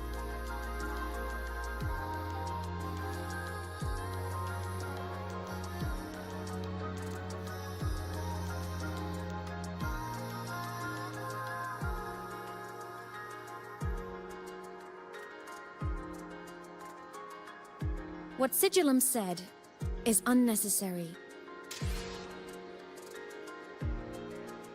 It's been feeding on his frequency, trying to complete itself, spouting things that should have stayed unsaid, things that would ruin his peace.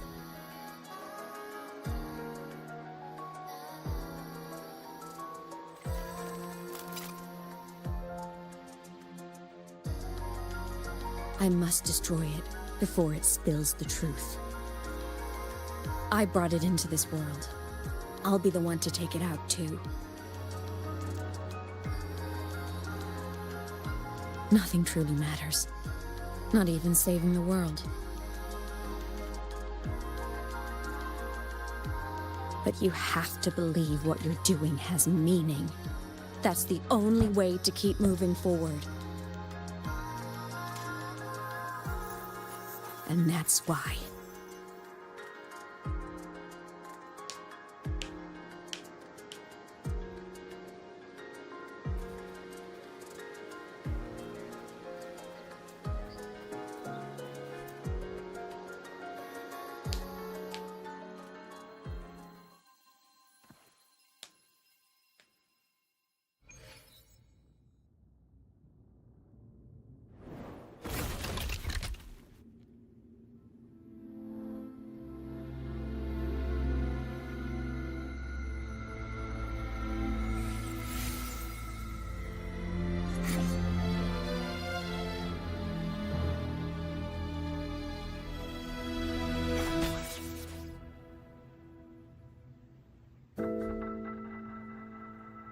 Stop, Imeth.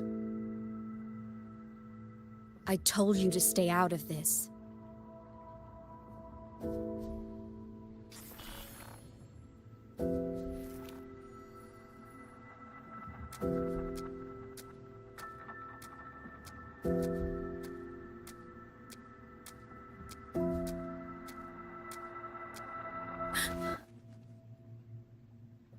I know you did this for me, to protect my happiness.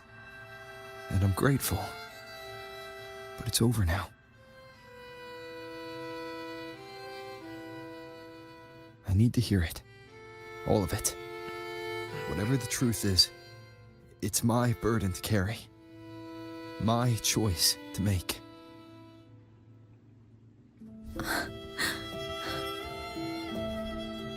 Carrying this on your own hasn't been easy, has it?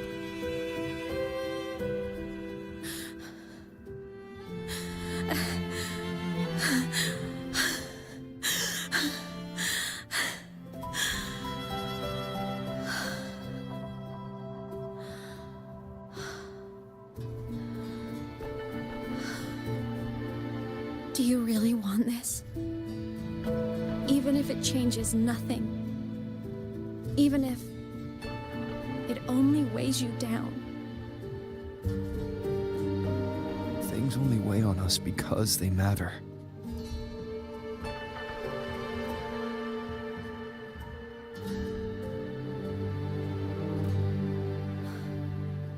All right then. Back when we lived together, you once told me you'd come from a faraway place. That you were on Solaris to carry out a mission. Current research suggests the Exostriders and Sentinels were made with technology from the same civilization. I think that civilization is the faraway homeland you spoke of.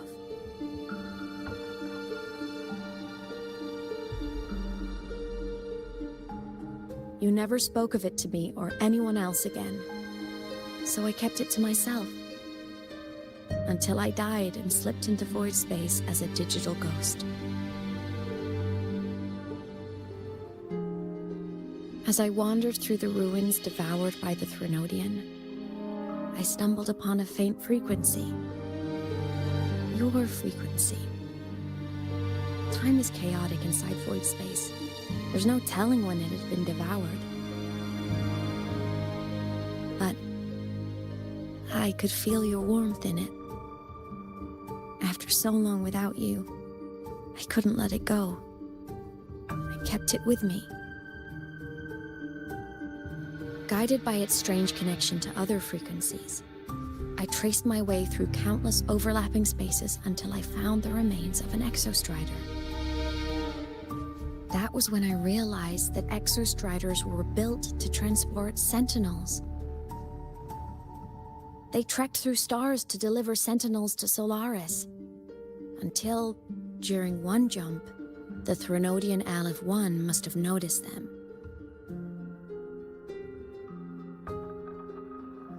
Its hunger had festered for so long that not even devouring the entire universe could sate it now. That frequency then led me to another relic consumed by the Threnodian, a creation built by the same makers of the Exostriders. It was beyond my understanding. I could only guess its purpose. A communication satellite. And within its ruined shell, I discovered frequencies tied to you. From those fragments, I saw the messages you sent home. Not about your mission, but full of longing.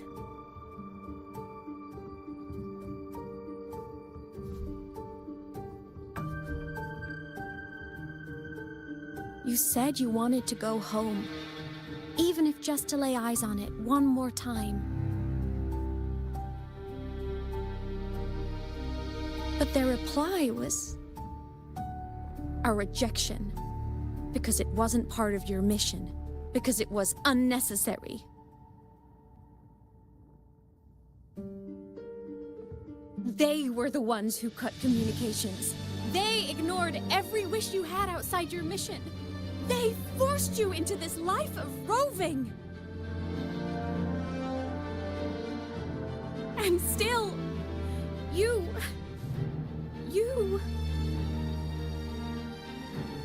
crossed the stars to fulfill their wish.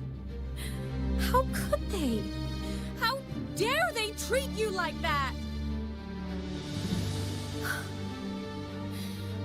In that moment, I was drowning in pain.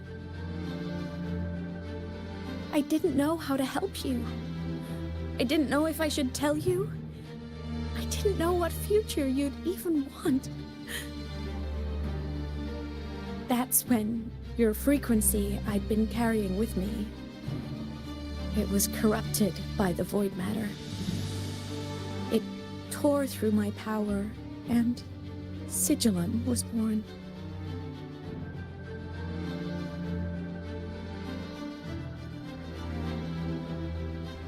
It was born from my mind, from all my worries, my fears, everything I imagined you'd suffered. At first, it acted on nothing but the instinct to go home. It craved your frequency, trying to make itself whole, trying to seize access to my piloting control. So it could reactivate the Exostrider and cross the Strider Gate to get back home. Exactly. The more of your frequency it consumed, the more coherent it became. I couldn't let you hear those words, so I tried to destroy it. This is what I've been keeping from you. I'm sorry.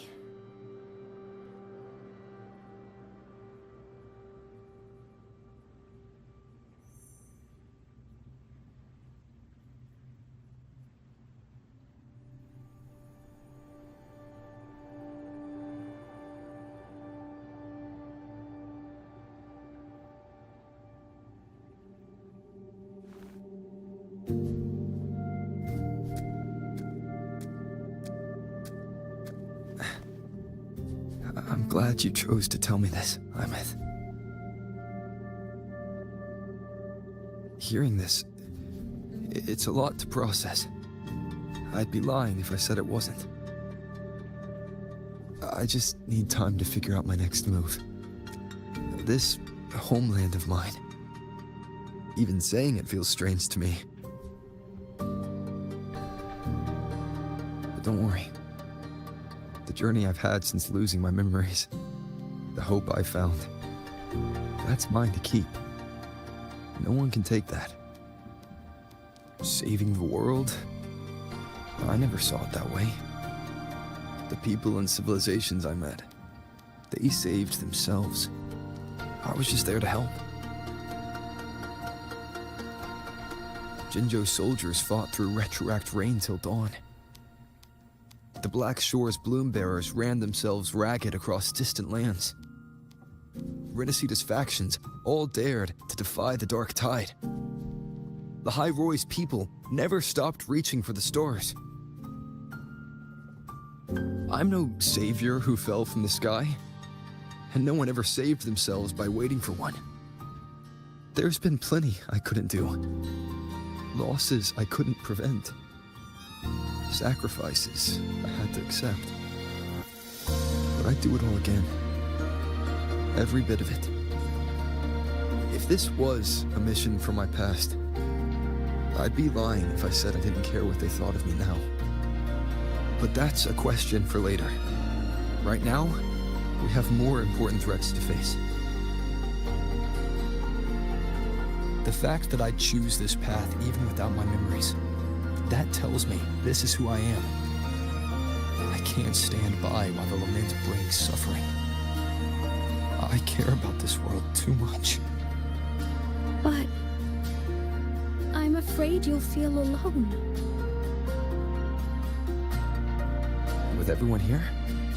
With you here? Not a chance. I will be there for everyone as we head toward our shared future, leaving the past behind. He said the line. Oh my god. Damn.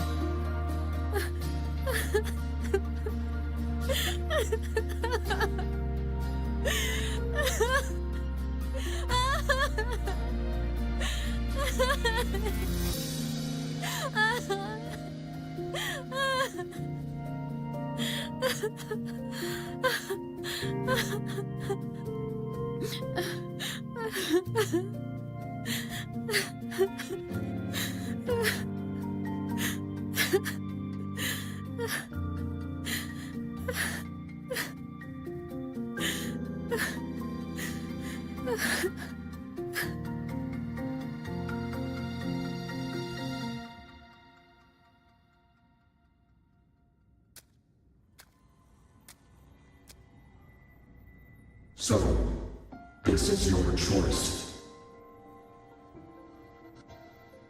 Is it worth it?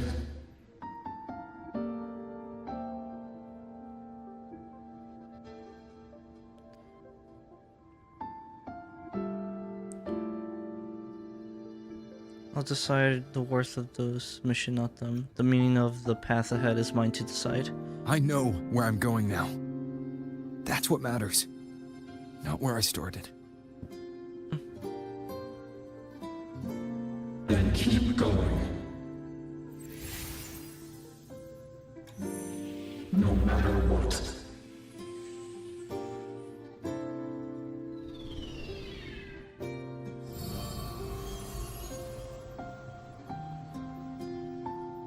The core. It's returned to the Exostrider. It's one step closer to finally awakening. And you? Your power should be restored now that Sigillum is gone. It's more than restored. The core's return has rebuilt my frequency from the ground up. I'm a full Exostrider resonator now.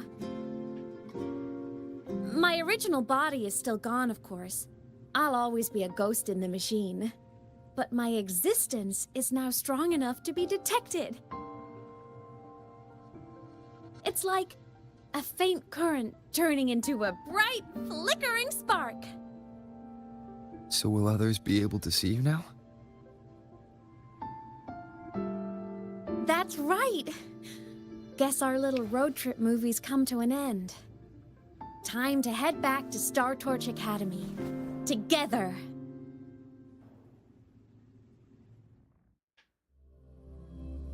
Nice.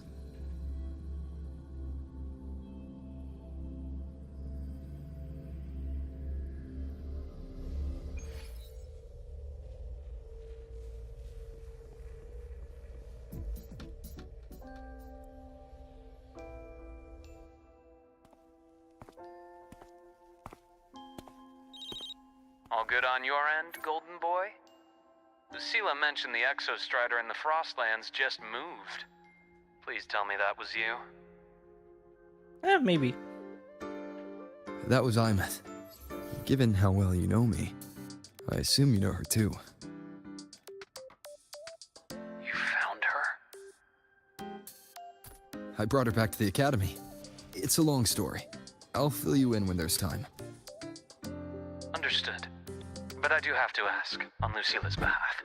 Oh, What's the damn status it, of keep the hitting core? the mic. It was returned to the Exostrider. That explains it.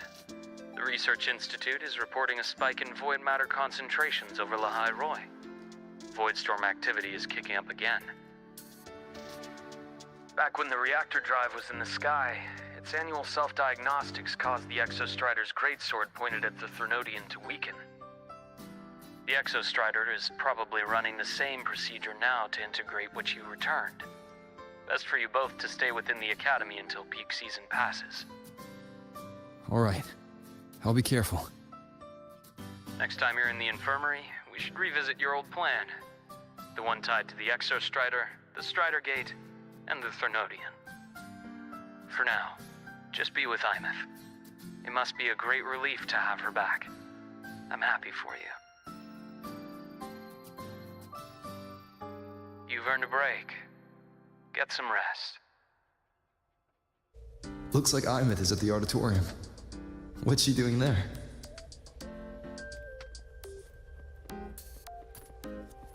She's at the auditorium. She's probably causing some bullshit. And I'm gonna have to stop her if she tried to do some bullshit.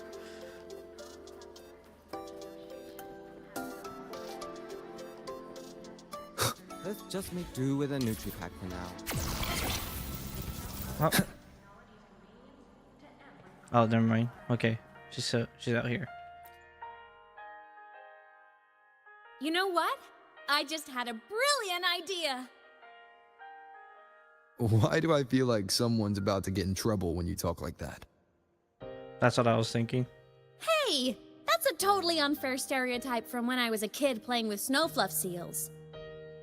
I was just thinking, now that people can actually see me, I could, you know, attend my own fan meeting.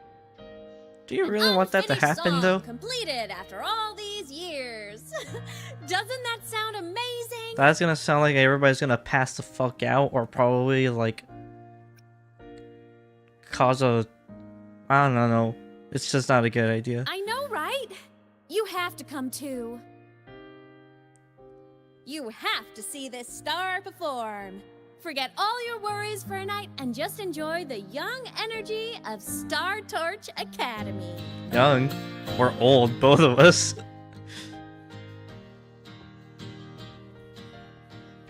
Wait in line for the auditorium. Doesn't look like a line to me. Entries open, everyone! The fan meeting will begin soon.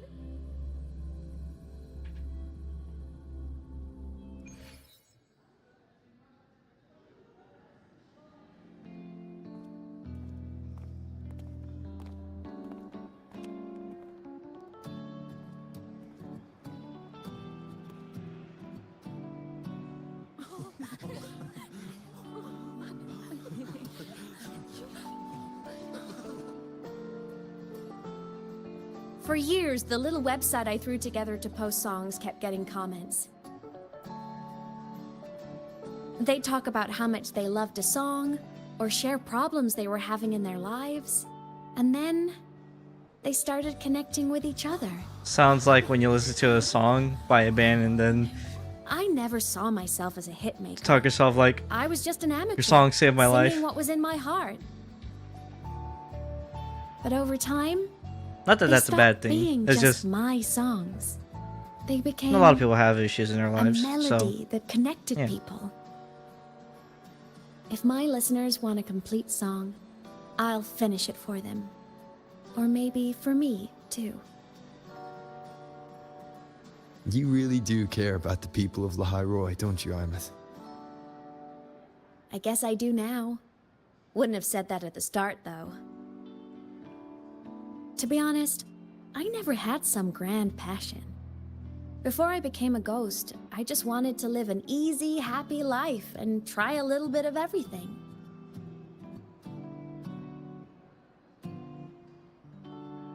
And my whole I want to be a savior thing? Well, that was just me trying to copy you. But after I died, I had all this time. Time to notice the people and things in Lahairoi I'd overlooked before. So many people here dream of becoming stars themselves, but that was never my dream. I'd rather be the one who looks up at the stars, the one who watches over them. Really? But the way I see it, you've already watched over. Or yeah. I like that better. go on then, Imeth. I want to hear you sing. You'd better, because you're my most important audience today. But first, you need a better look for the show.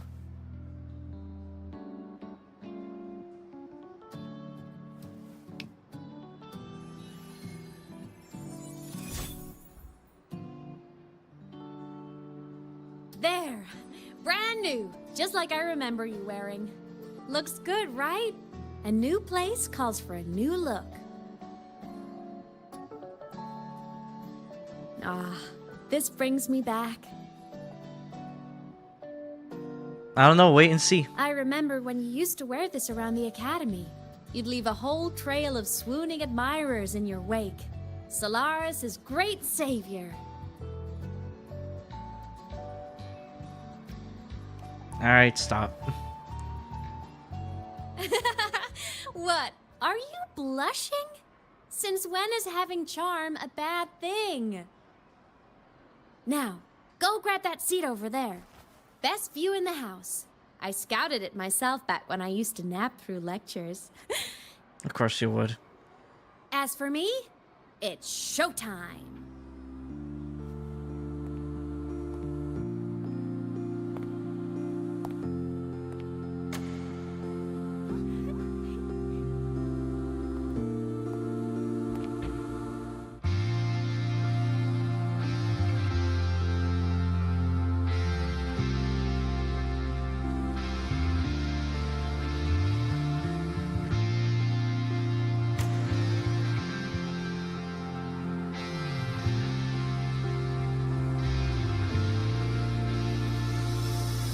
Isn't it so incredible? We're here sharing the same time and space. In your eyes, the sparks look like thousands of bright stars. I have gazed at for thousands of time. May all sweetness take flight. With the truth to be your guiding light. Let your curiosity set your spirit free and well like fire. If a lonely night surprise to see our dreams glowing brightly, every second is worth it.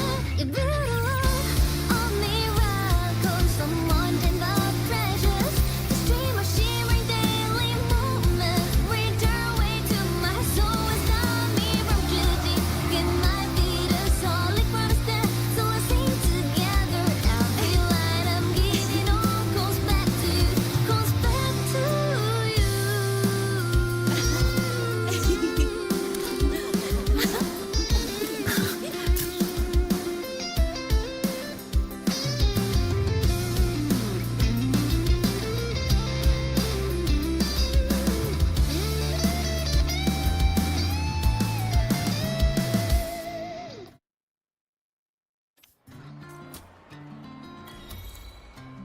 Dear Giovanni.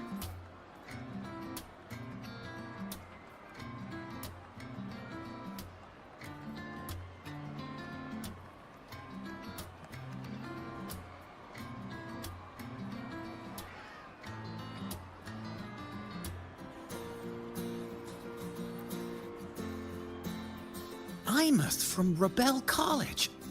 She's been missing for years. Why would she be here? Imeth, but the same one Professor Sakya always talked about. Yeah, she always wanted her as a mentee. She still brings her up to us. I thought the biggest problem would be that little rascal refusing to finish her studies, or me finally losing my mind from her antics. I never thought she'd just vanish. Professor Sakya is gonna be over the moon to see her.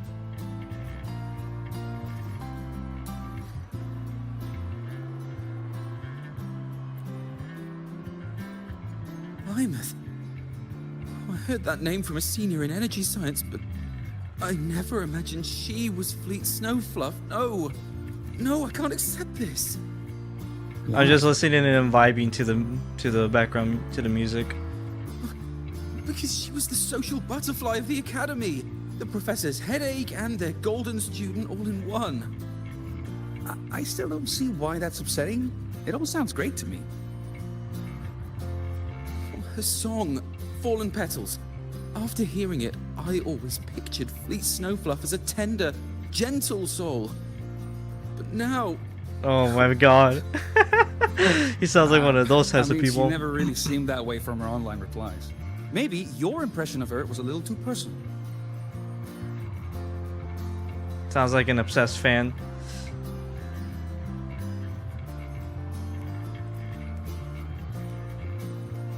Oh my god, get the fuck out of the way.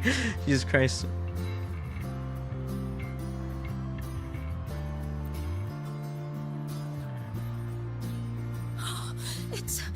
It's her! Fleet Snowfluff! That's definitely her voice. Oh, I can't believe she's actually here. See? skipping class was totally worth it. Wait, y'all skip class? She's so bubbly and spirited, just like her songs. I'm getting her autograph later. Of all the songs she's posted online, my favorite is Indigo Universe. What's yours? Of course, it's the Tard E song. It's so funny and catchy. You can't be serious. That song's pure brain rot.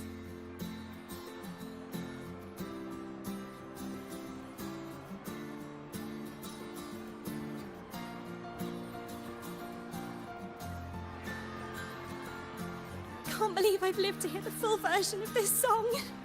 I'm gonna cry. Oh, you're so talented. Why did you stop posting new songs all these years? Oh boy, here we go. An autograph! Please, Fleet Snowfluff! All right, all right. Dry your tears. Autograph coming right up. Why haven't I been writing? Oh, you know how inspiration goes.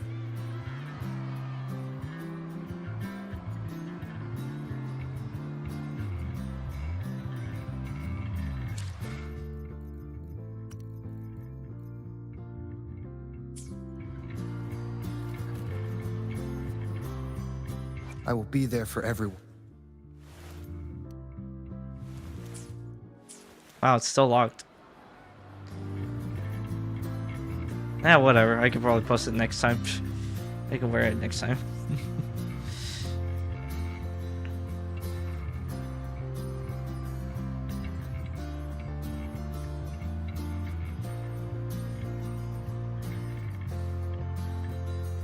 My homeland, the Sentinels, and the Exostriders.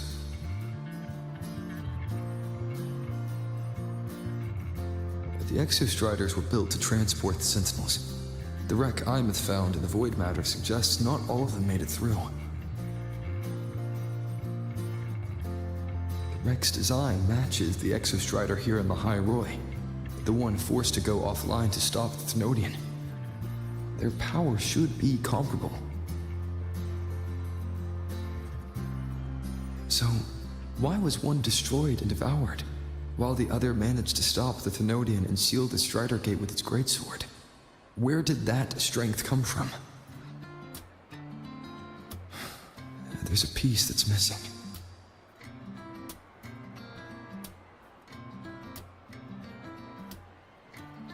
All done. Let's go.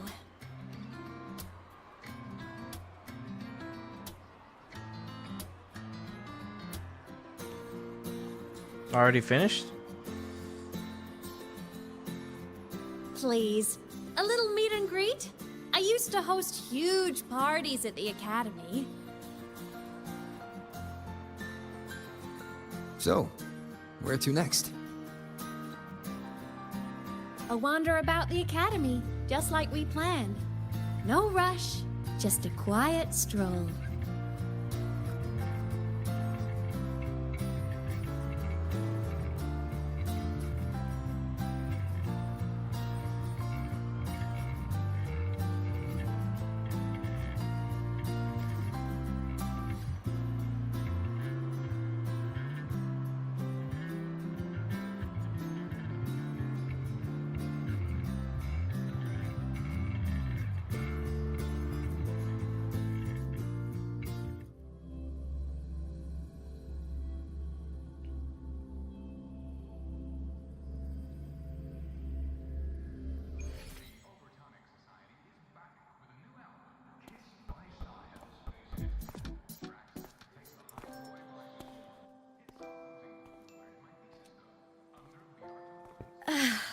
This is incredible.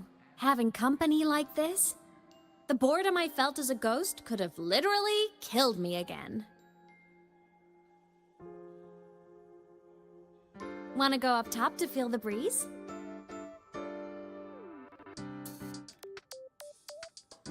I said I spend a day with you, so go ahead. I'm so happy right now. Really. Even a fake sky can hold such beauty.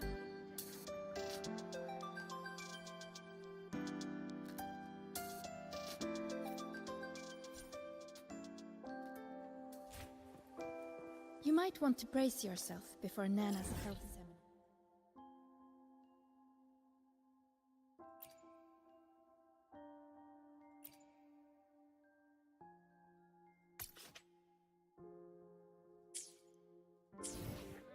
You might want to brace yourself before Nana's health seminar.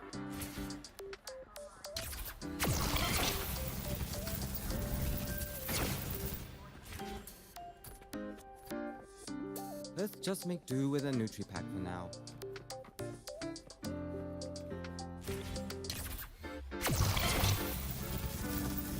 Going up, up, on fire! Alright.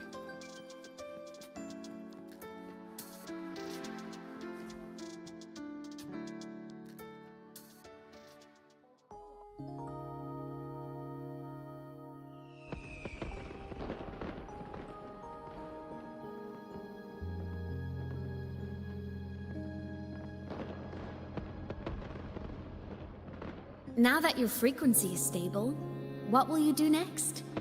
Stay in Lahai Roy, maybe?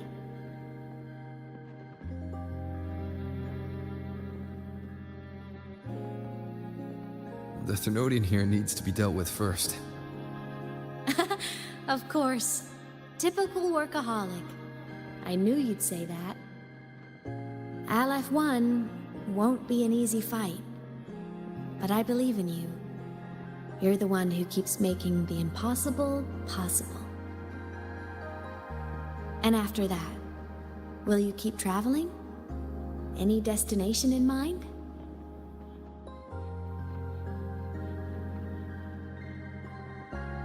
I need to think about it.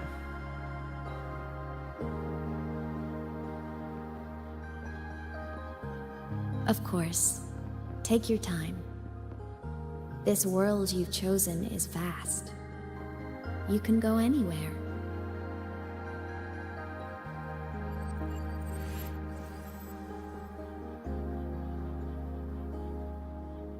Are you leaving now?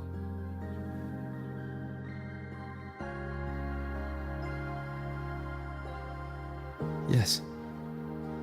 There's something I have to do. The Academy will look after you. Or you can go back to live in Bjorder Woods. When will you come back? I don't know, Imeth. I'm sorry. But I'll come back to see you when I can. I promise. You promise? Promise. Then I'll wait for you here in Lahai Roy. Don't feel you have to. The world is vast. Don't let me or Lahai Roy hold you back. But you can live for so many years. What if I'm gone by the time you return?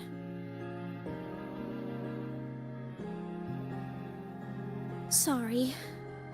I shouldn't have said that. You should go now. Imeth. Just go! I know you're worried. It's not fair. Why does it have to be you saving the world? You're always so exhausted. Always getting hurt.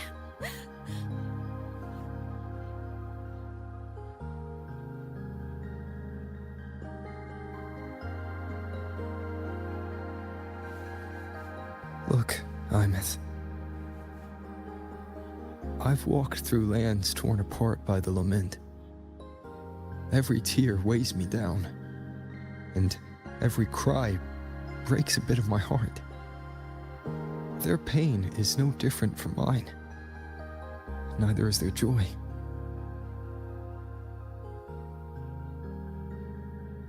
So if I can help, I will. I have to. Then I'll be the one to protect you someday. Oh, look, we got a badass kid over here. Protect me. Yes!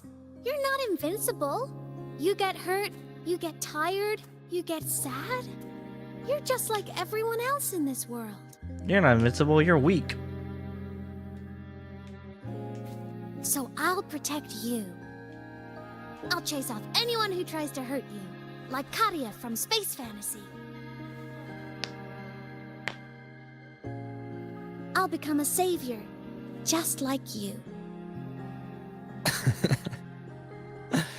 Don't laugh, I'm serious. Alright. I'll stop now. I know you're serious. I know we've And been calling Rover father, but if I'll be honest, then, Imeth.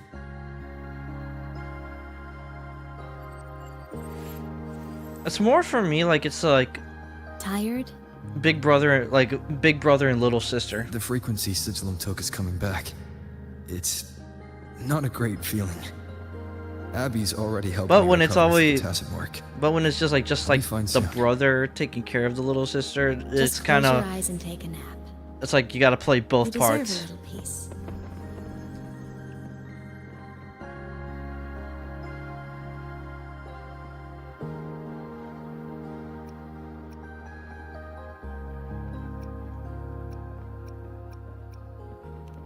You can count on me.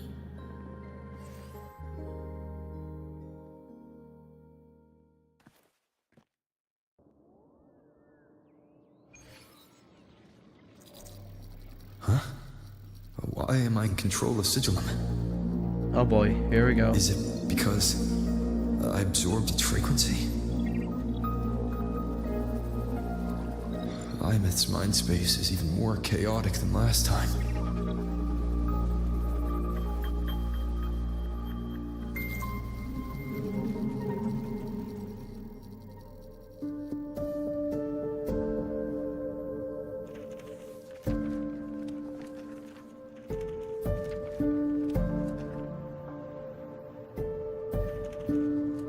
Sigilum. Back for more? Thought I made a mess of you last time.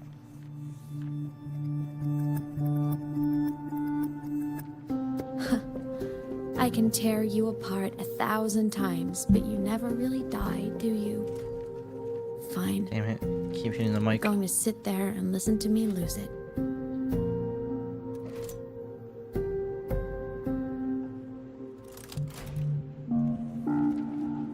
After all, there's no one else to hear this.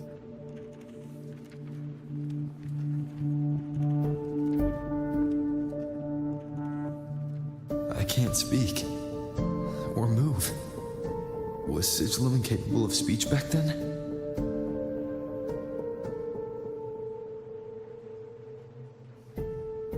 You know, I found something interesting in the Exostrider's reactor drive. A message left by my future self. Years ago, while sailing the stars towards Solaris, an Exostrider caught the attention of Aleph 1. Both of them tore through the Strider Gate, clashing in the caverns deep below. The Exostrider has combat features, but it was still no match for Aleph 1. Its body was shattered, energy nearly depleted, and void matter kept pouring through the Strider Gate. Aleph 1 kept pushing, desperate to squeeze its whole disgusting bulk into this world. It was almost successful. It would have ended everything. But then a girl named Imeth emerged from inside the Threnodian itself. The great savior, making her dramatic entrance at the final moment.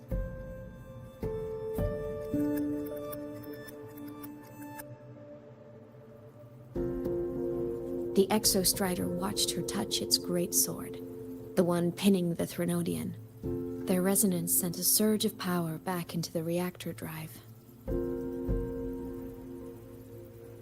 It turned the massive blade, forcing the Threnodian back through the Strider Gate and driving a seal over it. But the human girl who had resonated with the Exostrider She was dragged through the Strider Gate with the Threnodian, vanishing from Solaris forever.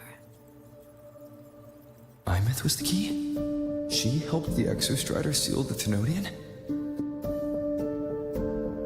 I was shocked at first, but the moment I stepped into void space, it all made sense.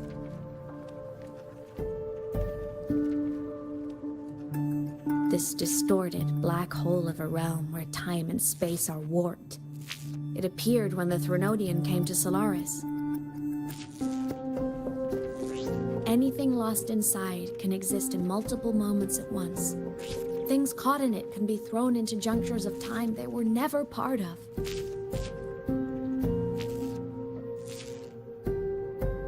And I can move through it all.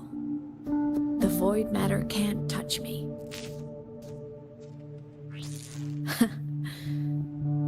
Do you have any idea what this means? Imeth, where is this going? It means I can use it to go back. Back to the very moment Aleph 1 descended.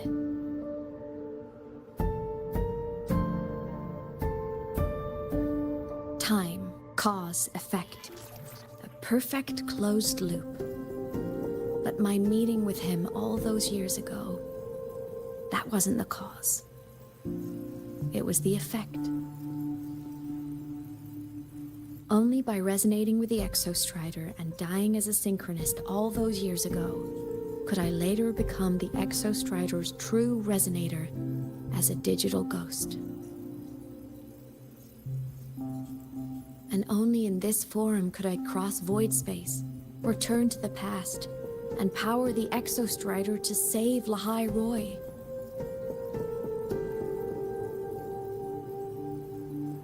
And only because Lahai Roy survived could he have ever come here, rescue my younger self, and let me grow up here to become the chosen synchronist in the first place.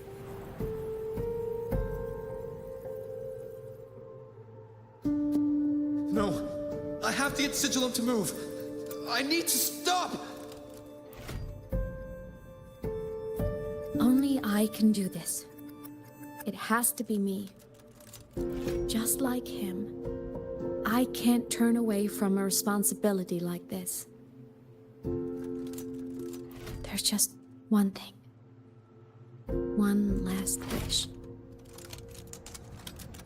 Just one more time. I want to.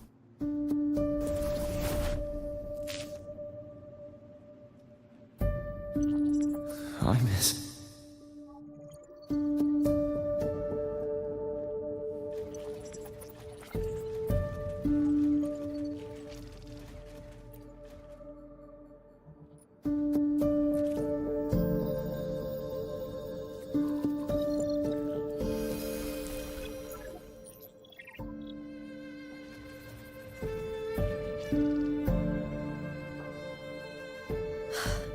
For over 10 years now. Brother, I've been tried the walking same normal. thing. I don't know what you're talking about.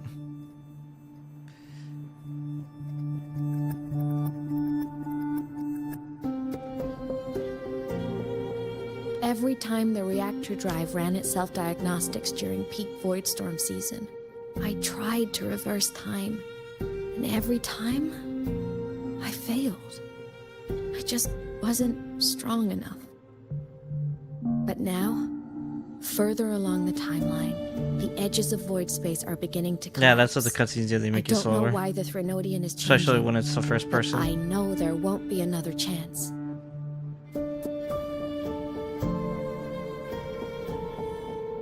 I have to make the jump now, during this peak season, while void space is still stable.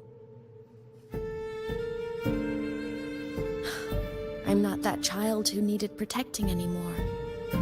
I have a duty to fulfill. Lahai Roy is my responsibility.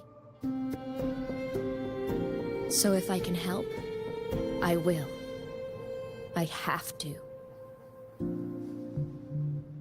But before I go, I want to see him again. That That's my one selfish wish.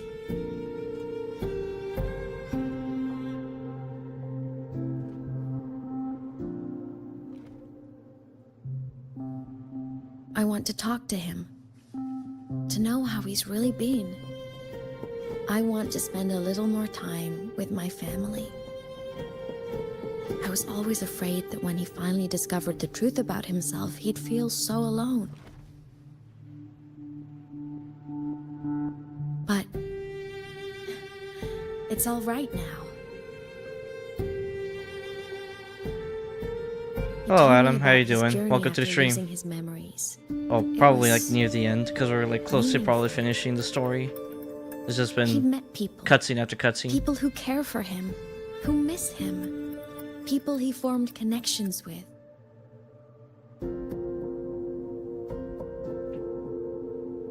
So even knowing the truth about his homeland now, he won't be alone. He has a reason to keep living. That's enough for me. Now I can finally let go.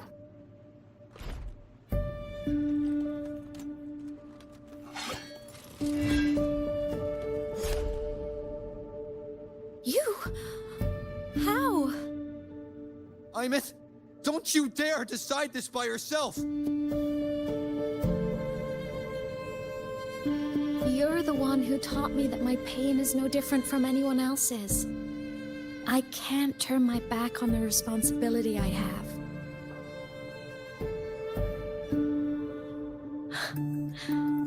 Forgive me.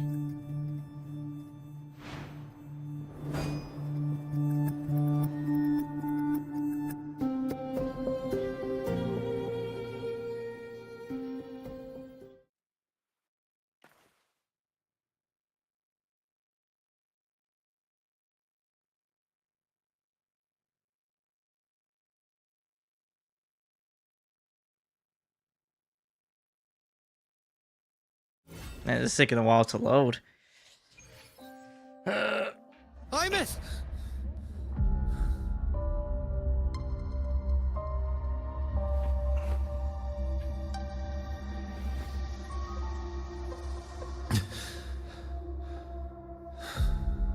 She's gone. This is the piece I was missing. Luke said the core's self-diagnostics would trigger peak void storm season. She knew. When she returned to the core, she already knew. She's been waiting for this moment. Waiting to travel back in time. The lake in the Frostlands. The void matter is densest at its depths. If I'm lucky, I can find a way into void space from there. I can still catch up to her. I have to move now.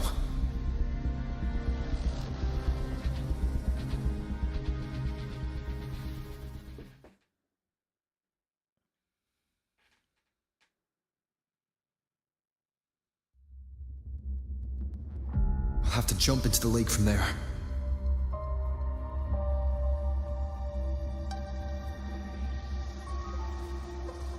What the fuck? Really? So let me jump in automatically. Stupid.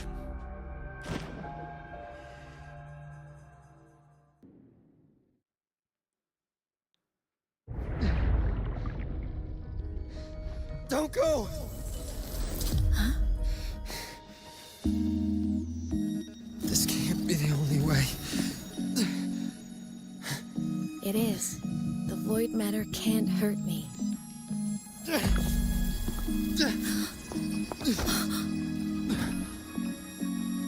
Don't try to save everyone on your own. This time, you have to trust me. No. If you do this, there's no coming back. The Strider Gate will shut you out forever. This is the only way. The loop will close. And the High Roy will survive. And we will find each other in the Frostlands.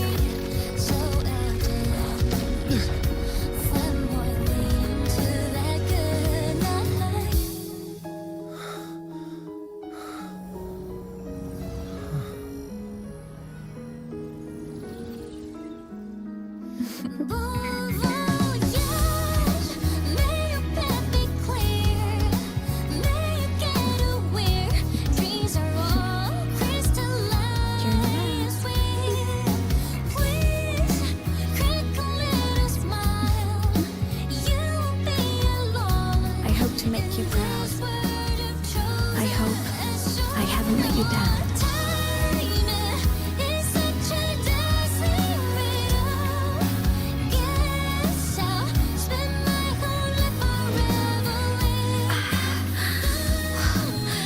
My body, it's breaking apart.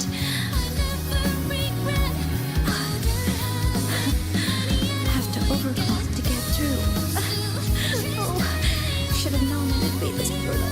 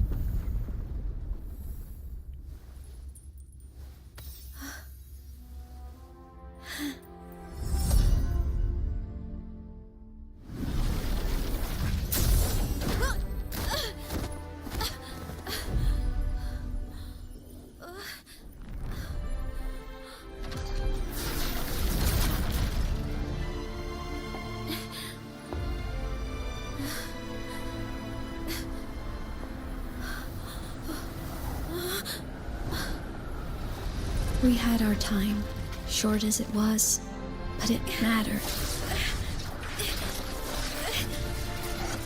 But even family can't stay together forever. The time to part always comes.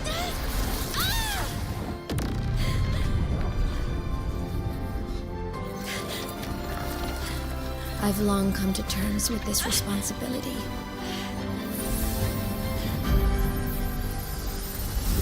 I don't regret a thing.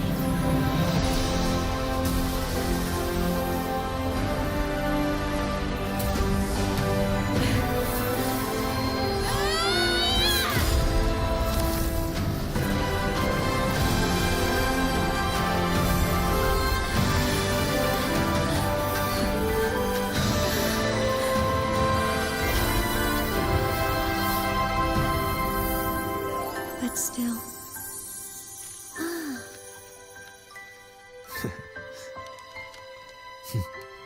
Wish I didn't have to leave you.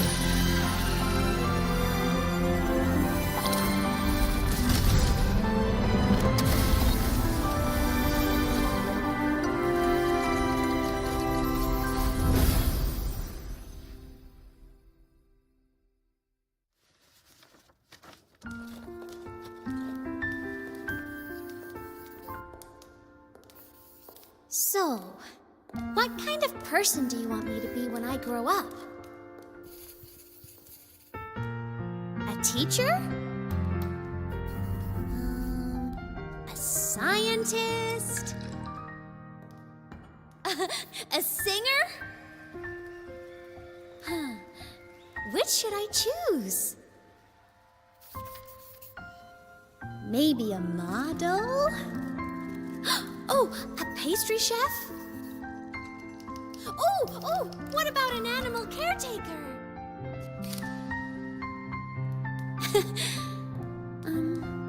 What would make you proud? Imeth, my only wish for you is that you live a happy life. I see. And you? What's your wish for me? I wish that in your long, long life, you never forget how to feel the sorrow and the joy. Oh, getting to share this final journey with you makes me so happy.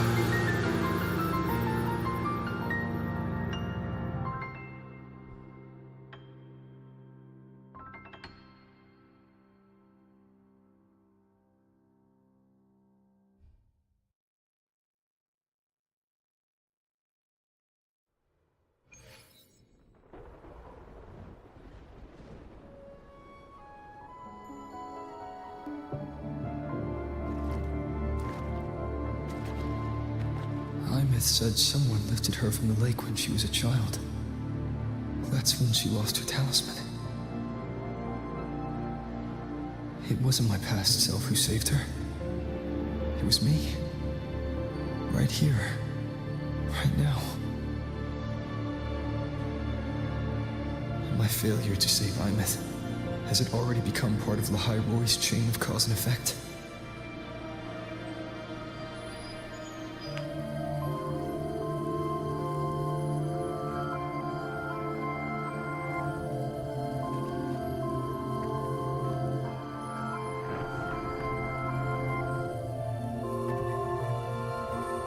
There's still a way. I can't give up here.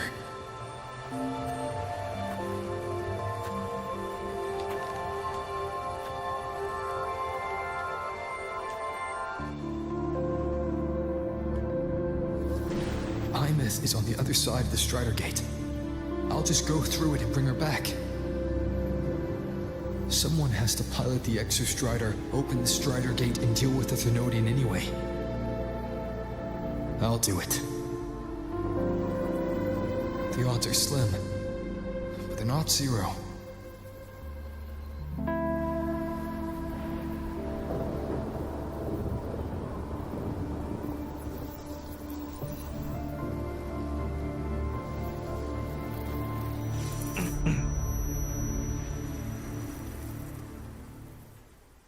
Oh man.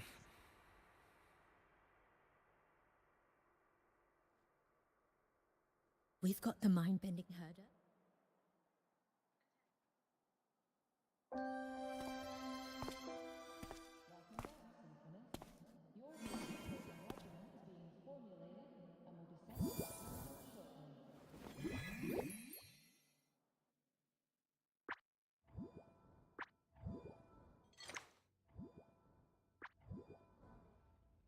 It touched the talisman, then ran away.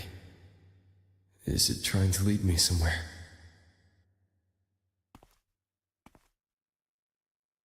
That direction. It's the Synchroling training grounds.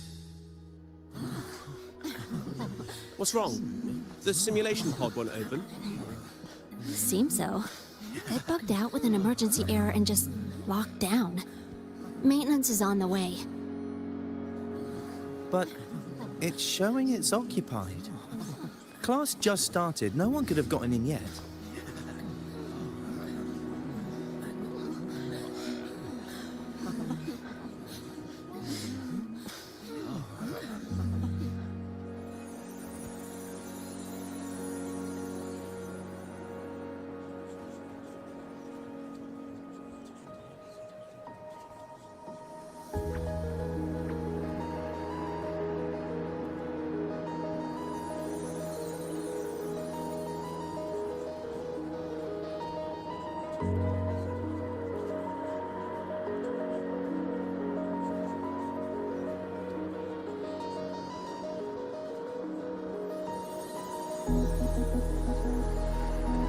Oh look, there's more of them.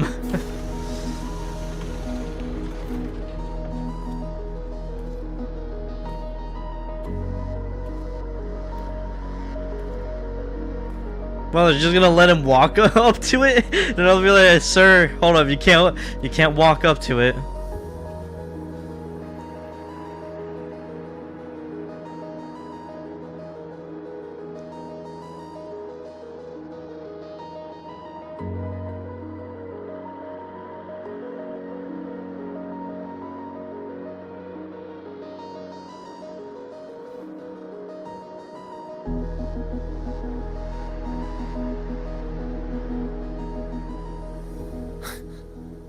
Imeth?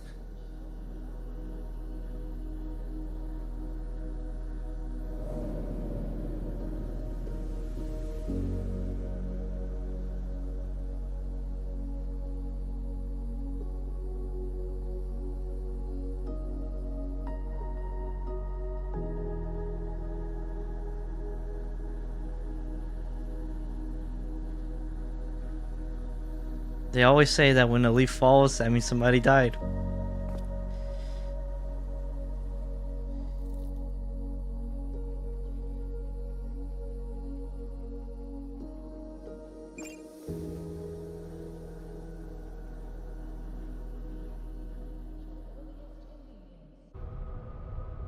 The train for Star Torch Academy and the Frostlands will be departing soon. All passengers, please take your seats and fasten your seatbelts. Void storm hazard level at transit stop low.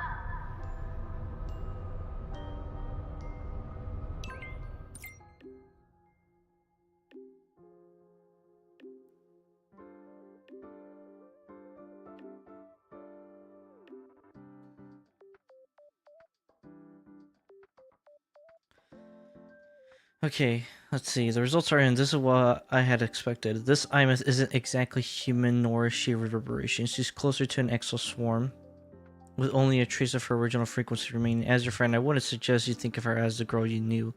That would cause unnecessary pain. As for the extra strider plan you ask about, we can go over the details at the infirmary when the time comes. She just left the recovery pod and is headed to the transport dock.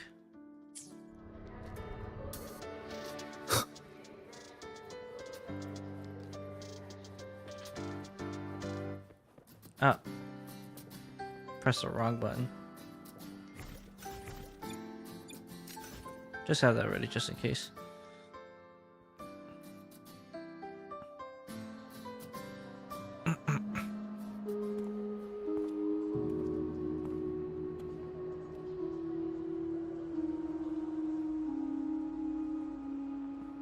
I might go for Luke. Like, I don't know. I'm kind of... Because I tried going for Lene, didn't get her. I was already going to skip, honestly, Ameth from the beginning.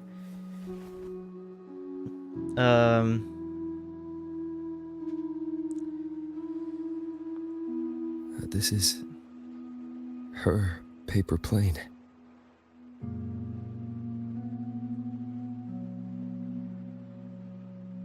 You can keep it, if you'd like.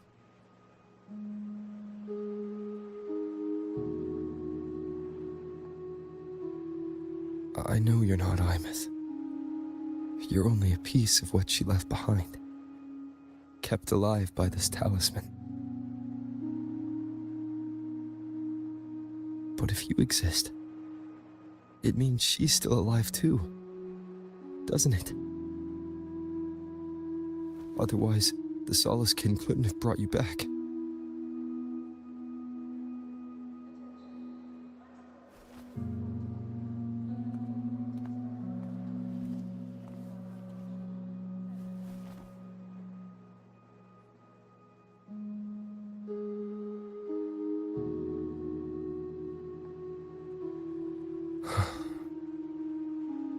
So, it wasn't for nothing. If I hadn't gone looking for Imeth, I never would have found this talisman. And you wouldn't be here at all. Luke told me you're a piece of her. A thread that might still tie her to this world. If I follow it, maybe I can find where she is.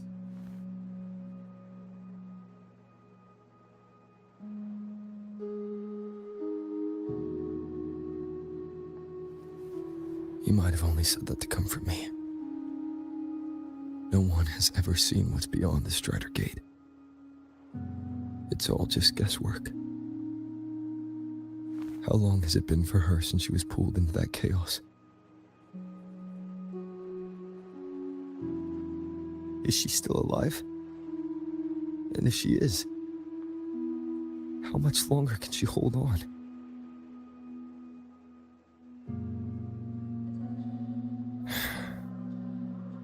I don't know.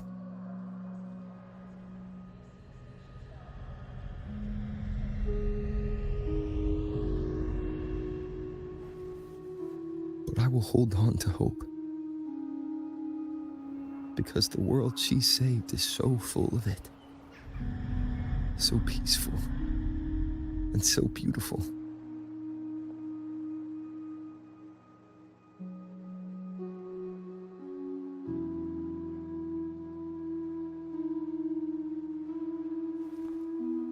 It's strange, seeing Imeth so quiet like this.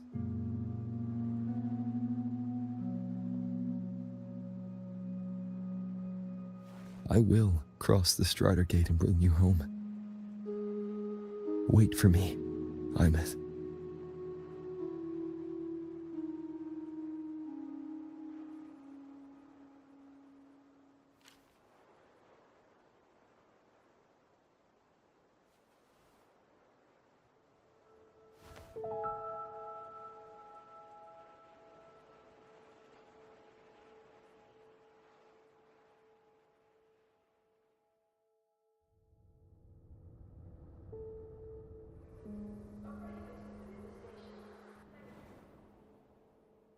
Don't be sad.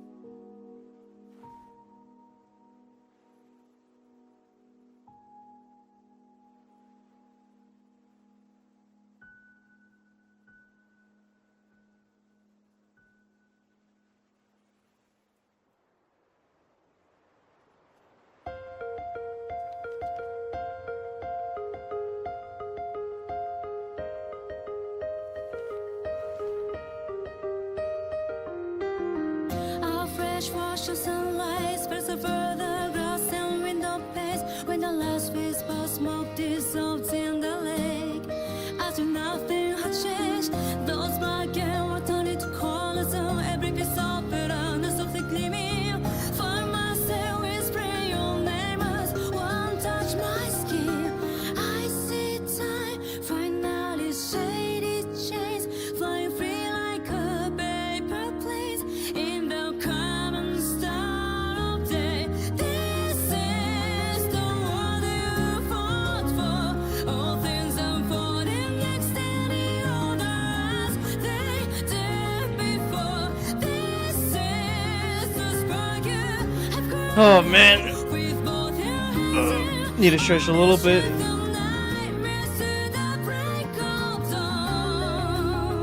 The frozen past of life now beats again. The breezes in your face cross the vibrant flame. When the mortality like a twisted crescendo finale. No one did you ever flinch. You try stay on, even there it is not a tragedy. Run to your voice, sing a line out loud like a bad song. The way to stop me, point I see spring, profusely walking green along the paper place. She sits there, silent, her face with an expressionless mask. Following her gaze, you take Laha Roy's scenery caressed by the soft breeze. Since life as they have, sharing dreams, plans for the future, Professor quietly discussed their latest findings, steady, hum through of thought and discovery. Everything under the sky pulses with life, calm, familiar, and heartbreakingly beautiful.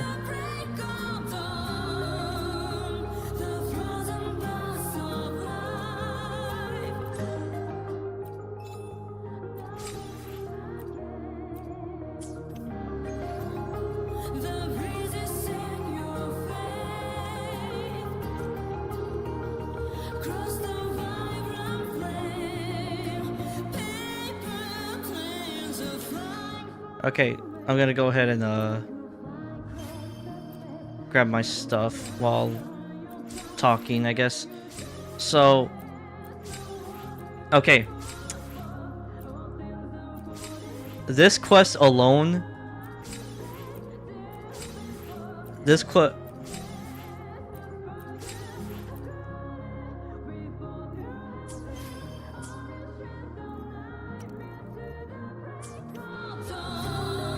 I will be there for everyone.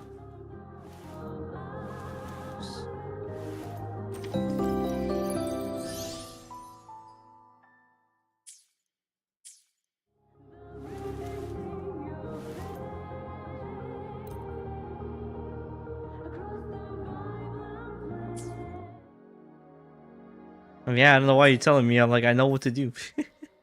I know how to play the game. But oh, songs are already over.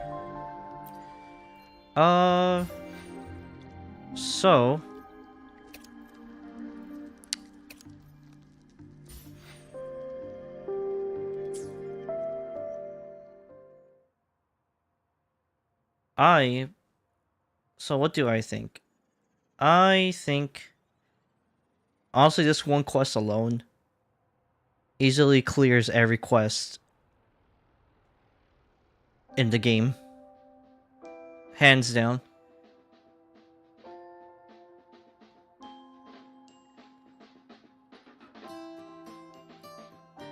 Like easy, no questions asked. This quest easily clears every other quest in the game.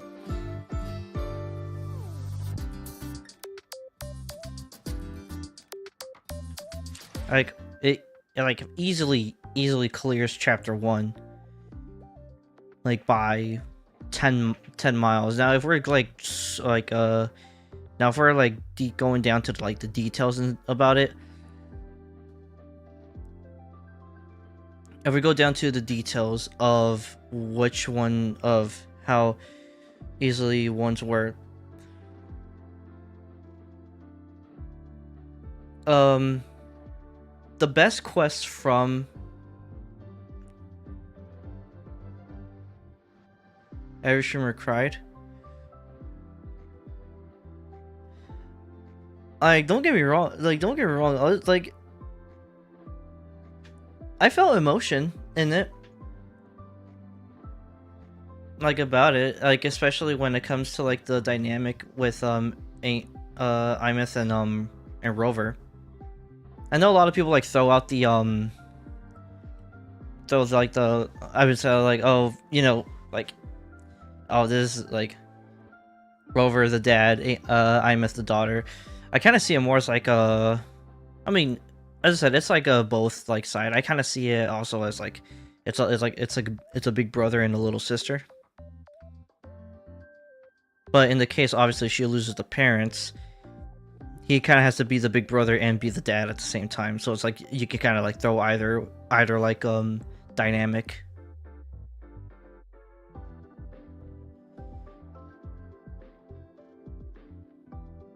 Like, I don't think you have to necessarily cry though in order to like show that, like, say that it wasn't good. Like, it was a very good quest line. As I said, I think it easily clears all of 1.0. Now, to me, one of the best to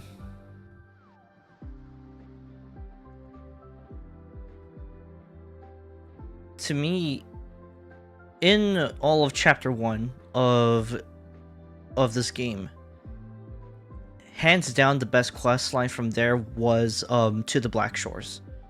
The Black Shores quest line was easily from there the best like quest from that chapter. From chapter 2, easily best quest was well, the final one.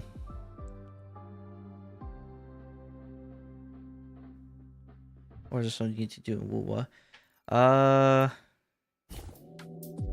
I'm like, I mean, there's stuff on here for me to do, but I'll probably just be like doing it on my. I'm probably might be just like looking at the stuff on my own time.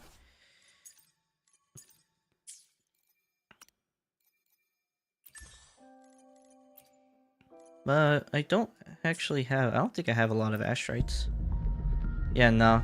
As I said, I spent a lot of it on Lene, so it's like I'm not gonna have enough. As I said, I wasn't even gonna pull anybody to begin with. Honestly, my main objective being on here was to just like play the story.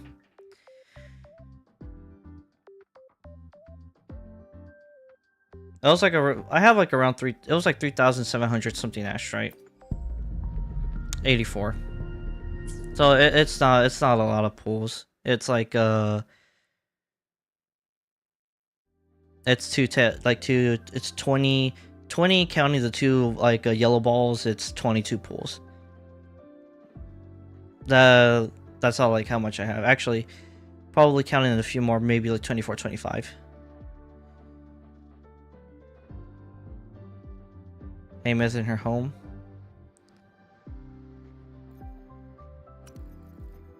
I'm probably gonna check that. I mean, I guess I could look at it right now. Give me 1 second. Such map.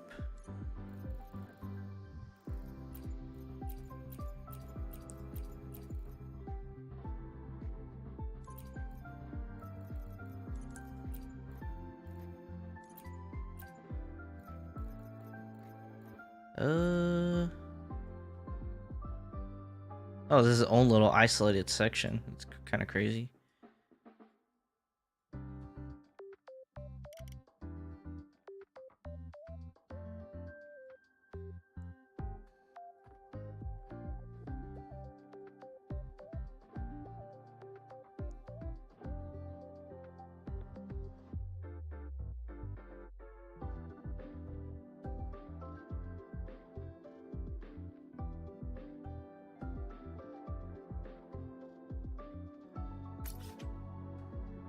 However, I kind of forgot where it was. I never actually grabbed lab sector, space station.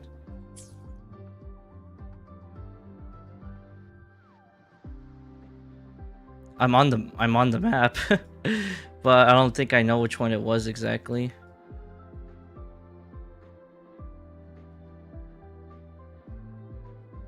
What is this? Gate of the Lost Star. I think there was one more boss here that I had to fight. I don't remember. Oh yeah. Call of Duty moon map zombie guy.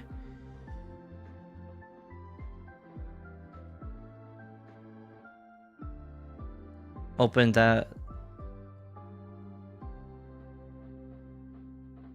So I gotta open this tower. Is this the one right here I gotta open?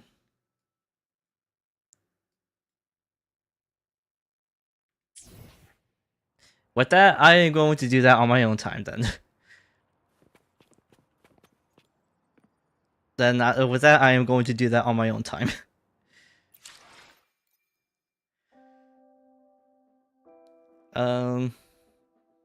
But yeah, I think though that this one quest alone easily cleared every other quest in the game. Like, it clears all of chapter 1. It cleared all of chapter 2. And this is how I've had it set up. So number 1 so far was, now if we're talking about specific main quest parts, 2.7 obviously was like number 1. Under that, I'm gonna tell you honestly, for me, number 2 of the best quest line was the Black Shores. Because the Black Shores was a very, very, very significant like story quest line. But 3.1 quest alone easily cleared this easily cleared everything. Now, the one drawback I will say about this one is, like, while I actually really liked it and I do think that it cleared every other cleared both chapter 1 and 2 completely, I do think that there were sections in here that went a little bit too long. Like, you kind of already see that it was leaning toward that, like, Amyth is going to, like, sacrifice herself in whatever form.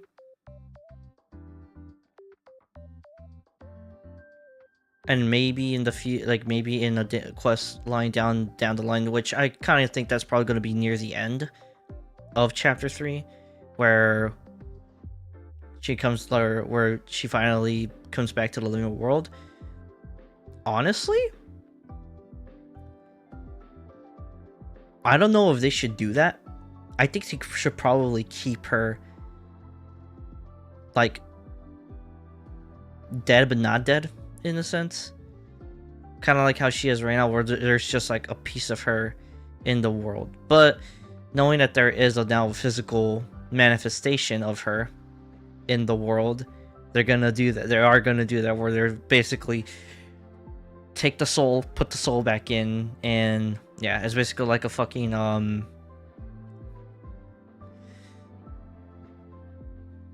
it's basically kind of like the heartless concept from Kingdom Hearts, or the heartless nobody concept from Kingdom Hearts.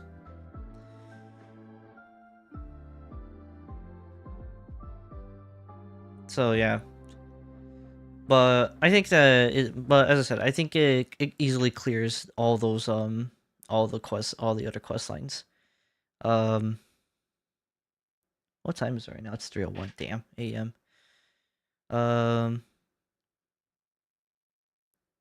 Trying to think other things.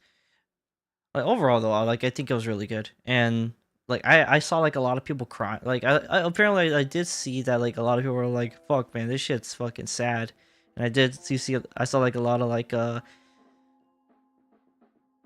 people like crying like in certain parts. Which good thing that like I don't try to like, I kind of had the mindset of not like remembering like the scenes for real. I just remember people sobbing like crazy, but I'm like, I've seen like a lot of sad shit.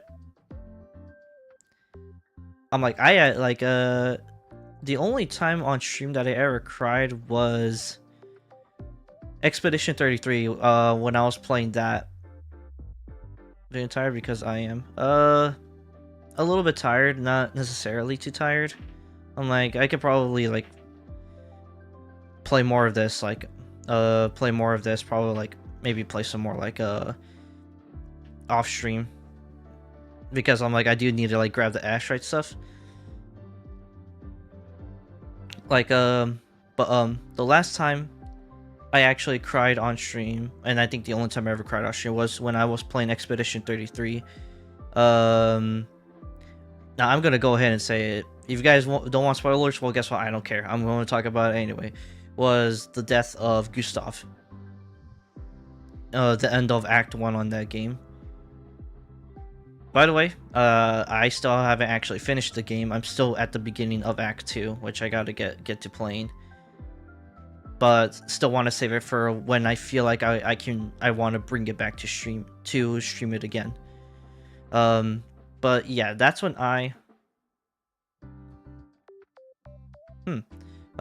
but yeah, that's when I played it.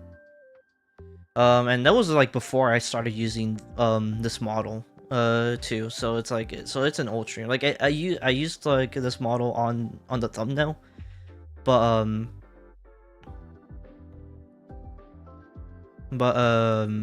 yeah, like that was like I actually did cry for that one, because it obviously was trying to make an impact. Like this was a kind of a thank you, I appreciate that, Jack. But this 3.1 was like a build-up, like a very, very big build-up. And honestly, you can kind of read. Now here's the thing. I'm gonna say this and take it as a, like, you could take it however you want. If you guys think that I'm taking a jab at this game, go ahead. It doesn't matter to me. This is probably the best storyline for a gacha game. Keyword for key phrase for a gacha game. Are there video games out there that actually have a story that's actually better than this? Straight up, yes, there is. Like, I'm not gonna lie about it. There are stories that are. Girl in the game you play sounds like Carlotta, because it is the voice actress of the English voice of Carlotta in Expedition 33. If we're talking about Mael, yeah, she's voiced by the same person. But But yeah, what was it? But yeah, like with what I played, like for Expedition, like there's a lot of like I do think that the story for like so far that I had like I said I liked Wuthering was a lot, and I think it is now up there of being a really good story in a video for a video game. But if we're comparing video games together, with what I played of Expedition, I do still think the Expedition story is better than Wuthering Wave's story.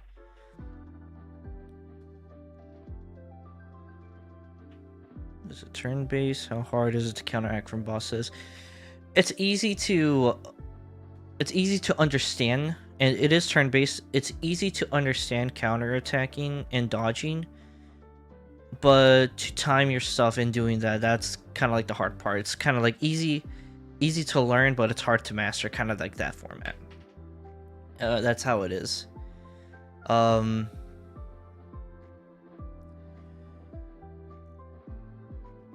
yeah, but so this is how but outside from that though, so back to me talking about this. From my top 3 favorite storylines now from this game, this 3.1 easily, it's number 1 best on the oh, my models for some reason zoomed in. Reset. There we go. Not know why I did that, but like easily number 1 best in this. Huh.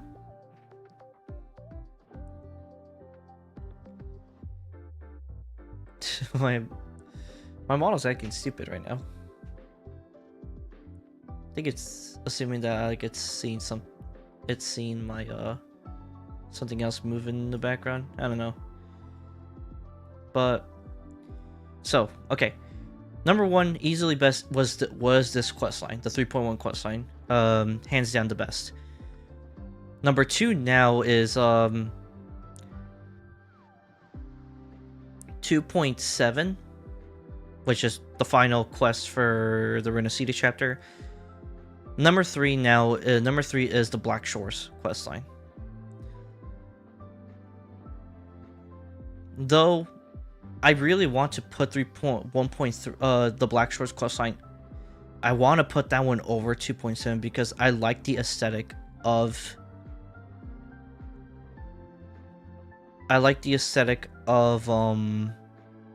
the Black Shores area more than Renacida's. Now, I say that because I was playing like a few years ago. I was playing like a lot of like I was playing like a lot of like medieval fantasy-esque type of games.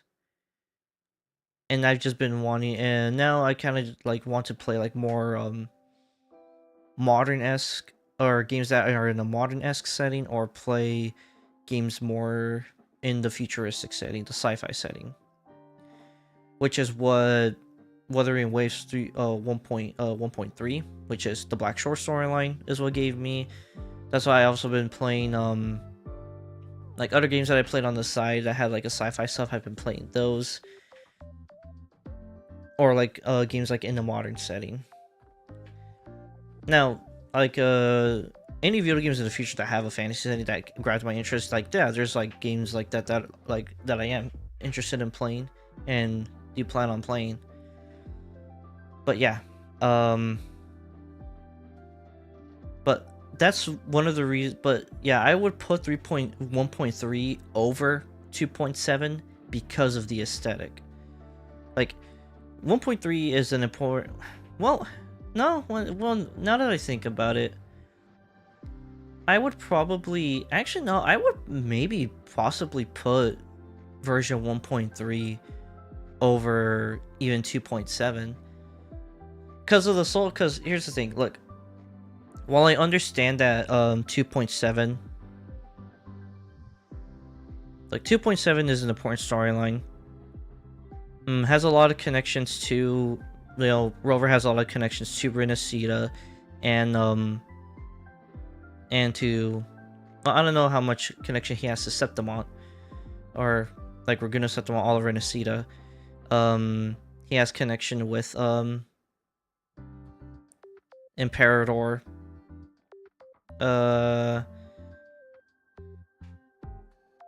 and Imperador and all that.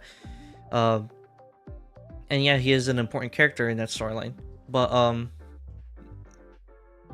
I do believe though that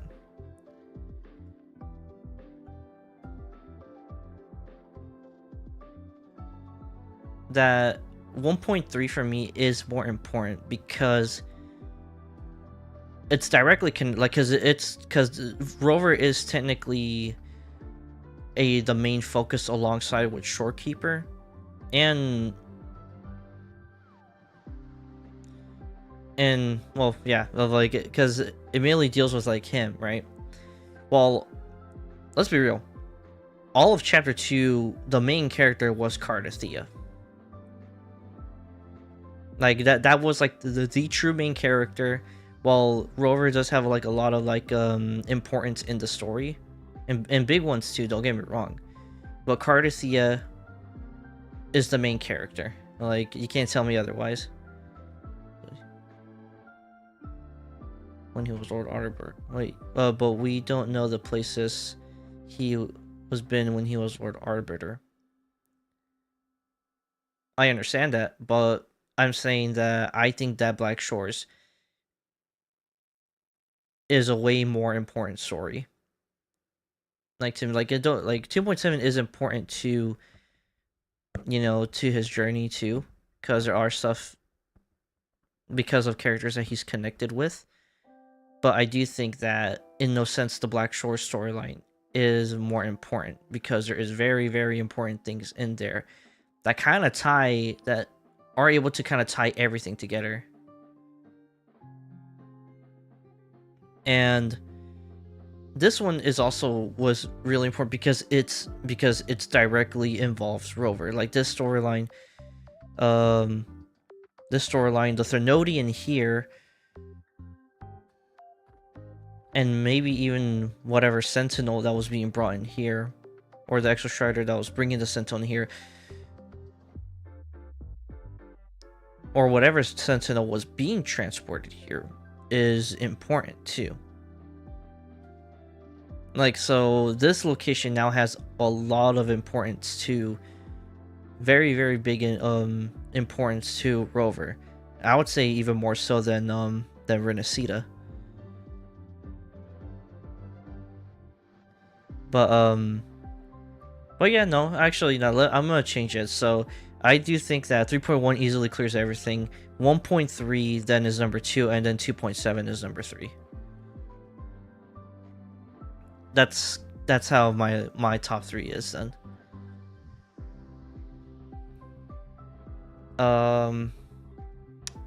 Let's see. And yeah, that's how I'll rate it as it is. But let's see. I keep hearing Frax Citizen 3.1, 3.4. We have these things, Frax Citizen, these cutscenes. I mean, in a technical sense, in 3.0, we have seen them. In a technical sense, but it was just by maybe like a here and there thing. And the one cutscene at the end of I think it was Mornier's storyline, or part 2 of 3.0. That guy was a Fraxidus person.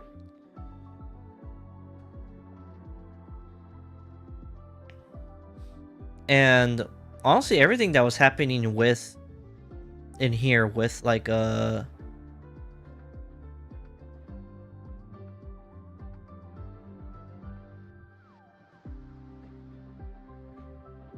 was that god NPC? I don't shit, I don't remember. But the one main enemy that we were fighting just now, and then the Threnodian here, that goes beyond Fractious stuff now. It seems to me that Luke's story is gonna be an off-stream thing. Like, it seems like that's where it's kind of teetering to, where they're just gonna try to come like up with like a plan of sorts like that.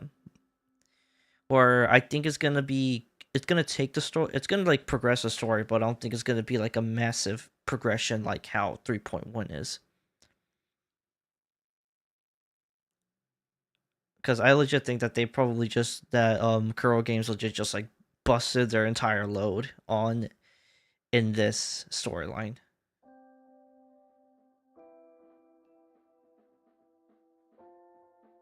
Well, I mean, he's a new Threnodian that we're recognizing, but Aleph 1 has been in Lahairoi for a long time now.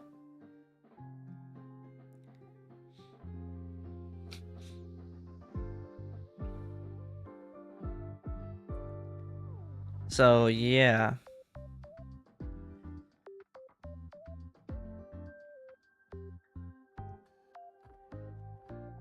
Actually, one thing I actually just recognized, the mech here in Lahairoi, that the extra Strider, looks a little bit close to like the statue that's in Hualong at the Northfall Barrens. Looks a little bit like it. Turn into Fleur-de-Lis. He's gonna.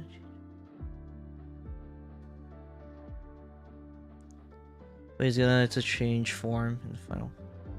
Let's turn into Fleur-de-Lis. I'm like, I don't know. Maybe they'll go maybe they'll go the other route where maybe they're probably gonna go with the route how they did with 1.0 with Overthrax, with like, or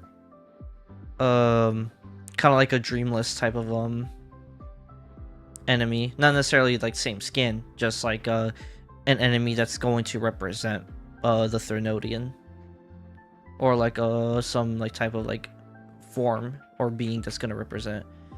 Because Fleur-de-Lis is based off of Cardathea, but I don't think it's going to be based off of a certain character, unless they want to go the route of having Amyth as the someone.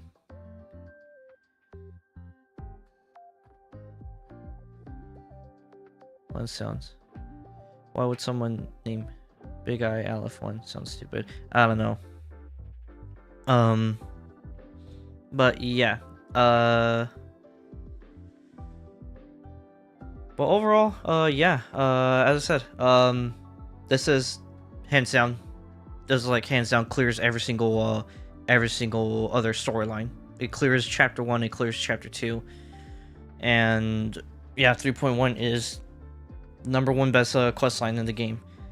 My only complaint to 3.1 is that it went on for a little bit too long. Because it was already foreshadowing that that Amyth is gonna sacrifice herself and do. I'll be real. I'm gonna be honest. It kind of was just doing the. Okay. It followed kind of the same trope as all the other big parts of this game, where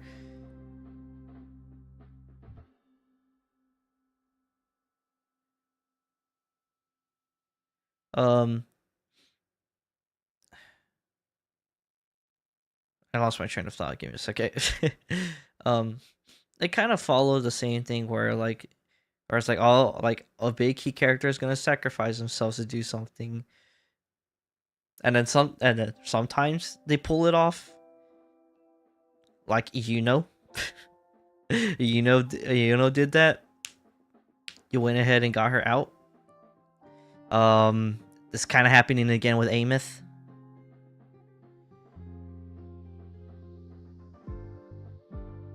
What else character? I mean, what other character you would see in 3.x? I don't know. Like, we already got the list. Like, we got Lene, we got Mornier, we got Luke, Amyth.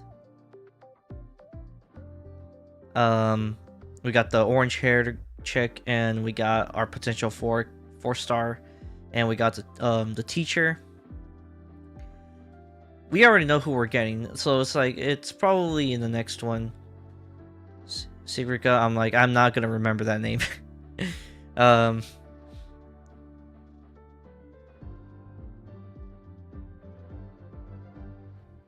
Lucilla, I'm probably gonna remember because she's gonna play a key role, but Sigrika, I'm probably not gonna remember for a bit. Because she was just there. Outside of those guys, I don't know. Oh, we'll probably get like some new characters, like art for new characters coming later on.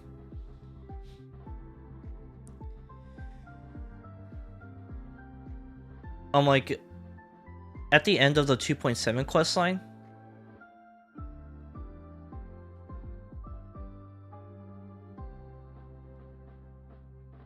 At the 2.7 quest line, I know they alluded to they already confirmed that at some point we're gonna go to the New Federation, but it'll probably be after Lahai, I assume, or they're gonna turn it around and we go to the capital city of Huanglong, which is Ming I think it's Mingting. I want to say the location is Mingting. Or tomorrow? No, I don't have. Well, I mean technically today is technically right now it is tomorrow, so or tomorrow's now today for me, so it's 3 a.m. so it's now tomorrow for me. No, I don't have work though. So yeah, but yeah, that was version 3.1. That was the 3.1 questline. Very good questline. Number 1, as I said, and behind it is the Black Shore storyline, and behind that is 2.7 questline, or the final questline for the Rencita story. So I hope all you guys enjoyed. Twitch chat, anybody and everybody on there, I thank you guys for watching. I hope you guys enjoyed. If you liked what you saw, go ahead and hit the follow button on there and turn on notifications. And yeah, and Twitch people, well, not Twitch people, now YouTube, I think anybody and everybody who joined on the stream, and for anybody who's also watching this as a VOD, also thank you. If you guys enjoyed, go ahead and like the stream, hit subscribe if you want to see more streams from me, and the notification button, and so you can get notified whenever I stream, go live and stream, or upload a video, or when I upload any shorts. Kind of final ending stuff that I kind of want to talk about now. So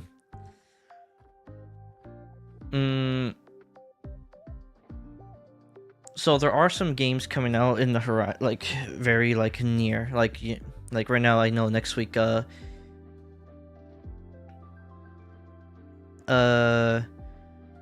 know next week or next week, or in 2 weeks, or the week after the next. I know Resident Evil Requiem comes out. I think there's some other games in March. Crimson Desert's coming out in March. Crimson Desert's gonna come out in March.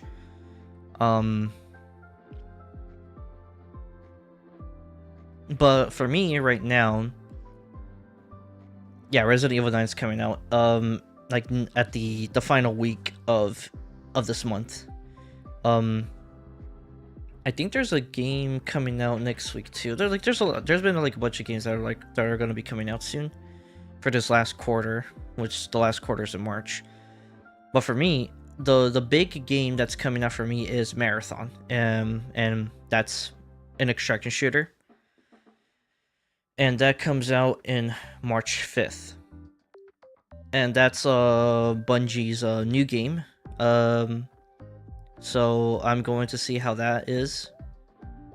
And ever since December, when they put out that new Vidoc, and they've been putting more and more trailers and stuff for Marathon, Like the turnaround is crazy. Like a lot of people were not liking what they were seeing back in like April.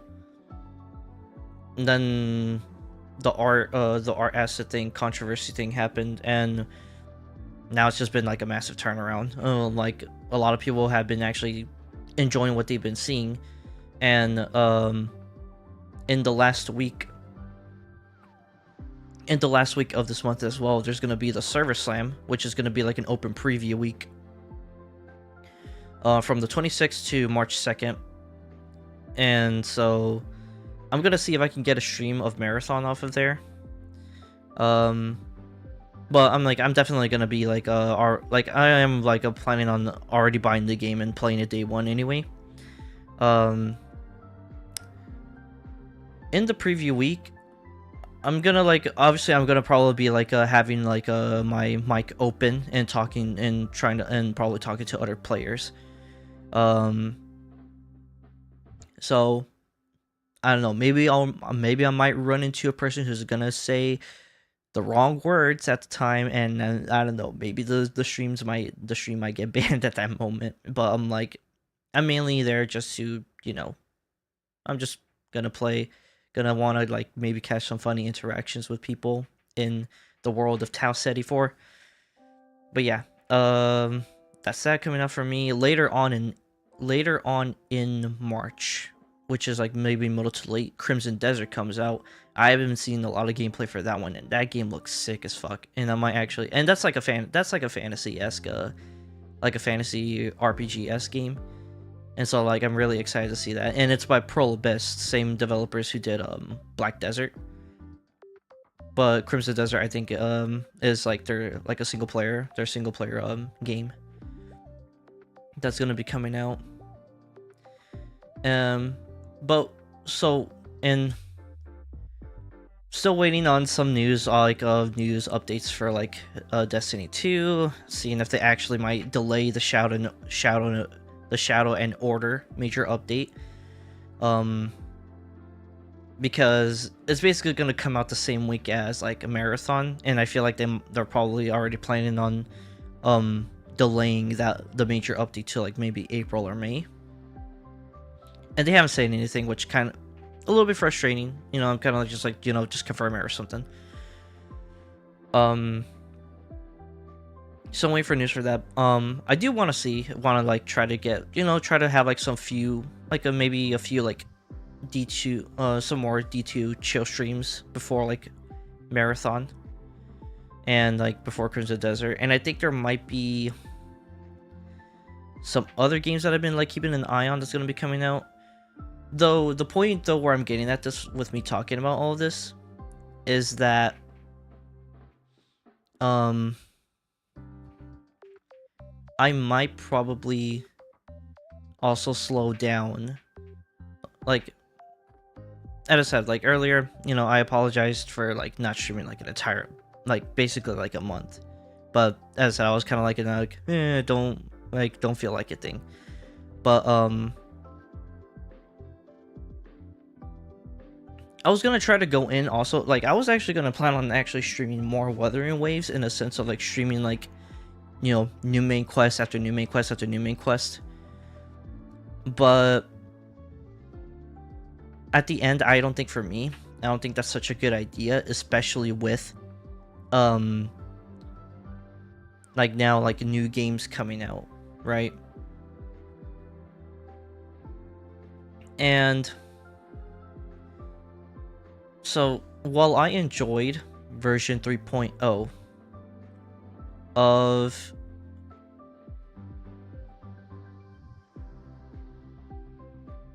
I don't know what you stream it's about, it's always good. I appreciate that, Jack, I really do. Thank you.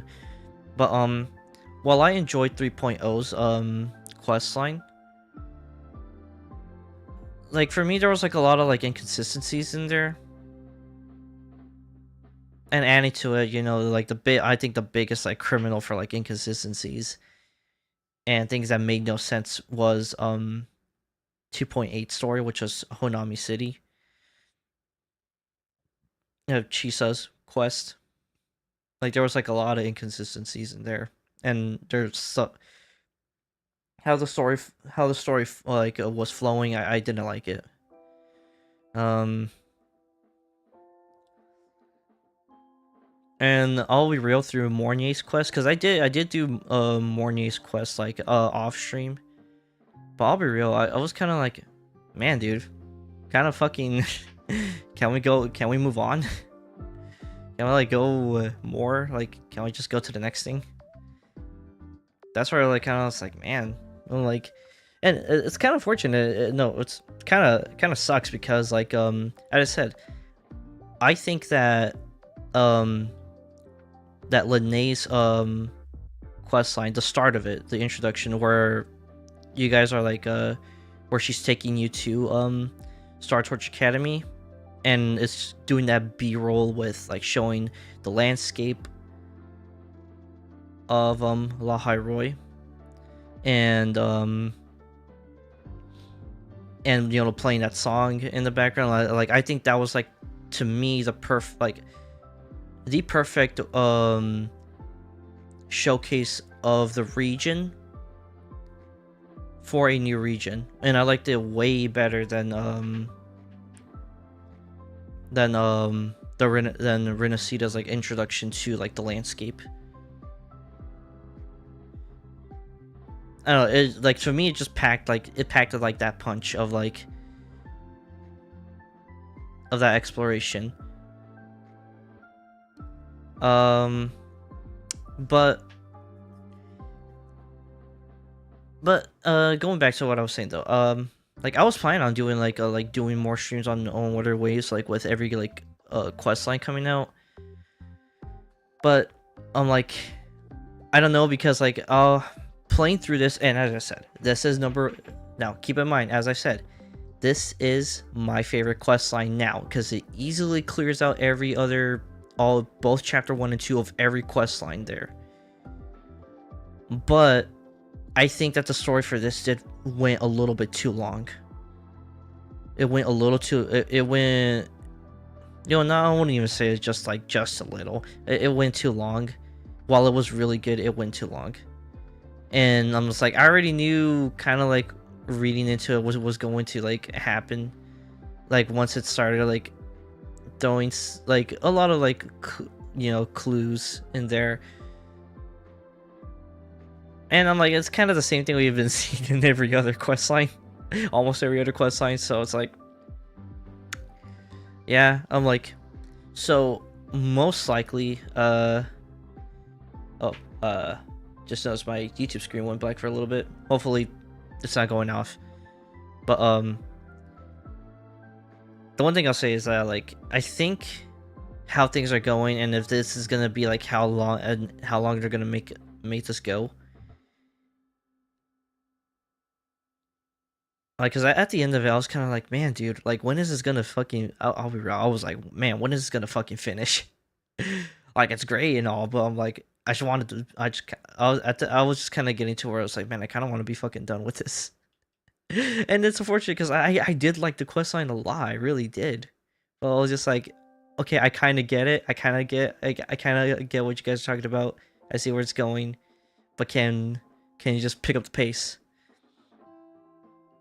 So yeah, and I don't really want to do that. And as I said, I was kind of in a bit of a burnout with playing this game, because I'll say this right now, I haven't really been playing this game a lot. I haven't really been playing a lot of games like that a lot, really, especially Wuthering Waves, because I've been, you know, hopping on here, doing the daily stuff, you know, doing the typical things to grab like Ashtray and stuff like that. And kind of the reason why I am like in a low amount of Ashtray is because I haven't been playing the game a lot. And yeah, I'm like, so I just haven't been hopping on a lot here. So actually, if I go here, like, well, we had like 40 something days. I kind of had all that time to like, you know, ever since the quest came out, like, I had like those days and stuff to like not do the story, but like do like side quests, like do like tower stuff, TOA things, and things like that. But I'm still only here now at like 5. And I know, and I always would try to actually like go to like 50 to grab more of the green balls, but I just haven't. And so so showing you guys that, it kind of shows where kind of my mindset is with the game right now, where it's like I don't really feel like playing it like that. Green orbs, green balls. But it kind of like that alone should kind of show you that I have not been playing this game a lot. And like it also kind of has me like, I mean, like I'll play, but it's like also if I don't feel like streaming it too, then I'm not going to stream it, and I'll probably like maybe do something else. But I think I might set myself. I'll probably put this. I think I might probably try to go into the basis of that. I think I'm just gonna play. Like maybe like while I like Luke, I don't think there isn't really gonna be a lot of progression to that story. So I'm probably just going to play that offline. And a lot of the times, the quest lines like after the first major quest line, there isn't really necessarily like there's stuff going on, but it's not gonna progress things a lot. It's kind of like setting the seats for the next version 3 point whatever, or the next point whatever update. Because let's be real, who the fuck actually, I'll be real with you, who the fuck actually enjoyed the second half of 7.1?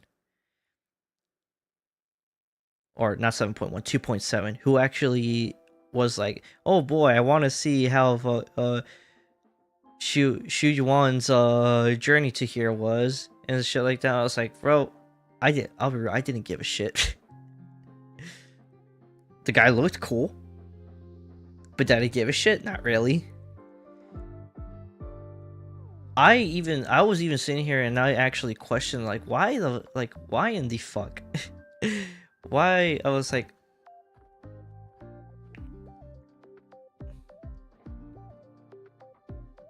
you still have him? Well, whatever. I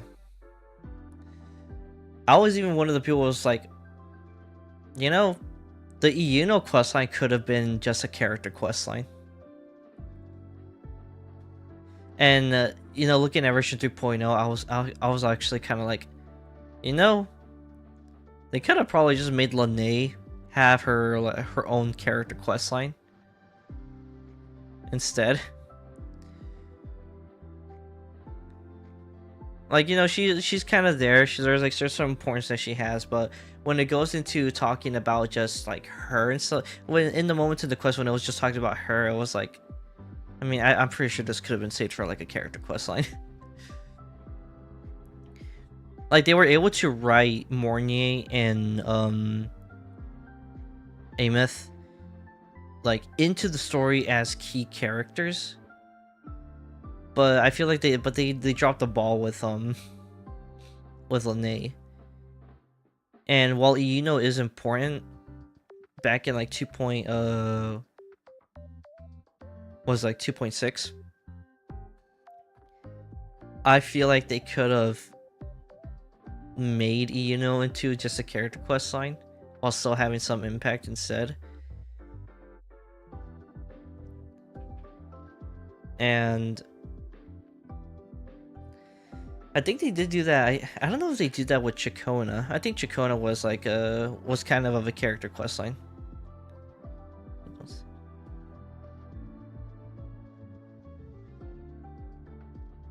Sounds like Augusta for a second.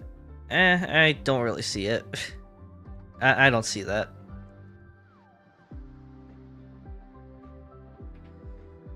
But yeah, I'm like, but yeah, that's kind of where I'm like at. It's like I'm gonna try to probably like stream like like every like starting quest of a new update, but any quests I like that appears like after, like I guess the quest that you get at like of for the start of the new update, I'm probably gonna like stream that, but then the second half I'm probably just gonna like play that on my own time. And as I said, mainly because I can feel like, since I'm not playing as much of this game, I can kind of feel that I'm getting somewhat burnt out on this game. And you know, I'm like, this is like this and like, you know, D2, Destiny 2. I kind of been like kind of putting that a little bit to the side too, because there's not a lot to deal on there too either. So I haven't I have not been playing that a lot either. Like as I said, overall I haven't been playing a lot of games like that. So yeah. But well, I'm like, I did see on D2 though, there's some things I want to do. So interested to see what I plan on doing on there. But as I said, as for this game, like there is a possibility that I might not stream like when new updates come out. There's a possible chance that I might not end up streaming it either. And mainly because of the sole fact is like I might probably end up prioritizing considering maybe streaming other games that are gonna come out, like Marathon. As I said, like going back to Marathon is probably a game that I'm gonna like see how it is. I'm probably gonna do a little bit more streams on that game, because and for when it's a new game, and two, like it's kind of a bit of a little journey for me to try to touch ground again on some PvP stuff, because I kind of been out of like playing multiplayer games for a while now. I've been playing some Battlefield 6 here and there, and yeah, so that's how it's kind of been going for me.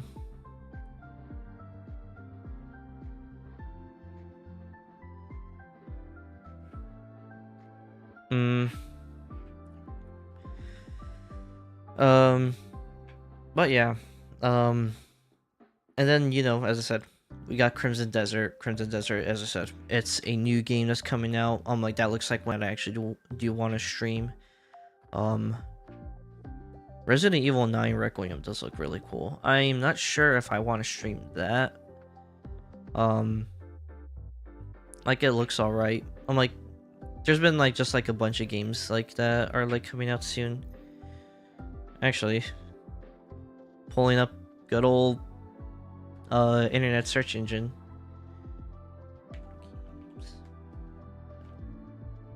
Coming out in 2026.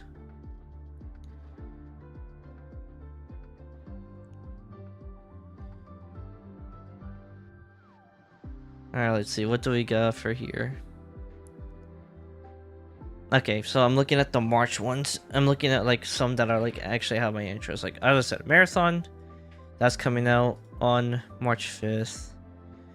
Oh, there is Fatal Frame 2, and I've never played a Fatal Frame game, but I do like horror games, so though, like if I get it, I don't know if that might be one I might end up streaming or not.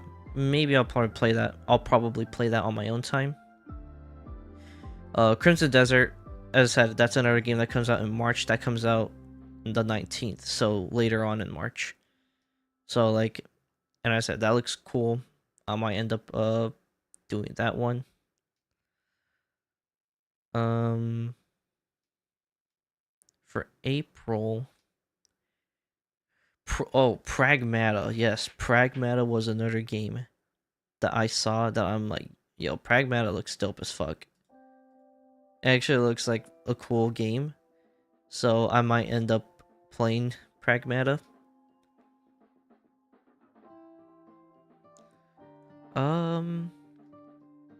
What does June have? Nothing.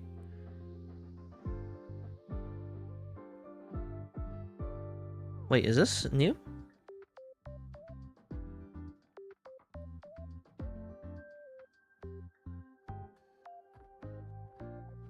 Take a sneak peek.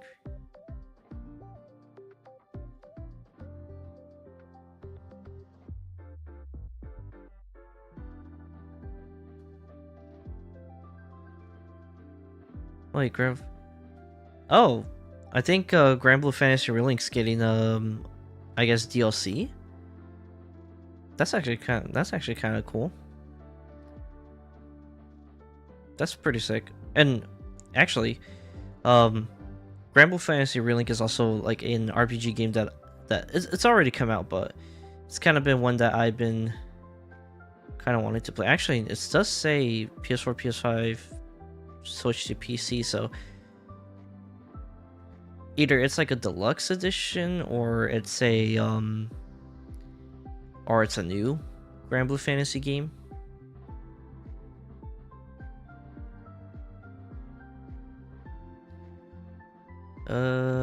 What's something else that's coming out soon?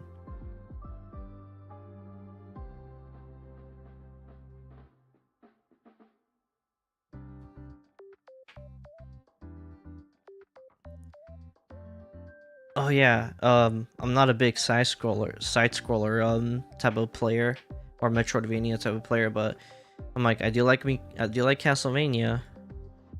So I'm like that actually looked kind of cool. I was like, yo, a new one. Control Resonance also a new one that's coming out. Maybe not this year, but maybe maybe the end of this year, but most likely next year.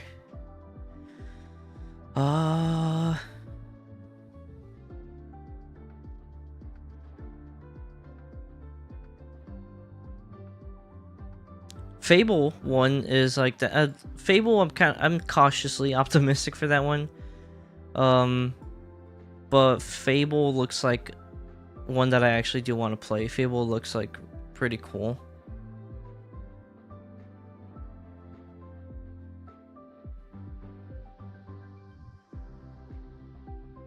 Oh yeah, Fire Emblem Fortune's Weave. I think Fortune's Weave already came out though. I mean, I could be wrong though. I don't remember.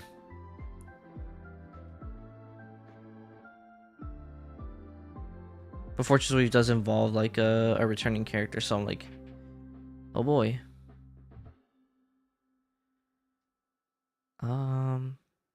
What else is there?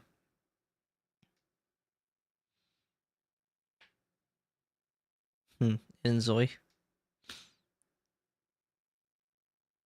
Oh yeah, there's a co-op game. John Carpenter's Toxic Commando. It's like it's a $40 game, but like it looks pretty fun. Actually, a lot of stuff actually hasn't been updated recently.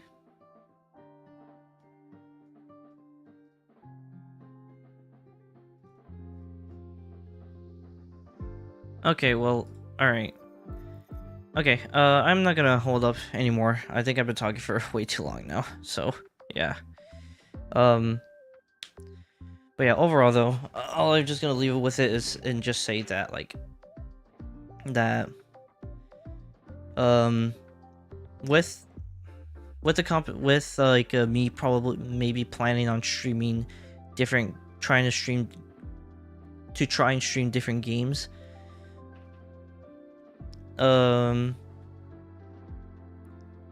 Wuthering Waves might sit a bit on the back burner for a little.